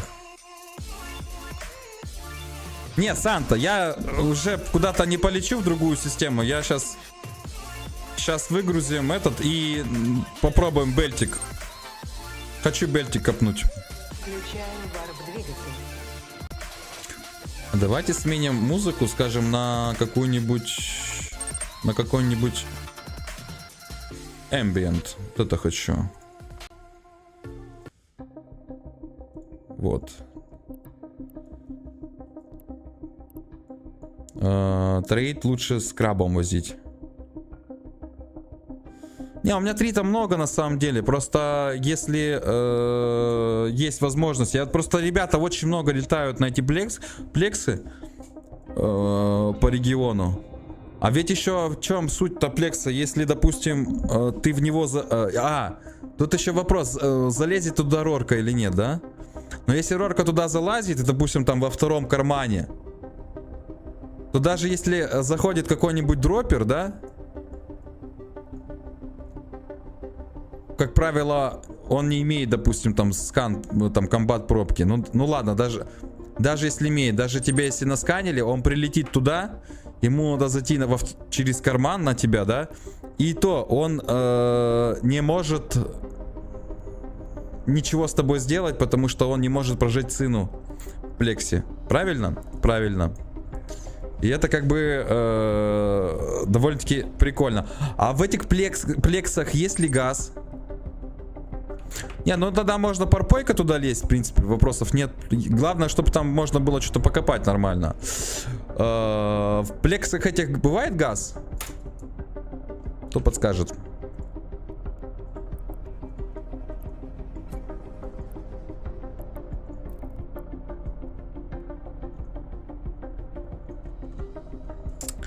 Так, что мы делаем? Что мы делаем? Полетели куда-нибудь на бельтик.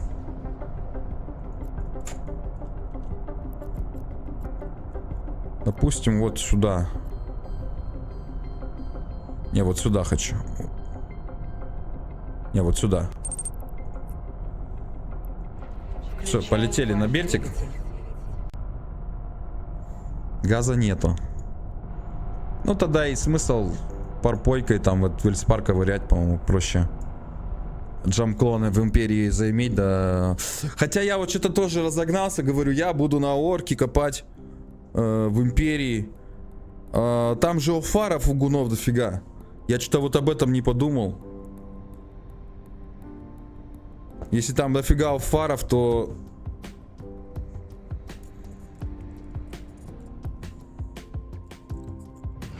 Ну хотя...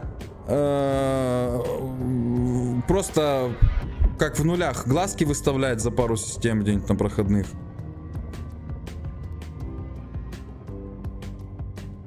И оффар так не будет летать, чтобы типа вот искать, короче, что там в тупичках, где там гуны копают, не копают. Ладно, можно будет, я думаю, что-то придумать такое. Этим и интереснее будет.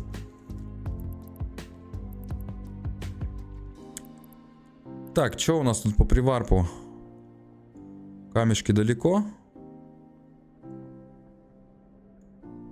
Ебать, а что так далеко? Что за камни так далеко? Какой-то странный бельт. Не, давайте в другой полетим. Мне не нравится этот белт. Включаю варп-двигатель. Это что за прикол? На приварпе у тебя камни в 200 километров и в 1000 километров. Это что за белт такой? Это вообще нормально? Это как вообще? Пару камешков рядом и 200 километров фигачит. 1000. Я что-то такого не видел еще. Это, кстати, вот после этой обновы. Так, видели? Видели? Дропальщик залогинился и разлогинился. —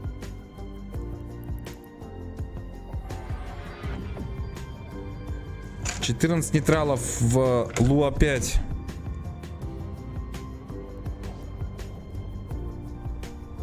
Ну, далеко.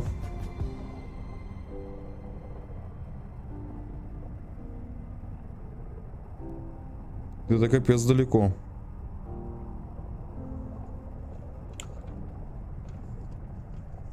В Пьер. В Пьер. Вот Пьер это где-то рядышком. Сейчас, секунду. Где-то... Короче, флот бомберов ходит. Надо быть сейчас аккуратными очень-очень.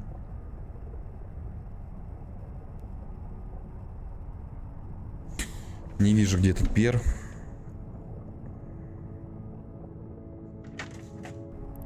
Ну ладно, у нас глазки есть, я думаю. Господи, я лечу уже вечность.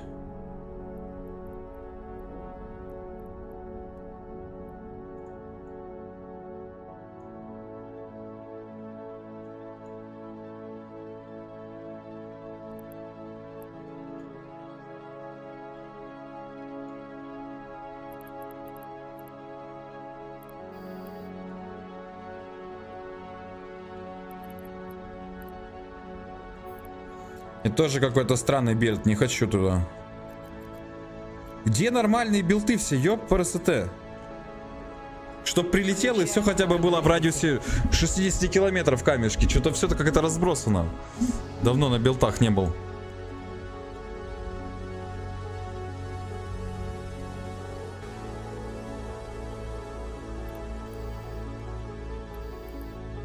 Почему-то, кстати, заметил такую вещь. Смотрите. У меня, короче, 12 лопат. И всегда, когда непись агрится, она всегда агрится вот на вот этого чара, короче. Сейчас, на Исера. То есть всегда. Вот на вот этого, короче. Это я вот заметил просто, это вот, ну, это как система. Если непись сагрилась на лопаты, это всегда вот этот чар. Не пойму, как это работает. То есть именно только на эту лопату. Так, я надеюсь, сейчас будет получше. Бельтик.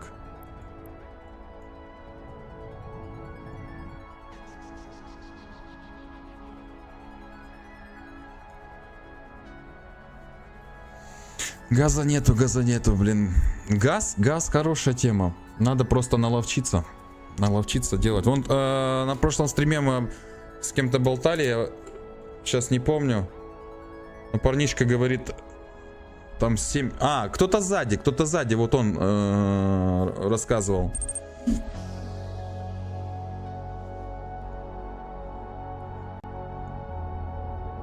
Семь газовых аномалик. Во, вот это мне нравится, вот это хорошо. Вот это вот мы сейчас покопаем. Во. Отлично.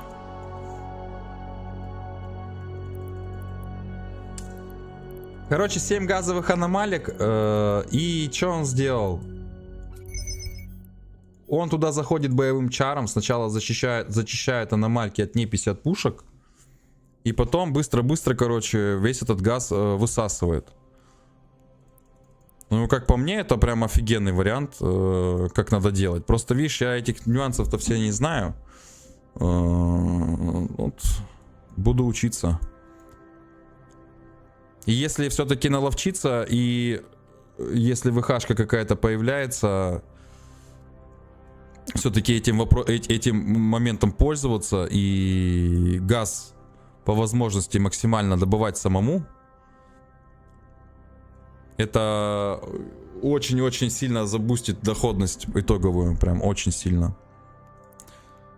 Так, давайте начнем. Сейчас бельтик этот быстренько строим.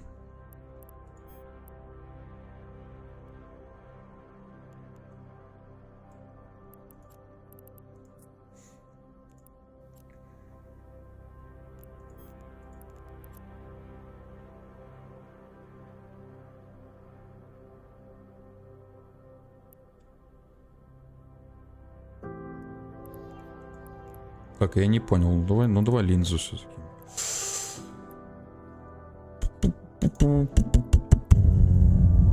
Сейчас с дальних вот прям вот эти 61.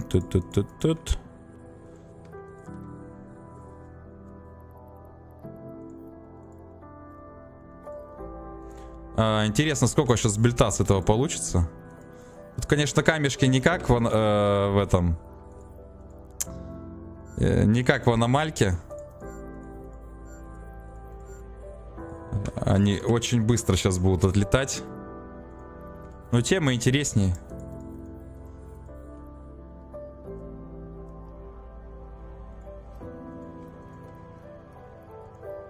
Ну, удачно, что фрейтовый контейнер прям рядышком с лопатами.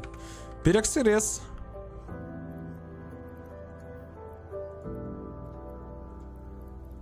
Хоть какое-то разнообразие, а то все луны, да, одни и те же эти аномальные камни. Иногда надо тоже и бельтики подчищать. Вот мне интересно, если будет система, так скажем, полностью отрезанная, то есть... Блин, там Бимакири летает, офигеть.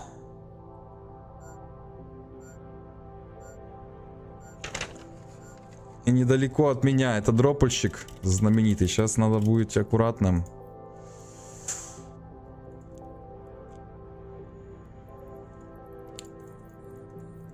Если будет, говорю, система, так скажем,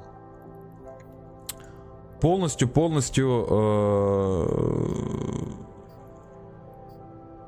отрезанная, то есть колоссал свежий, нормус свежий, ларж свежий, эти меркоцит на белтах, который там 2-3 дня уже набранный с жирком, И бельты. И вот просто за сколько я времени, интересно, могу срыть полностью все. О, фак, фак, фак, фак, фак, фак, фак, фак, фак, фак, фак, фак, фак, фак, фак, фак, фак, фак. Ё-моё, дропальщик.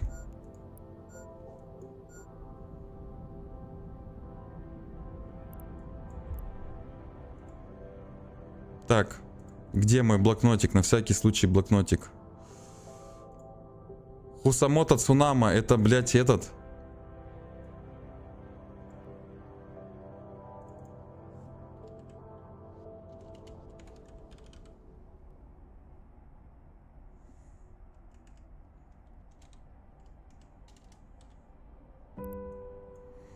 Фу, лопаты ушли, слава богу.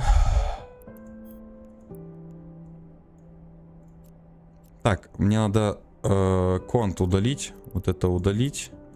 Фу, вышел он вышел в соседнюю систему. Фу. Капец, и у меня этот... Он вышел в соседнюю систему. Так, но я лучше...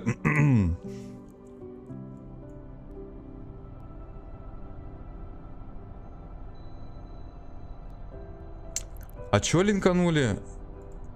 Вот этот еще чувак.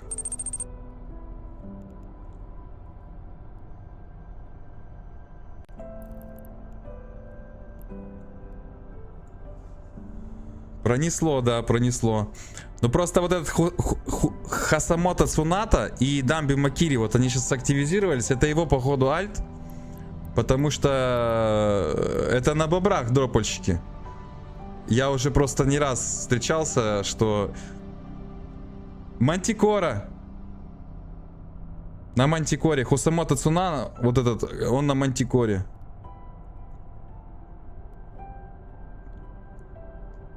То ли, короче, они где-то сейчас другую цель увидели и полетели туда ее выдропывать. То ли сейчас, короче...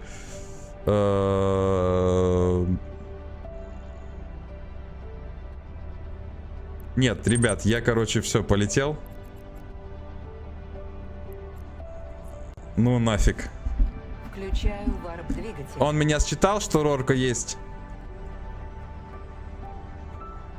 Да как не будет? Может быть.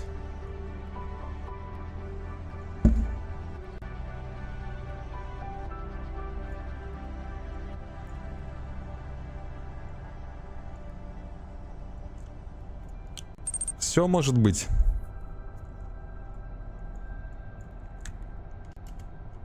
Ну ты думаешь, пронесло? Если он сейчас улетел, думаешь, сюда не вернется?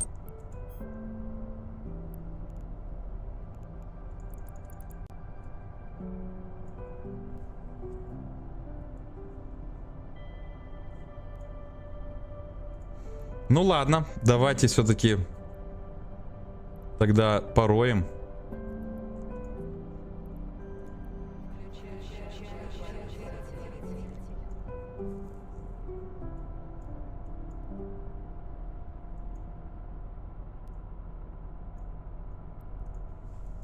Давайте тогда все-таки пороем.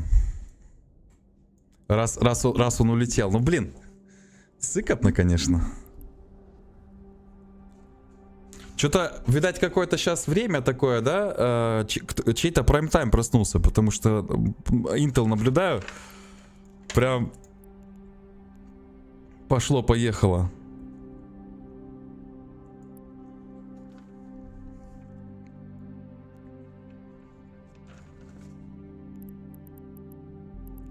На кикиморах.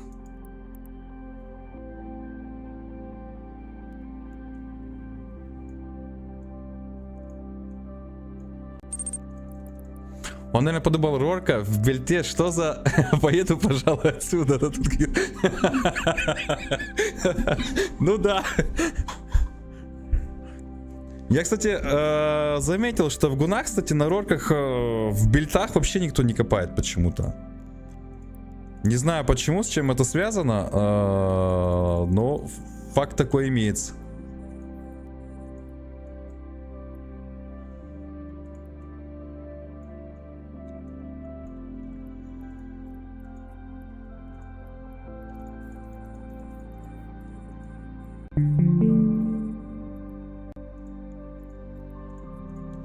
Я видел только рорки, кстати, в бильтах, знаете, в каких случаях?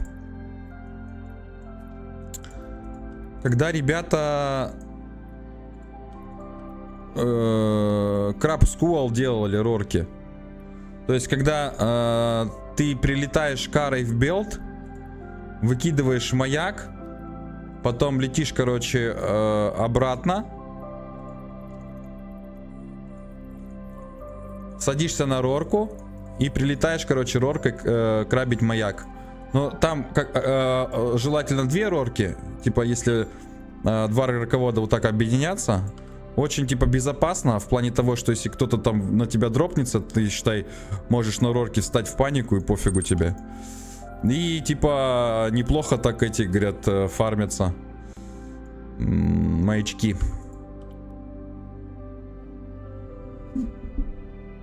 Ну вот сейчас посмотрим. Я помню, как-то уже срывал белтик. У меня получалось... Ну, там большой был белтик. Что-то под почти 500 лямов на бельтике было. Ну вот сейчас посмотрим, что с этого мы выберем.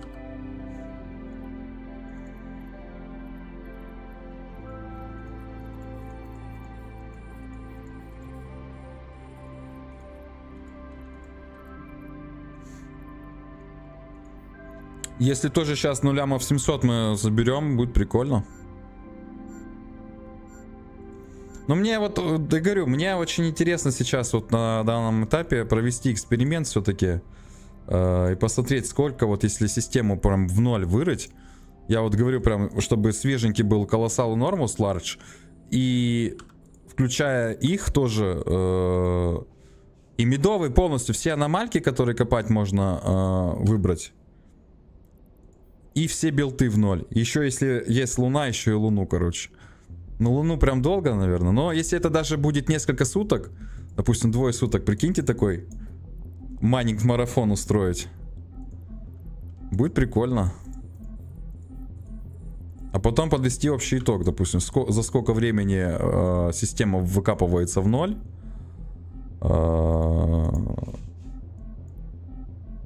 Сколько это приносит денег. Но это надо делать определенно в пятницу, чтобы с субботы, воскресенье быть свободным от каких-либо дел.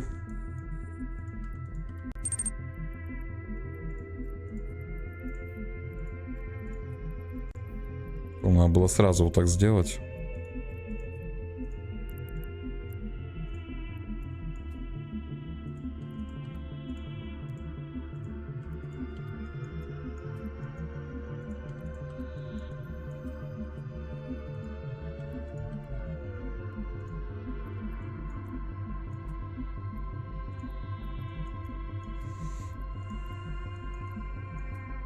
Блин, интересно, этот на Мантикоре залогинился и сразу куда-то прям прямым курсом почухал. Походу, что-то где-то они кого-то, видать, нашли себе жертву. Слушай, не такие уж тут и камешки как бы маленькие. Смотри, как этот. Не отлетают уже, он сколько мы копаем.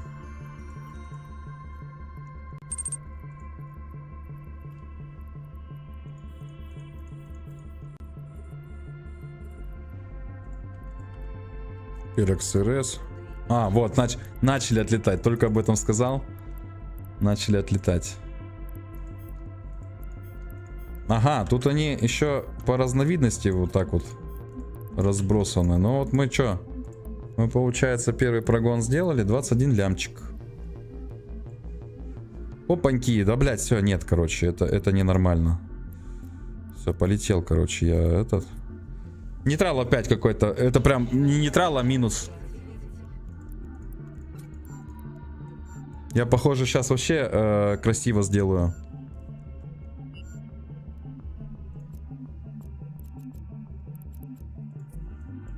Да, я, похоже, сейчас красиво сделаю.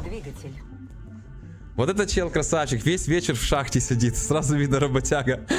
Ну да, спасибо. Ты же вроде хотел марафончик запилить, не? Я хотел и хочу и запилю. Тут вопрос просто, да. Братишка, линки офни, дорогой, пока тебя не перевернули. Блин, спасибо, слушай, опять офни я, линк. опять я линк один не вырубил. Какой кошмар. Главное, 2 бонуса вырубил, а 3 нет. Так, я сейчас скажу, кто это, короче. Это знаете кто? Non-Prop NP. А, Пандемик, Хурда. Это 100% дропальщик. Соседки. Поэтому нам очень повезло. Короче, вот это вот время, сколько по Евке? С 19:00 по Еве. Время, видать, активации хурды, потому что я заметил, вот именно вот в это время какие-то начинаются прям и в Интеле прям сообщения, что там. Видать, просыпаются, люди заходят, у них вот прайм-тайм, и они пошли дропать Дельф.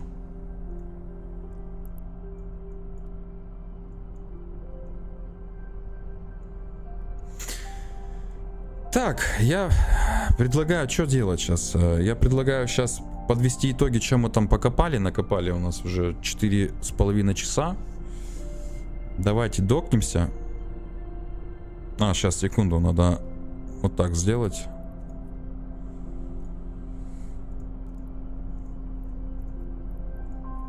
Да не сжать, зачем сжать? Блин, надо хоткей, кстати, взять себе, распечатать бумажку. И забиндить хоткеи на вот этот, на сбросить за борт. Это ж должны быть хоткеи на это, правильно? Чтобы фигней это не заниматься. Тыканье в лишнем.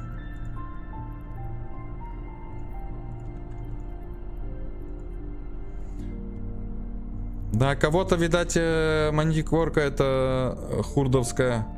А! Он сейчас зайдет ко мне в систему. Он на гайке. На читахе.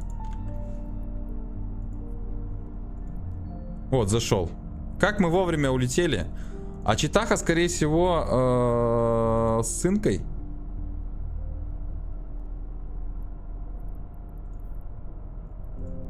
Почему-то я так думаю. Так, давайте подберем. Блять, а еще дальше вы не могли раскидаться? Ё-моё.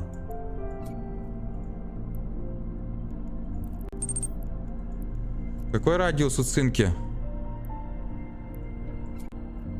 Я не понял вопроса. В смысле, какой радиус у цинки? Как понять, какой радиус у цинки?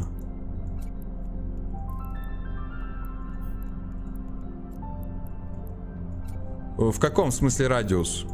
Ты имеешь в виду, сколько АУ может прыгать? Ну, до сюда дотягивается. До той системы, где я, с NPC Дельва даже дотягивается.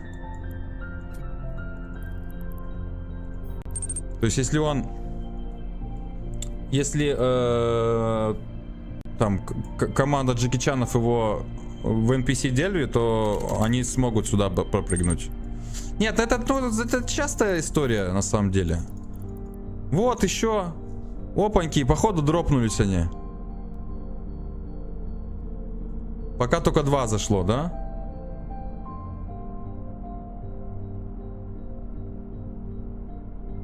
Просто так резко, короче. А это Громари тоже пандемик? Да, тоже хурда. Но что-то мало. Обычно, если дроп их, там прям кишмя приходит.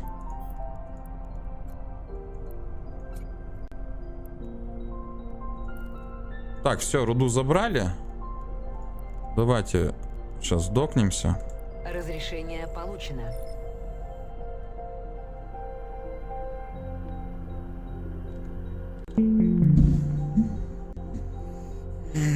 Black Ops или Титана уместится полностью. Расстояние на прыжка. Ну да. Ну, короче, то ли он цинку прожал, то ли что. Но это именно...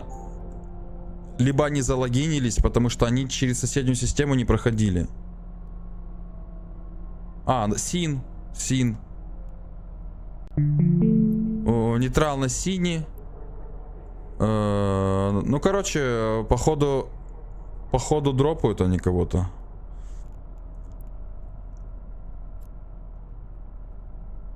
Причем себе пометочку поставишь, что 19:00 по Еве это не самое лучшее время, надо будет аккуратничать здесь. Так, давайте сейчас выкинем все это дело, еще раз пожмем, чем мы там не дожали, не прожали. Кстати, надо рорку заправить топлячком. Ну, топляка сегодня сожрали, дай боже. Надо будет прыгнуть в систему. Вот я же говорю, вот мы лед копали, я буквально одну пачку там сжал, переработал, которая максимально там процент по льду была. И это очень офигенное подспорье для рорковода. Найти системы, где есть руда, этот лед, и именно для своего топляка копать. Так, у нас на сжималку пошло. Все, четенько. Блин, что за музыка такая? Стоп, давайте что-нибудь повеселее.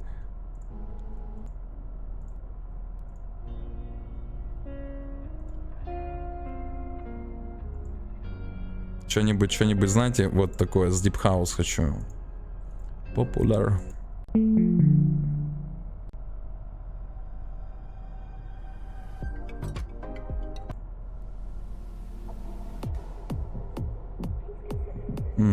Во.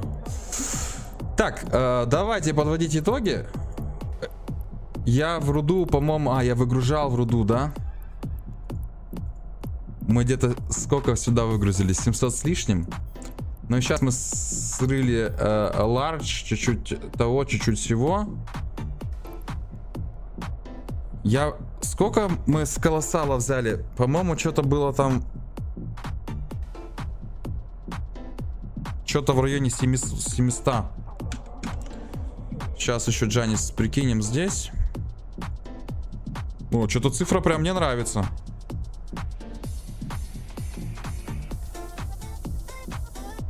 Циферка прям интересная получается. То есть, если по жито-селу мы на лярд 300 после репроцесса. Ну, короче, лярд 300. Плюс 700, 2 лярда мы закрыли за сегодня. Ну, дофига тупили, потому что что-то улетали, прилетали.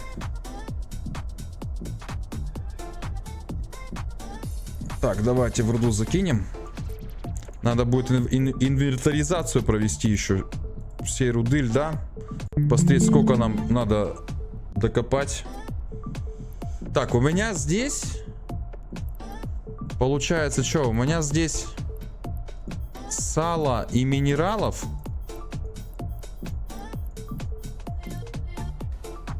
Это же тоже можно по Джанису посмотреть, да? Лучше всего, мне кажется. Сала и минералов по жито-селу на 2900. Ну, грубо говоря, ладно, кто на то и приходит. 2838 даже. Все, отлично. Так, двушечка. Потом у меня, получается, есть вот набор баночек вот этих дорогих. Это еще двушечка.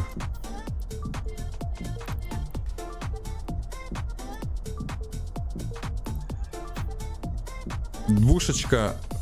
2800 плюс 2 это 4. Короче, ладно, это получается 5. Теперь по руде. 5. Так, еще у меня куча праксисов есть и вот этого всего. Вот это, если я продам, еще 2, да? Это 5. Сейчас, давай вот так посмотрим. 5 плюс, ну, грубо говоря, еще 2. Это 7. В руде у нас, в руде,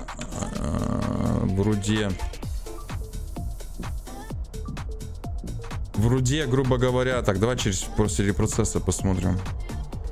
В руде 10, 17.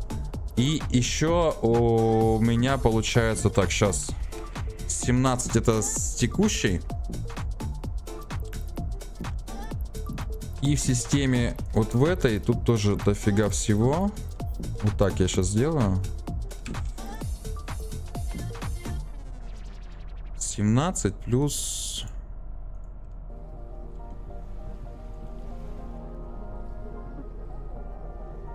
Плюс 4. Да, плюс 4.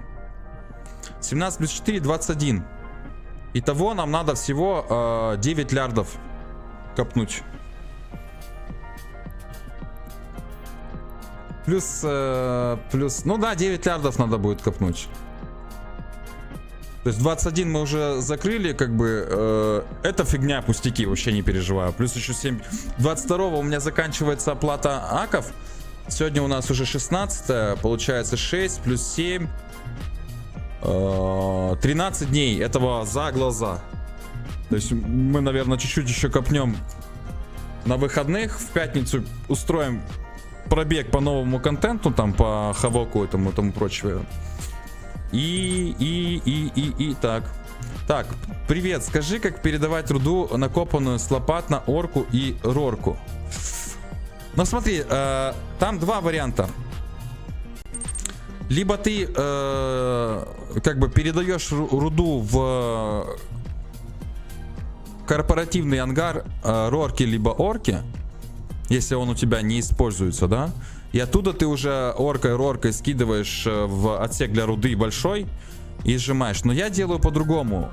Мне намного удобней. Как ты, наверное, уже видел, посмотри записи этого стрима, прошлого стрима, позапрошлого стрима. Я выставляю где-то на аномальке, я выкидываю фрейтовый контейнер, вот такую штуку.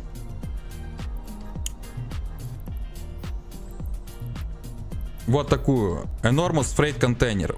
У него 250 тысяч кубов места. То есть я прилетел роркой, выставился, ну ее вот в промышленный режим, выкинул контейнер, открыл его. И потом все лопатки тоже открывают, получается, этот контейнер. И все, что лопата накопала, выкидывается в этот контейнер. Вот у меня 12 лопат. Я вот получается за 2 цикла Халк наполняет свой трюм. И вот я выкидываю в этот контейнер 12 трюмов Халков. Вот 2 таких прохода заполняют этот контейнер. И это примерно 100 лямов. Ну вот получается 2 прохода. Это 4 цикла Халков по 50 секунд. Ну короче, это все вот так вот прямо оптимизируется. То есть, ну, слушайте, я прям какую-то математику сейчас за себя открыл. Это 200 секунд разделить на 60. Это 3,5 минуты, грубо говоря, 100 лямчиков я делаю. 60 разделить на 3,5. 17, да? 17. Ну давайте, ладно, не 100, там на 90 миллионов. Ну вот, как я и считал, да, примерно 1,5 лярда в час получается на этом.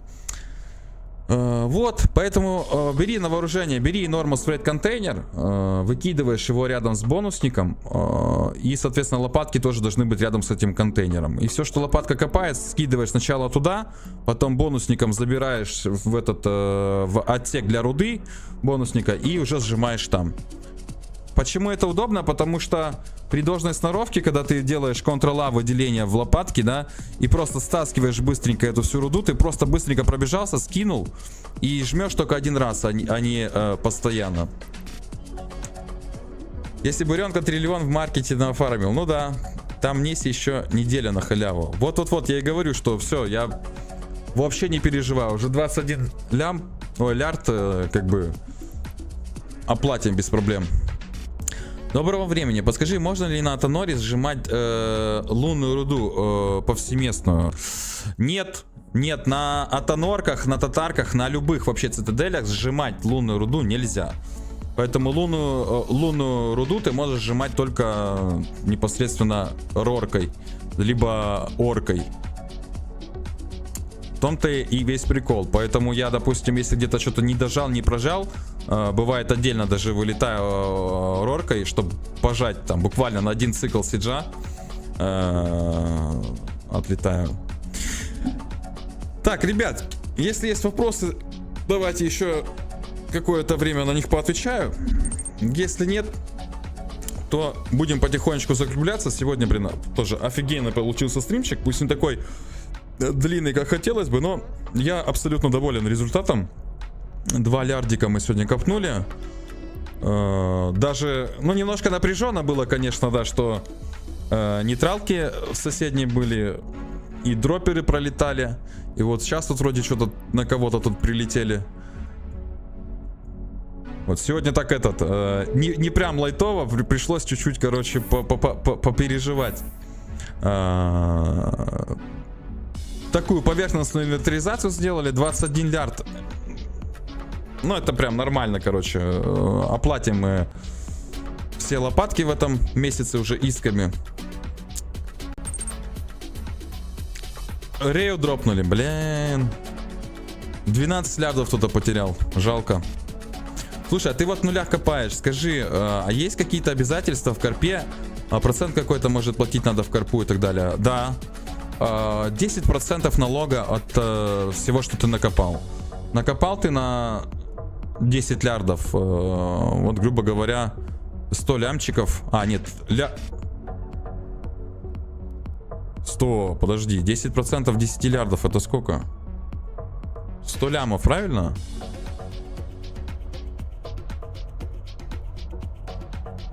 А нет, нифига, это будет лярд.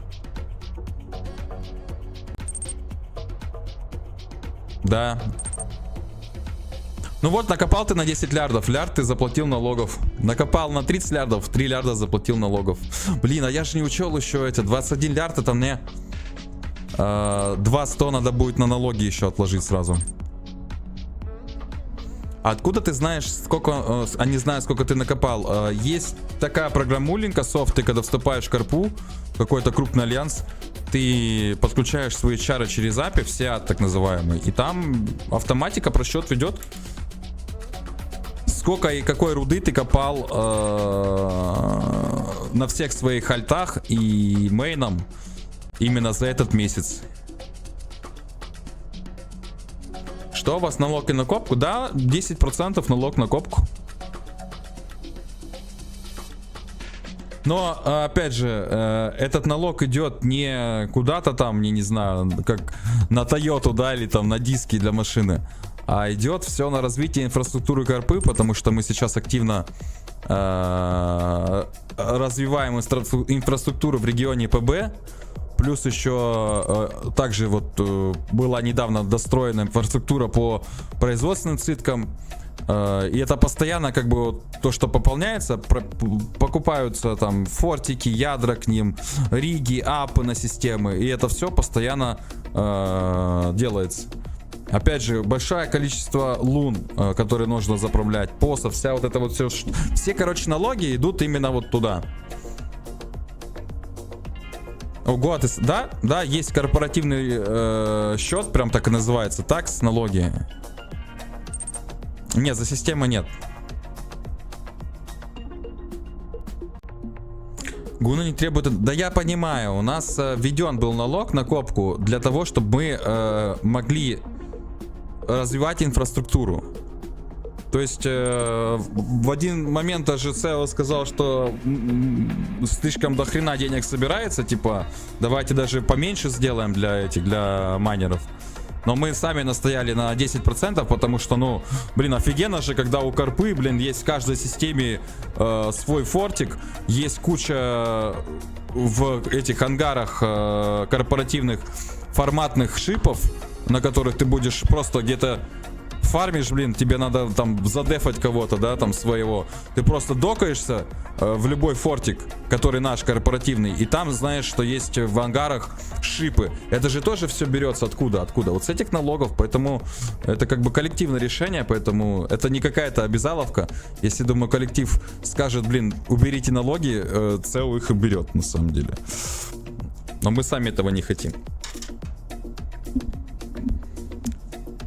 Как-то так. Ладно, ребят, буду закругляться потихонечку. Давайте посмотрим там сейчас, что, на кого можно зарейдиться.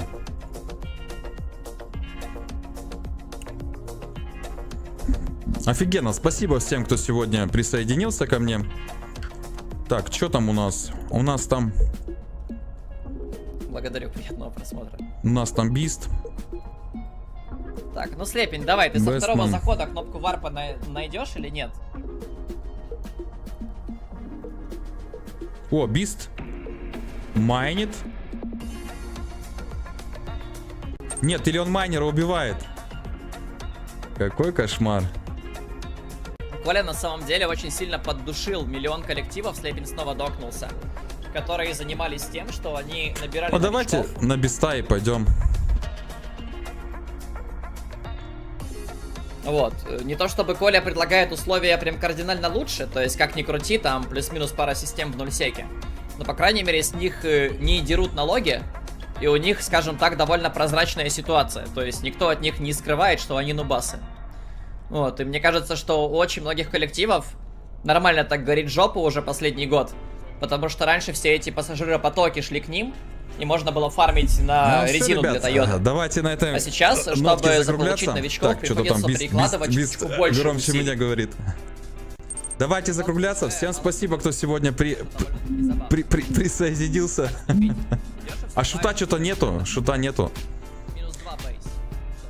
Все, встретимся с вами в пятницу. В пятницу Опа, будет у нас что-нибудь по новому контенту, по новому патчу. Ну и может быть чуть-чуть еще покопаем. Ну такое, самую малость. Может быть газ там поищем. Или майнинг дрон Все, час ночи, даже уже 2. если 5, 2 лярда закрыли. 21 лярд инвентаризация, осталось всего 9 лярдов на проплату всех хаков. И будем заниматься уже вплотную производством. Ну на этом буду заканчивать. Все, всем спасибо, всех вас очень люблю, обожаю. Обнял, приподнял до хруста. Пока, до новых встреч.